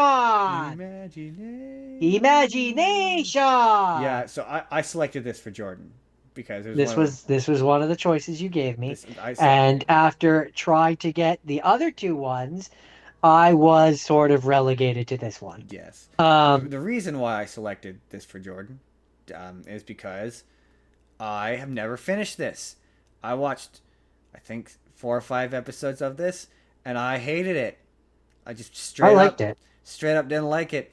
And it's funny because the reason why I wanted Jordan to tell me if this gets better, because the big thing for me before Jordan gets into this, the reason why I didn't care for this was more than any one of these seasons. This I believe follows.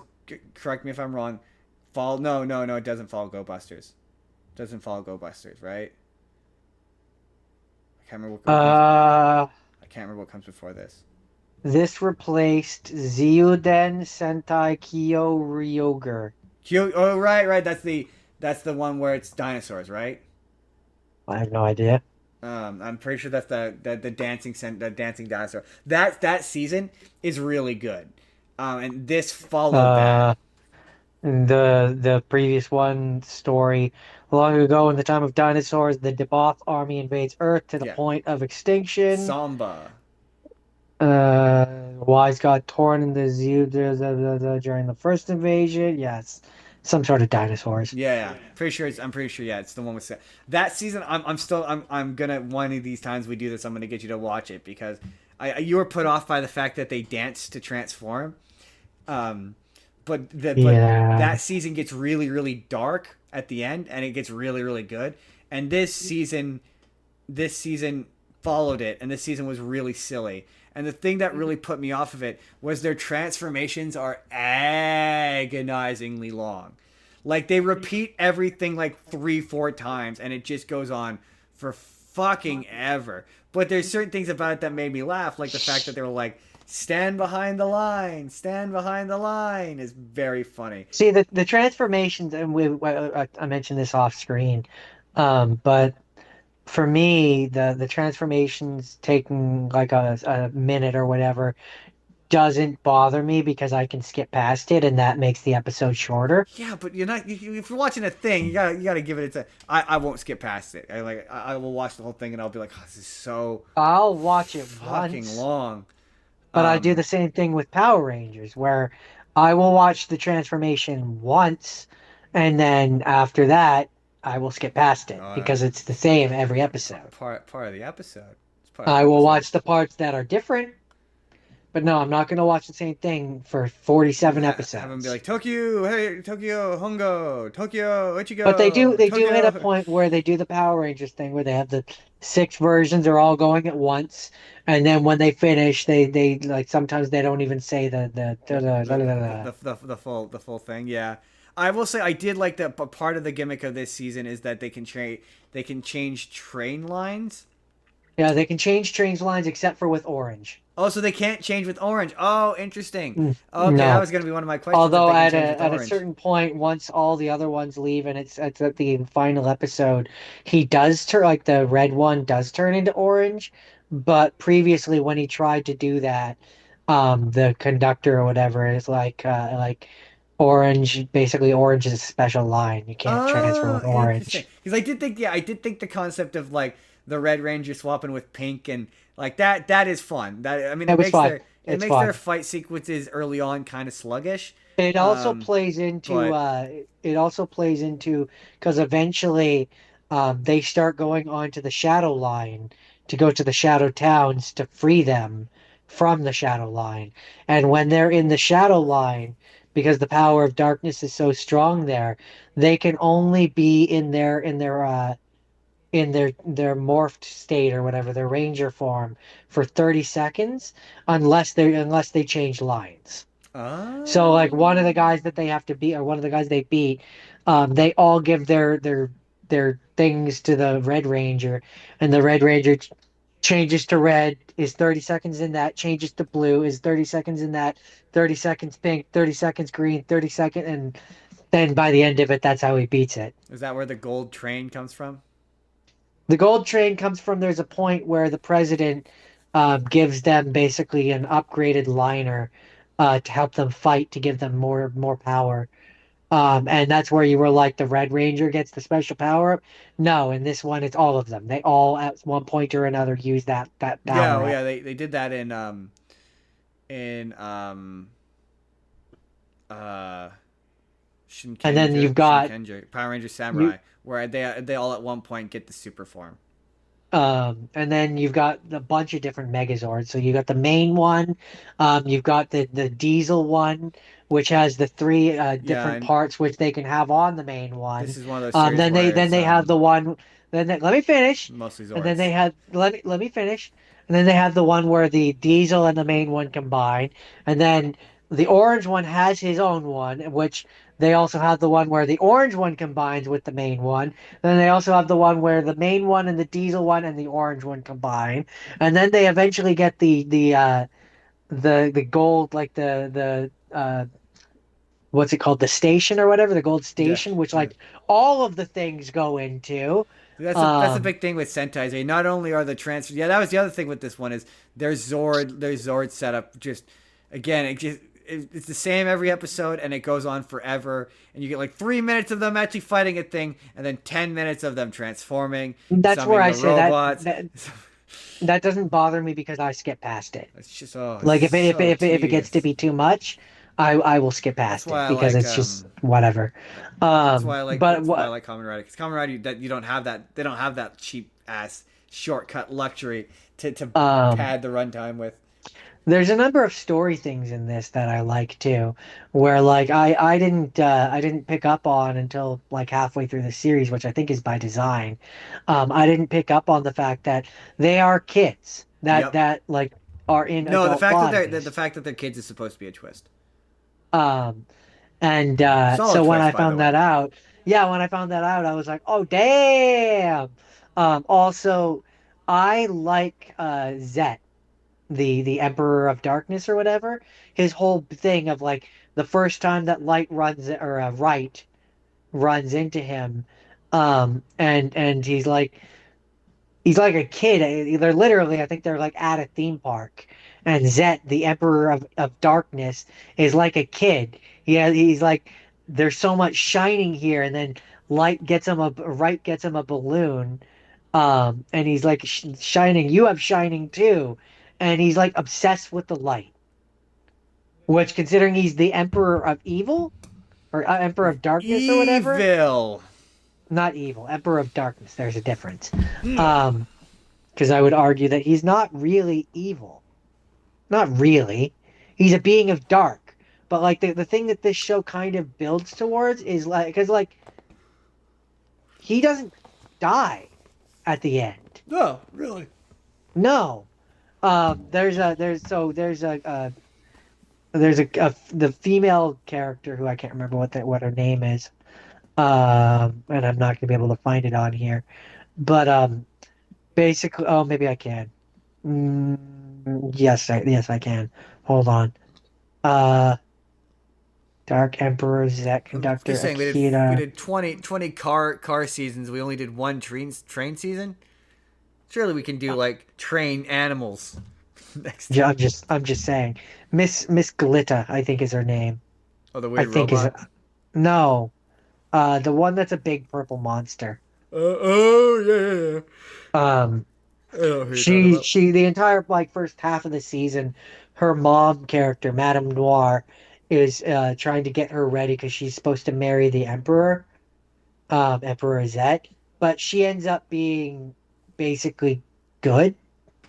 Um, so there's a point where early on where because she has married the Emperor, she can eat him and absorb his power, and she does. And then she's temporarily evil because she isn't actually in love with General Schwartz, and wants to be with him. So then, in order to be with him, she absorbs the Emperor, but then the Emperor ends up coming back, and then she's in him, and she's like the light inside of his darkness, and is holding back his dark powers, basically.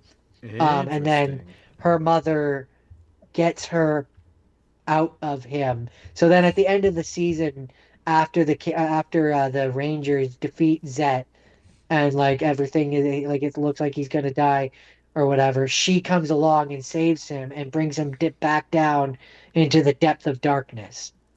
So like they're still Um. alive, which is kind of a cool thing. Like all the evil people that were around the Emperor are dead and Yeah. gone, but the good ones like him and her live on. They get to live on.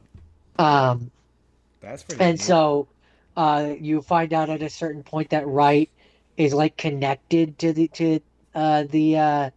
Emperor Zet, like he's using the same darkness powers and stuff like that at a certain point, which is why when he transforms near the end in the last couple episodes, instead of being the Red Ranger, he's then he's black. He has black suit. Um, Ooh. so Oh, it almost neat. sort of reminds me, in terms of like how it comes across. It almost sort of reminds me of like black suited Spider-Man, where it's like he's been Oh. corrupted by like he's using the power, or like Riku, where like he's using the power of darkness, but he's still good. If you get what I mean. Oh, I do get what you mean. And so there's a lot of things like that where I'm like I like how that plays out. Um, and Dang it, Jordan. I will probably have to watch more. Maybe next time I'll do some of it as a rapid fire. it's one of those ones where I yeah, you kind of you have to stick with it, if that makes any That no, sense. yeah, a lot of these shows are like that, where it's Um, like it just doesn't get good until like episode 20 or 30. because there's certain things, and I think part of why I like this one is because it's silly.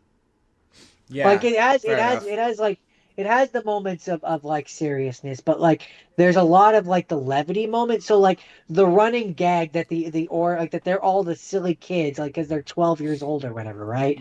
So the running gag at a certain point that they're the serious kids, and the Orange Ranger is from the Shadow Line and he's dark and he plays that same harmonica string like line every time like da da da like da da da da da, and he's like, "This will be how I die," and they're like, "Why?" Like the running gags like that work for me. I did I enjoy think they're funny. I did enjoy the random the running gag that he constantly says he's going to sacrifice himself for the Red Ranger. Yeah, That's funny. yeah. That is funny. I Um, will give you that. That's funny. I think that's funny, and so I there's a just lot like of that. I little like the things Orange Ranger's design as well. It was that a too. when he first showed up, because obviously I follow news sites, so I'm paying attention to these suits as they come up, and he comes up, and I'm like, oh, I like his design. Oh, and one of the highest praises that I can give this show. So you know how we frequently find that like with certain even with Kamen Rider, it'll hit like there'll be like 49 episodes and it'll hit 47, and then there's two additional Yeah, you're like, episodes how is there after it's possibly two more episodes this left? this doesn't do that, which is probably why it's only 47. Oh, interesting. Um, Um, because the 47th episode, they defeat the bad guy, and then they go back to the train station. Spoiler, they go back to the train station, and all of their families show up and recognize them, even though they're adults, because they sent letters into the town earlier, and it made it so that they knew, and yada yada yada. And I have questions about the. let me finish. Let me, because I'm probably about to answer. So their families are like see them and are like, we accept you anyways, even though you're adults now. And like as they're hugging them and they've been accepted, they slowly turn back into kids. Interesting, And because so it ends with a happy ending of the train is going away, and the Orange Ranger is still on it, and the conductor and the weird robot, and they're waving at the kids as the kids are waving, and you have this little blurb where the kids are basically, or I think it's the red one, is basically like somehow like I just have a feeling that this won't be the last adventure that we have. it's not there. I know that It's not. I've There's been seen. like several movies. It's weird. I've seen clips from one movie where they're kids still, and they're doing the Tokyo change, and Interesting. there's one I saw where it was like there's two sets of them. There's them as the kids, and then there's them as the adults, and then there's two Tokyugers. I know that there's at At least least I'm pretty four. sure. I know there's at least four theatrical movies. Well, yeah. What is a movie? Is sort of because you've got the summer movies, which are just basically Thea glorified. no theatrical, so they're in theaters. Well, again, there's the summer movies, which those are in theaters, but they're only like If they're in theaters, I count them as movies. well, that's what I'm saying. There's two types of movies when it comes to Super Sentai. There is the sequel movie, which takes place afterwards and is like usually a full movie and it's dedicated to the one character, or there is the summer movie, which is like the Sentai and the Kamen Rider both have, or no, sorry, the the two teams have their both individual stories, and there's a moment in the middle where they briefly meet, but it's more or less just an episode of the show. Um, Well, I know that one of them, which that's the end of the show part of okay, this. pause. We're gonna. But hold on before I'm gonna give you guys a teaser. When I talk about the special, I am gonna have to, even though I didn't watch it, I am gonna have to briefly touch on one of those Oh, movies. interesting. Okay, that's interesting. Because yeah, a lot of those movies are technically they're sequels, and they a lot of those sequels. Some of them are canon, some of them are not canon. It depends on the movie, and it depends on the because a Because lot of there's things about the special which are interesting. because of this one Because movie like there's a lot of there's some directly. Kamen Rider movies where it's like they take place in an alternate version of this universe, and it's not technically canon. But anyway, Yeah, um, the special definitely. I will say, I don't know about the movie because I didn't watch it, but the special that I watched, it has to be before the end of the series. interesting, interesting. So, just in terms of where the yeah, train guys are because at. sometimes you get movies where like they take place based on like what the powers the character have or whether or not a Yeah, character is alive. Like they'll take place between two episodes, and you're like, well, that's this where is I basically say just an episode. It's not really a movie. I can't speak for the movie. So that's where you're like, oh, it's a theatrical. Going to theaters in Japan doesn't.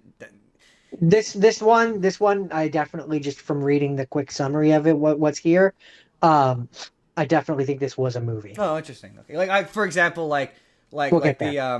the Go Kaiger Go Sager. That's a movie. That was the anniversary movie that went to theaters. Yeah, That's a movie that involves both of those teams. But a lot of times it's like the one guy gets his own section, the other guy gets his own section, and then they kind of meet for like 10 minutes in the middle, and that's kind of it. But I'll let you talk about your thing, and then we'll get back to this, and we can talk more so about it. so I've got two more things, and that's only because Jordan watched 48 episodes. 48 episodes? I think it 47. was 40. I think it 47 was episodes? 47. Jordan watched 40 episodes of Tokuger, and Yeah, 47. felt bad because mine was only 25 episodes long. So I was like, I need to maybe throw in something here so it feels fair that Jordan watched way more episodes than me. And then I opted to watch more Kamen Rider W instead and watch less of this and turn this into a rapid fire. So this is basically just a rapid fire. So it's going to be very rapid. This is Ultraman Omega. And a thing I just don't think I'm into Ultraman. I don't know. It's trying to do everything that Kamen Rider and Super Sentai that because the thing about Ultraman that is different from Kamen Rider and Super Sentai is they are made by a different company. It is made by Subaraya, and the other ones are Toei. So they're different. They're different companies, and one is trying to compete with the other, and so a lot of what Ultraman does in modern Ultraman is ripping off shit from Kamen Rider or Super Sentai. So it's stuff like they've got a transformation device. They've got a code word. Their transformations go on for a fucking eternity. And they're so like the show is very much it's got the budget of they filmed one transformation sequence. There's no variation, and you will see that same transformation sequence over and over and over again. And these newer seasons, they always have a gimmick. I don't love the design of Ultraman Omega. He's got like instead of having a silver face, he's got like a red face, but like it looks like a mask. I don't really love what it looks like. And much like all Ultraman fights, the fights are sluggish, just like previous seasons I've talked about. The fights are very sluggish and slow because they're trying to make it look like the bad guys are big. And I think this is a concept that other seasons have done before, but I have never seen it. But in this season, instead of it normally, I don't know if you remember this, but normally it's Ultraman merges with a guy, and then the guy turns. Yeah. Yeah, this is Ultraman is a human. Well, he turns into a human, and then when he wants to be Ultraman, he uses his Ultraman transforming device, and he just grows into Ultraman. And so they're like, oh, it's strange how you can grow gigantic and become this weird giant. And the plot of it, as of 5 episodes, is that Ultraman Omega, he's got a human name, which is strange, but he doesn't remember who he is or where he came from, and he just can sense kaiju. And there's kind of a mystery. Like the show starts up with him fighting a monster, and then it cuts and he's a person on Earth. And there's a mystery as to why he's on Earth and why he's human and why he can transform. And the big gimmick of this, as near as I could tell, 2 episodes in, because the start's kind of slow, is not all of the kaijus are evil in this season. So they find good kaiju, and the good kaiju, basically different humans. So there's some part of this where every time he goes to use his Ultraman powers, he gets tired and hungry, and different kaiju get turned into little statues, and certain people, so he's got a friend sidekick or whatever that can summon one of them, and the kaiju that the friend sidekick can summon turns into a sword and shield. Okay. And then the episode I was just on, he was in the midst of interacting with a girl who had a connection to like a snake kaiju. and it looks like the gimmick here is that the kaiju turn into his weapons, and they are controlled by, I'm guessing, the supporting cast of this show. And so I was like, okay, that's kind of different, because my main issue with Ultraman is the kaiju just aren't very interesting. Like the fights just aren't very engaging for me because they're really sluggish and slow, and it's a lot of like him flinging limbs at a thing, or like like the funniest bit in like the third episode. Or like try B. Yeah, or doing bad CGI. A lot of it is bad CGI, like really horrendous CGI. Um, and so it's just, yeah, the bad guys are just not. It's just not super. So Not doing it for you. no, it's just not super engaging to me, and thus far the characters aren't really. But also, it's only 25 episodes long, so I could see my way into like investing and maybe finishing. I would like to I really am trying to give Ultraman its best shot. I would like to do another whole season of maybe Geeds, because I was quite enjoying Geeds, and maybe seeing if maybe one of these seasons will hit with me in the way a Kamen Rider did. But this just wasn't really. It wasn't really hitting me. Like I said, the special effects were not. They're not great. It's just, yeah, when it's trying to do big the problem with the big characters, like, it would be like if the main conflict of the show involved Megazord fights all the time. It just, Yeah. it wouldn't. It's not very, and it's not as high budget or highly produced as a Godzilla. Oh, that's what I was gonna say. The funniest bit is in the third episode where he turns the kaiju into a sword and shield, and he's holding the sword and shield, and he's got the sword over his shoulder, and instead of swinging it, he does a flying kick for some reason. We do like a swinging kick. He's just like, Ugh. he's got it over his shoulder, like it would be like if Sora in Kingdom Hearts 1 had the Keyblade over his shoulder, and instead of swinging it, he just did a roundhouse kick. It's like, why didn't you swing the sword? It seems like a misuse of your but yeah, the kaiju aren't really characters so much as they're just a force, and they're not, unlike They're a just super. they're just Godzilla. Yeah, and like at a point, the other weird thing about this is when he's human, Ultraman Omega talks and has a personality and interest and a conversation, but yet when he's Ultraman, he doesn't talk. But I know Ultraman can talk. Also, like, I'm not sure if this is supposed to be in the universe with the other Ultraman, but the fact that people don't know who Ultraman is in this universe is also weird, because there's a bunch of them by this point. There's like at least 10 or 20 of them. So the fact that people don't know what Ultraman is kind of strange, but I don't know. Maybe this gets expanded upon more into the series. But would I finish this? Probably not. Probably not. He did have a, oh, sorry. One final note. And that is not, this is the only time you're going to hear me complain about Tubi. This is not the show's fault. But I obviously wanted to watch this in Japanese, right? Yeah. So I went to put it on Tubi, and it was an English dub. And I was like, ew, no, I don't want to watch this with an English dub. No, I'm good. And so then I went to search it out, and it's on YouTube. But Oh. the YouTube version only had 3 episodes, and it has subtitles, but it's the YouTube subtitles.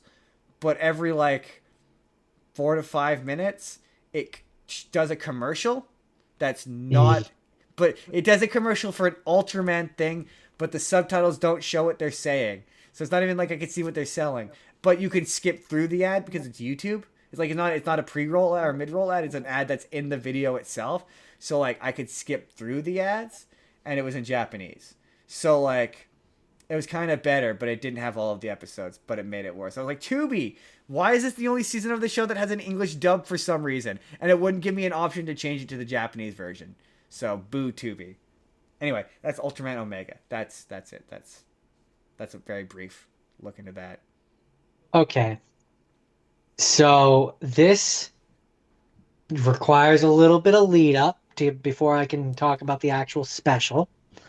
The special itself is called Resha Sentai Tokuger versus Kamen Rider Gaim Spring Vacation Combining Special. See, Um, I think I've seen this. but so okay, this also kind of explains why there was only 47 episodes and not 49. Because so on the opening weekend of the movie, I gotta get the name here. Heisei Rider versus Showa Rider, Kamen Rider Taisen featuring Super Sentai. I've seen that. Um, I've seen that movie. on that opening weekend, uh, the for both Gaim and in the slot of Gaim and Tokuger, they ran the special instead. Yeah, I think this is considered The day technically. the day it's a prequel. Yeah, yeah, It's yeah. the special is a prequel to the movie, but they aired it the day after this movie came out. Yeah, yeah. And also in the lead up to this movie, because obviously there was two different generations of uh, Kamen Riders who were going up against each other. In the lead up to the film, Toei apparently allowed fans to vote on who would win in the film's climactic battle. Huh. And Interesting. the Showa Riders are the Heisei Riders. And on opening day, it was revealed that the Heisei Riders won the Oh no, vote. I haven't seen that movie. No, that's the one where it's Showa versus Heisei. No, I haven't seen that movie. Never mind. I'm not seeing that one. Um, and the battle in it is orchestrated by an evil Kamen Rider who is Kamen Rider 15 of Oh. the Badon Empire, who that Yeah, Kamen I've Rider 15 never is seen in it. the special that I saw. That makes sense. Yeah, I Um, know. I've definitely never seen this movie. and he has the power of the 15 Heisei Kamen Riders. Yeah, yeah. Which is, I guess he's meant to. It's surprising that they didn't bring back Decade, because Decade has the power of, at the time, the 10 Heisei Riders. Yeah, I guess I don't know why. He doesn't come back for the Um, special. I guess didn't want to get but caught there. so now that I've set up the special, we can talk about the actual special that I watched. Because I didn't watch that movie. So in terms of this, Now I feel like you uh, have to watch that movie. I also kind of feel like that, but I'm gonna have to find where it is. Movies are Um, much easier to get than shows are. anyways, maybe I'll watch it for a have not seen for the next one. Maybe. Um, or rapid fire. Pardon me. Um, so in this one, we start off from the. I'm just going to refer to them as the Sentai versus the Kamen Rider, just to make it easier. Um, we start off with the Sentai's perspective. They're coming into the station, except there's no shadow line here. So they're like, "Cool, we could just sightsee and have fun for once." And so they're sightseeing, and all of a sudden, a group of bad guys that they don't know attack the area that they're in. Meanwhile, the Kamen Rider dude, the orange dude, is Gaim. also in the yeah, the orange dude is also in the area. And so they both transform, like all of them transform, and they're like, "What the heck? That's What are you?" Basically. And then they work together to fight against the bad guys, and then there's multiple scenarios where they're fighting bad guys, and you get to see multiple characters from. So you see the purple one from Gaim, you see the yes. red one from Gaim. Boudin arms. Um, Kamen Rider Baron. I think he's Kamen Rider Boudin. I think his name. The red guy is Banana Arms. If he's Banana Arms, that's Kamen Rider. yeah, I believe that's him. Yeah, it's Kamen Rider Um, Baron. and so they're fighting against the evil guys who I assume are from Gaim. And then at a certain point, yeah, that the Kamen Rider 15 shows up and he's fighting, like they're fighting him and he's fighting them. And then the Heisei, three of the Heisei guys show up to help fight against the Kamen Rider 15 or something. But then there's still the bad guy, like the other bad guys that the Gaim guys have been fighting, and the Sentai guys are like, "Hey, other Kamen Rider guys, can't you help us fight these guys?" And they're like, "No, we can never help the Ray whatever the other Hey, generation of people, Heisei Rider or Showa era riders. the Showa, yeah, or whatever. Well, the one people are like, we can never help the other one because of reasons. 'Cause And of they walk off reasons. into the distance. And I'm like, okay, I don't understand what's happening here. But if I had seen that movie, then I would, because this was all set up for that movie, It's true. because it's supposed to explain why in that movie why they're at war. I mean, Jordan, Um, it always ends with the Heisei riders and the Showa era riders working together. It's interesting they've never referred, because we're now on the Reiwa era. It's interesting they've never referred to them as the Reiwa era riders yet. Anyway, and so but yeah, basically it ends with the Kamen Rider 15 being like, I have to go to a movie now. this is just the beginning. I have much bigger plans. You I have to go off and do a big Kamen know, Rider to movie. as if to set up for a big Kamen Rider movie featuring the Sentai guys, because this is also supposed to explain why the Sentai guys show up in the Kamen Rider movie. Oh, interesting. I didn't realize that they were in that movie as well. I knew that movie. I thought that movie was predominantly a Kamen Rider affair. That's interesting. Well, that's why it's called Heisei Rider versus Showa Rider, Kamen Rider Taisen featuring Super Sentai. Featuring Tyson, Yeah, featuring Super Sentai. featuring. So, because this, and I don't know, maybe there are other, there might be other Super Sentai characters that show up as well in that movie. I can't be sure, Yeah. By the way, but I like both those franchises. I think the See, the thing about those fights is they never just bring in their giant robots. Yeah, brought in the giant robot super early this time. well, see, that's where this crossover is funny, because yeah, there's a point where like the big guy shows up, and the Sentai guys are in their giant mech fighting against him, while the orange dude is down on the ground just fighting as a dude, and meanwhile there's what I'm assuming is one of the other Kamen Rider guys. I sent you the clip where he's on the phone with one of them, being like, "What? You're saying that there's like a weird robot fighting aliens? What are you talking about?" He looks out the window and they have moved off screen, so they're no longer in view. He turns back around again and they fight back into view behind him. That's funny. Like it's really funny, and it's That is funny. genuinely it was a it was a good time. I had a good time. That's funny. That is funny. So That is yeah, funny. it looks like the only Sentai that show up in that movie are the Tokyugers. Oh, interesting. I guess that's why it's featuring the Super Sentai and Yeah. not. The Kamen Rider, there's a lot more Kamen Rider. It's more of a Kamen Rider Yeah, yeah. movie. Well, because the superhero Tyson. Well, okay, number one, superhero Tyson is the name of the block that airs their shows. Oh, interesting. Yeah, it's called superhero. So they're always they usually advertise together. So a lot of times you'll see commercials with the so that you could tell what year it's out based upon which superhero Tyson combination. So sometimes, and because they used to air in different points in the year, sometimes like you'll start out with one Kamen Rider and one Super Sentai team, and then the Kamen Rider will leave, and then the Super Sentai will stay, and they'll have a new Kamen Rider, and they'll switch out. But Yeah.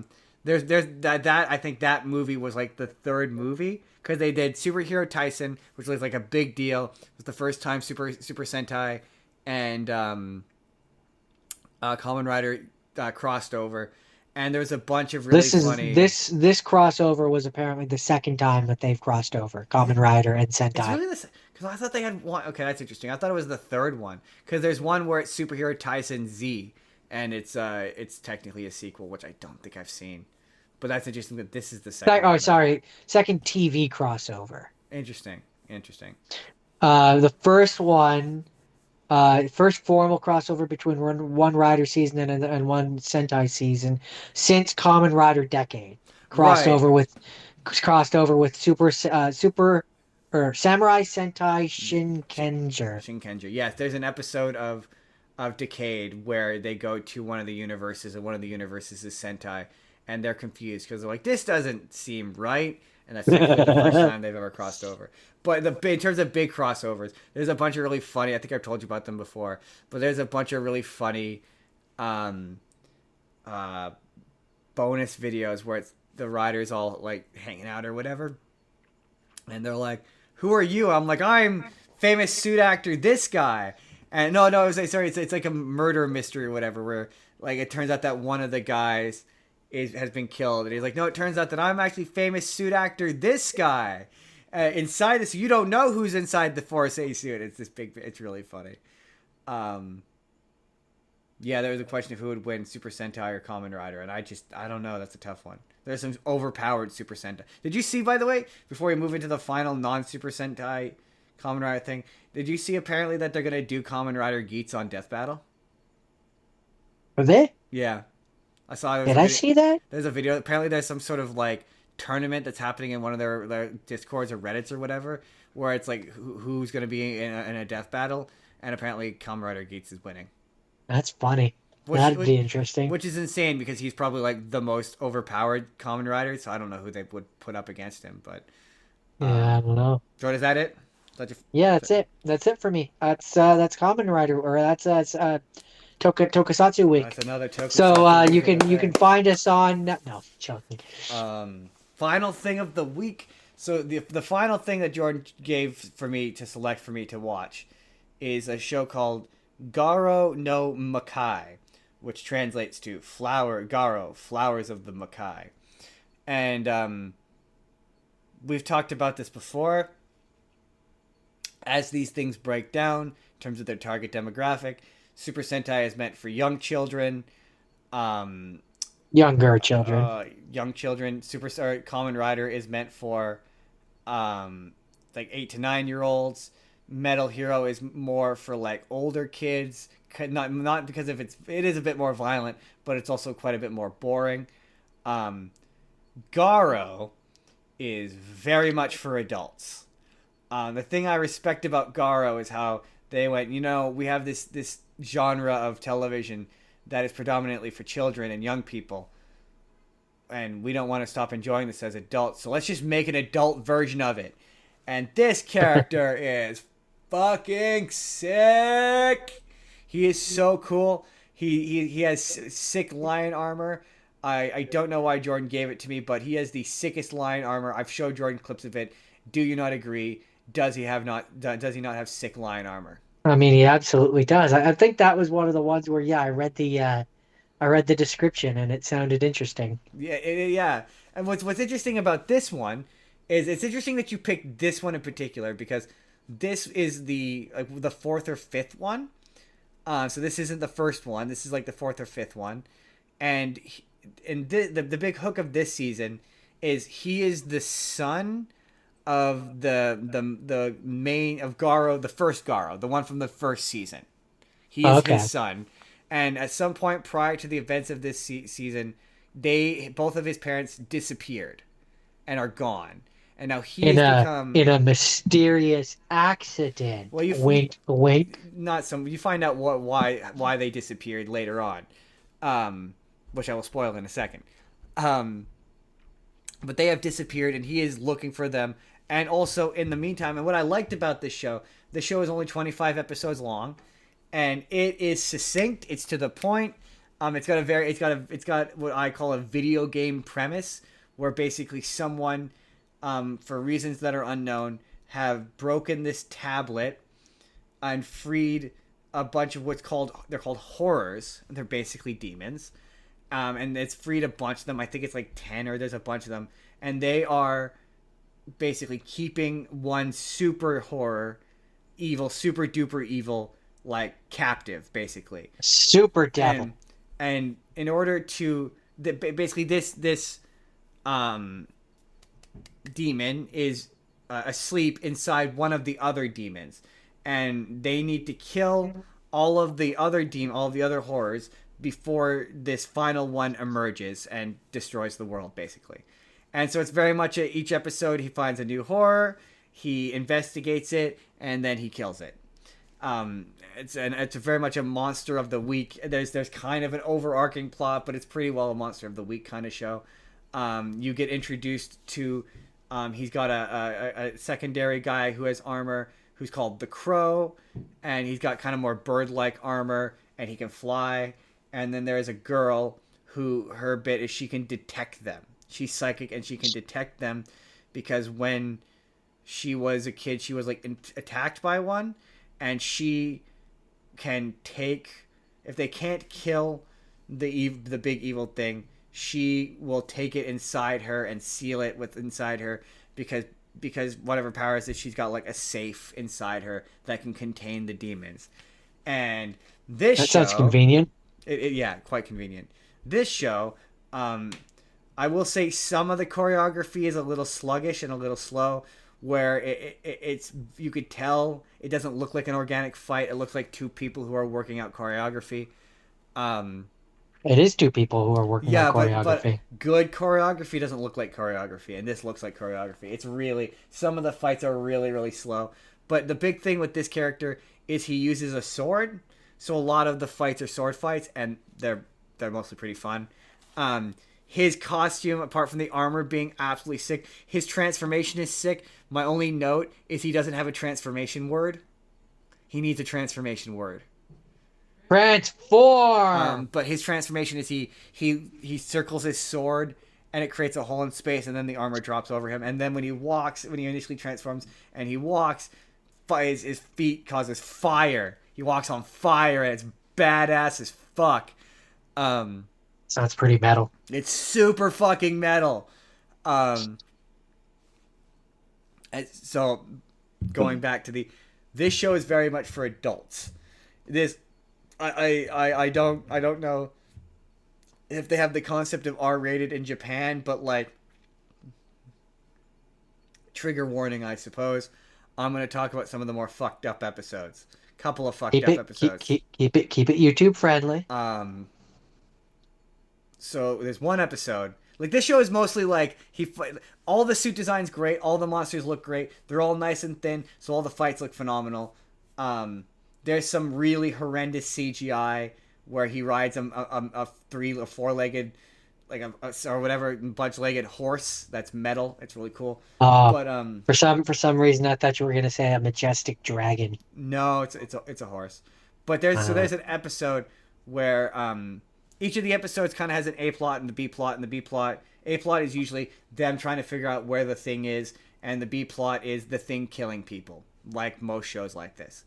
So there's an episode where the B plot is this young university student who has found a woman who is frozen and cold, and he puts her in a bathtub, and she slowly mutates and turns into a horror and like is eating people and stuff. And he's really weird. Like he's saying really weird things. Like at a point he's like I want to be like the praying mantis. When it breeds, its mate eats its partner's head. And so there's a point at the end of the episode where she's completely naked, like ass and everything, and he's grabbing her ass cheeks and is like, devour me, like a praying mantis, devour me. Spit on me, daddy. And I'm like, how could you take this show, this beautiful show of a man in lion armor killing demons? How could you take that and make that weird? And so then he shows up, the Garo shows up to beat the monster, and he's like, no, don't kill her, I love her, I'm in love with her.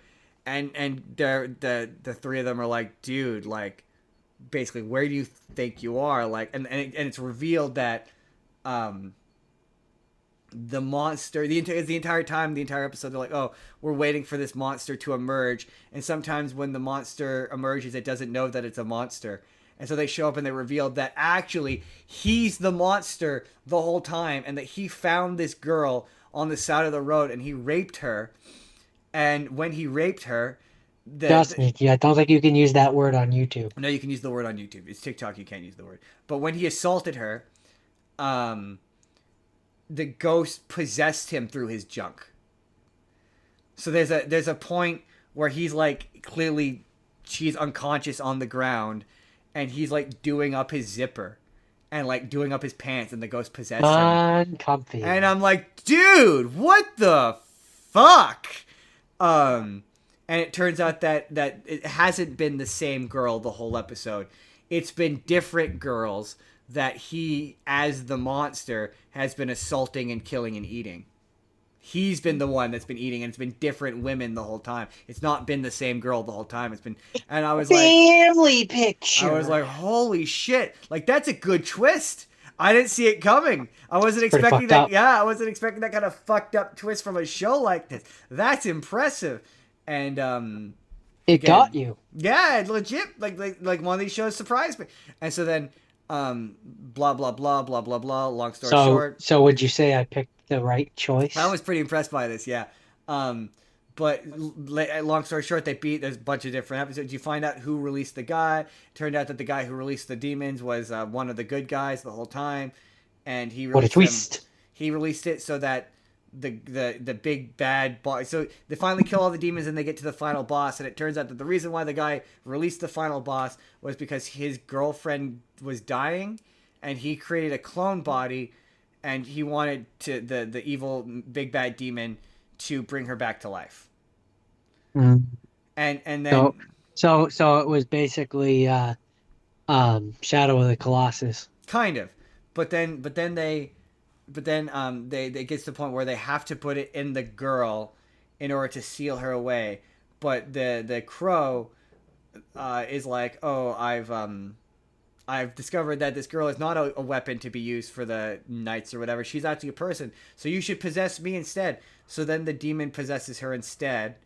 And long story short, the demon winds up in her final form, which is just a naked woman. I mean, that is the ultimate form I that mean, men I have mean, to just defeat. just just full bore topless, Jordan.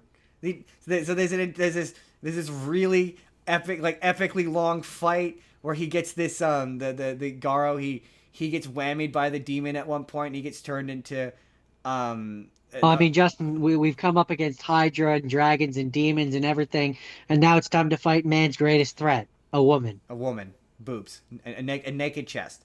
Um, so he gets whammied by her and gets turned into an Of evil course. Of course he gets whammied by her. by her magic. What man hasn't been By her whammied by magic. And he gets turned into an evil, monstrous version of his armor, and it looks sick. But eventually they bring him back to the good side, and there's this huge epic battle between him and this demon, which is really really sick and really fun. But it's very distracting because she's topless the whole time. Like Yeah, she is. like her bottom is completely covered. She is otherwise covered except for she is naked from the chest up. It is super fucking weird. What is this show rated? I assume it's for adults. Like I have to assume it's for adults. Like there's so much nudity in this show. It's so weird. Oh yeah, and it's really violent. Like every time he stabs or slices someone, it's bloody and gory. Well, I as guess gory as these shows could be. I guess it's a good thing you didn't watch that one on the plane, eh? Right? I no, I am. Yeah, it is. Yeah, I am very glad you because I'd heard of this, but I'd never seen it, and I'm really glad you suggested it. What's interesting though is there's a movie that comes after this because it ends on kind of a cliffhanger. Like it doesn't resolve the parents being Oh yeah. It turns out the reason why the parents disappeared was because the evil topless demon reached in time and tried to grab them and pulled them through a portal. But we don't find out where they are at the Where end of the season. where was she grabbing? The whole body. Oh, Yeah. so not like below the belt No, situation? not a below the No. belt situation. No. No. But allegedly this plot point gets resolved in. So I guess she's supposed to be like a succubus then? I guess. Joking aside. Well, they're all sort of based on Japanese demons, so yeah, I guess maybe. So whatever the Japanese version of a succubus would be. But apparently there's a movie that resolves the parents disappearing. But I will say this makes me want to watch the first season, and I probably will watch the first season as a rapid fire in the next time we do this because I was really into this. What do you mean the first season? Isn't this the first season? No, this is. Remember I said this is the fourth season, and he's the son of the guy from the first season. Oh no, I guess I must have missed that. When you say season, you mean series then? Yeah, yeah. Like how Sentai is different series. Well, they're all seasons of the same show, so it's considered a season. But yeah, so this is the fourth one. I think it's the fourth one. He's the son of the first one. So kind of like Mighty Morphin. Kind of, yeah, kind of. Okay. Like this. Well, this one is one big, long, continuous. Like it's all one universe, and they're all kind of like they all work for the same group of people, the Makai Knights or whatever. But yeah, the very first one, I want to go back and watch the first one.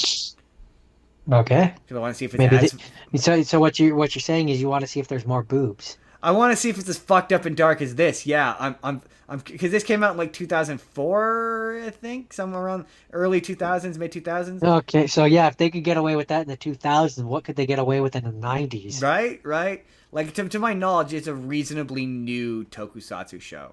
Like it's reasonably. It's funny because I've seen clips of Garo. I've seen clips of the transformation. For some reason, I thought it was because China has a lot of Sentai knockoff shows, and I thought that this was a Chinese knockoff show. I didn't realize this was Japanese. But anyway, that's Garo no Makai. Fucked up and weird, but metal as fuck. In a good way? In a good way. Yeah, I think I don't know. I don't know what the title of this video is going to be. I'm thinking Garo is metal as fuck. I do like that. I do like that title. Garo's metal as fuck. It's metal as fuck. Jordan, just based on the video I sent you. Yeah, from what you've described to me and from what I saw, I'd fucking watch that. Right. For on something. Oh, I mean, yeah, that's how we need to wrap up. That's why I picked it for you, is because you were like, pick something you want to hear about, and so I saw that and I was like, I'd like to watch that, so I gave it to you. Yeah. You would enjoy it. This is one for you. It's quite simple. Yeah, this is how we're gonna wrap up Sentai Week. Jordan, looked dope. Before we talk about what's happening next week, Japan, and Japan's not listening to this, but you need to get a streaming service. You need to get a Crunchyroll for Tokusatsu. Like we need a Crunchyroll. Like pay to license some of this shit and like get it on a streaming service that's internationally available. I don't know, maybe that's what they're going for with Zets. They're trying to gauge international appeal. Tubi, buy more of the fucking shows. Put it on Tubi. I mean, put it on Tubi. Yeah, buy more of the shows. Put it on Tubi. But like, even if you can't do that, get your own. Like, get your own Tokusatsu.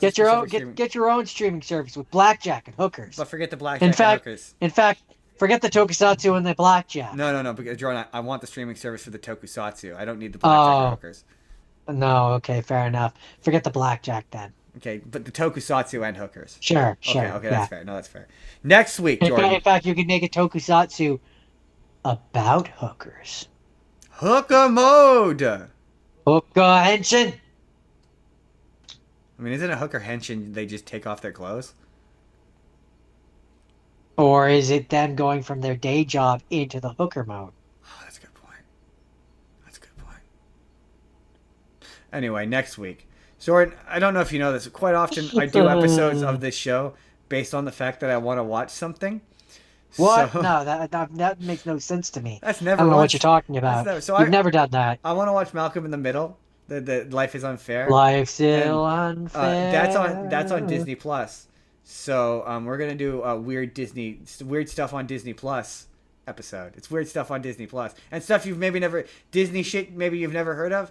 I want to watch that pizza movie. We talked about the trailer. I want to watch that as well with Gaten Mazzarato. It looks funny. Is that going to be on Disney Plus? Yeah, it's on Hulu. So that's good. It's on my list. Shoddy bitch. Might have to watch that just for me. Shoddy bitch. That's weird shit on Disney coming next week. Coming soon to a theater near you. Coming soon to this YouTube channel. And by soon, I mean next Sunday. Jordan, where can the people find you? I do Minecraft Monday on my Twitch, Zethcore187. When I'm not doing that, I'm doing this. And when I'm not doing this, I'm doing that. I'm on the Final Frontier every Friday. Star Trek podcast. Go check that out. I never promote that enough. I'm also on YouTube. I'm on TikTok. Justin Spurr, and we're on TikTok. Spur of the Moment P. You can go. We do clips there every day, multiple times a day. You can email the show. It's Justin's Business at gmail.com. You can join. I don't know if the Patreon still works, but you can join that if you want. You can join the Discord. Nobody goes there, but you can go there. Leave us a comment. By this point, the boxes have popped up. The left box is last week, which is Anime Part 5. The right box is a YouTube video that YouTube thinks you're going to enjoy. Hit subscribe if you haven't already. There's new videos. How many days a week, Jordan? Every fucking day. Every fucking day, there's new videos. Or you can just leave this video a like or comment. All that stuff helps. thanks to Vizard.ai. And If you use our link in the description below, you too could have videos every fucking day. every fucking day. We will see you next week, everybody. Bye.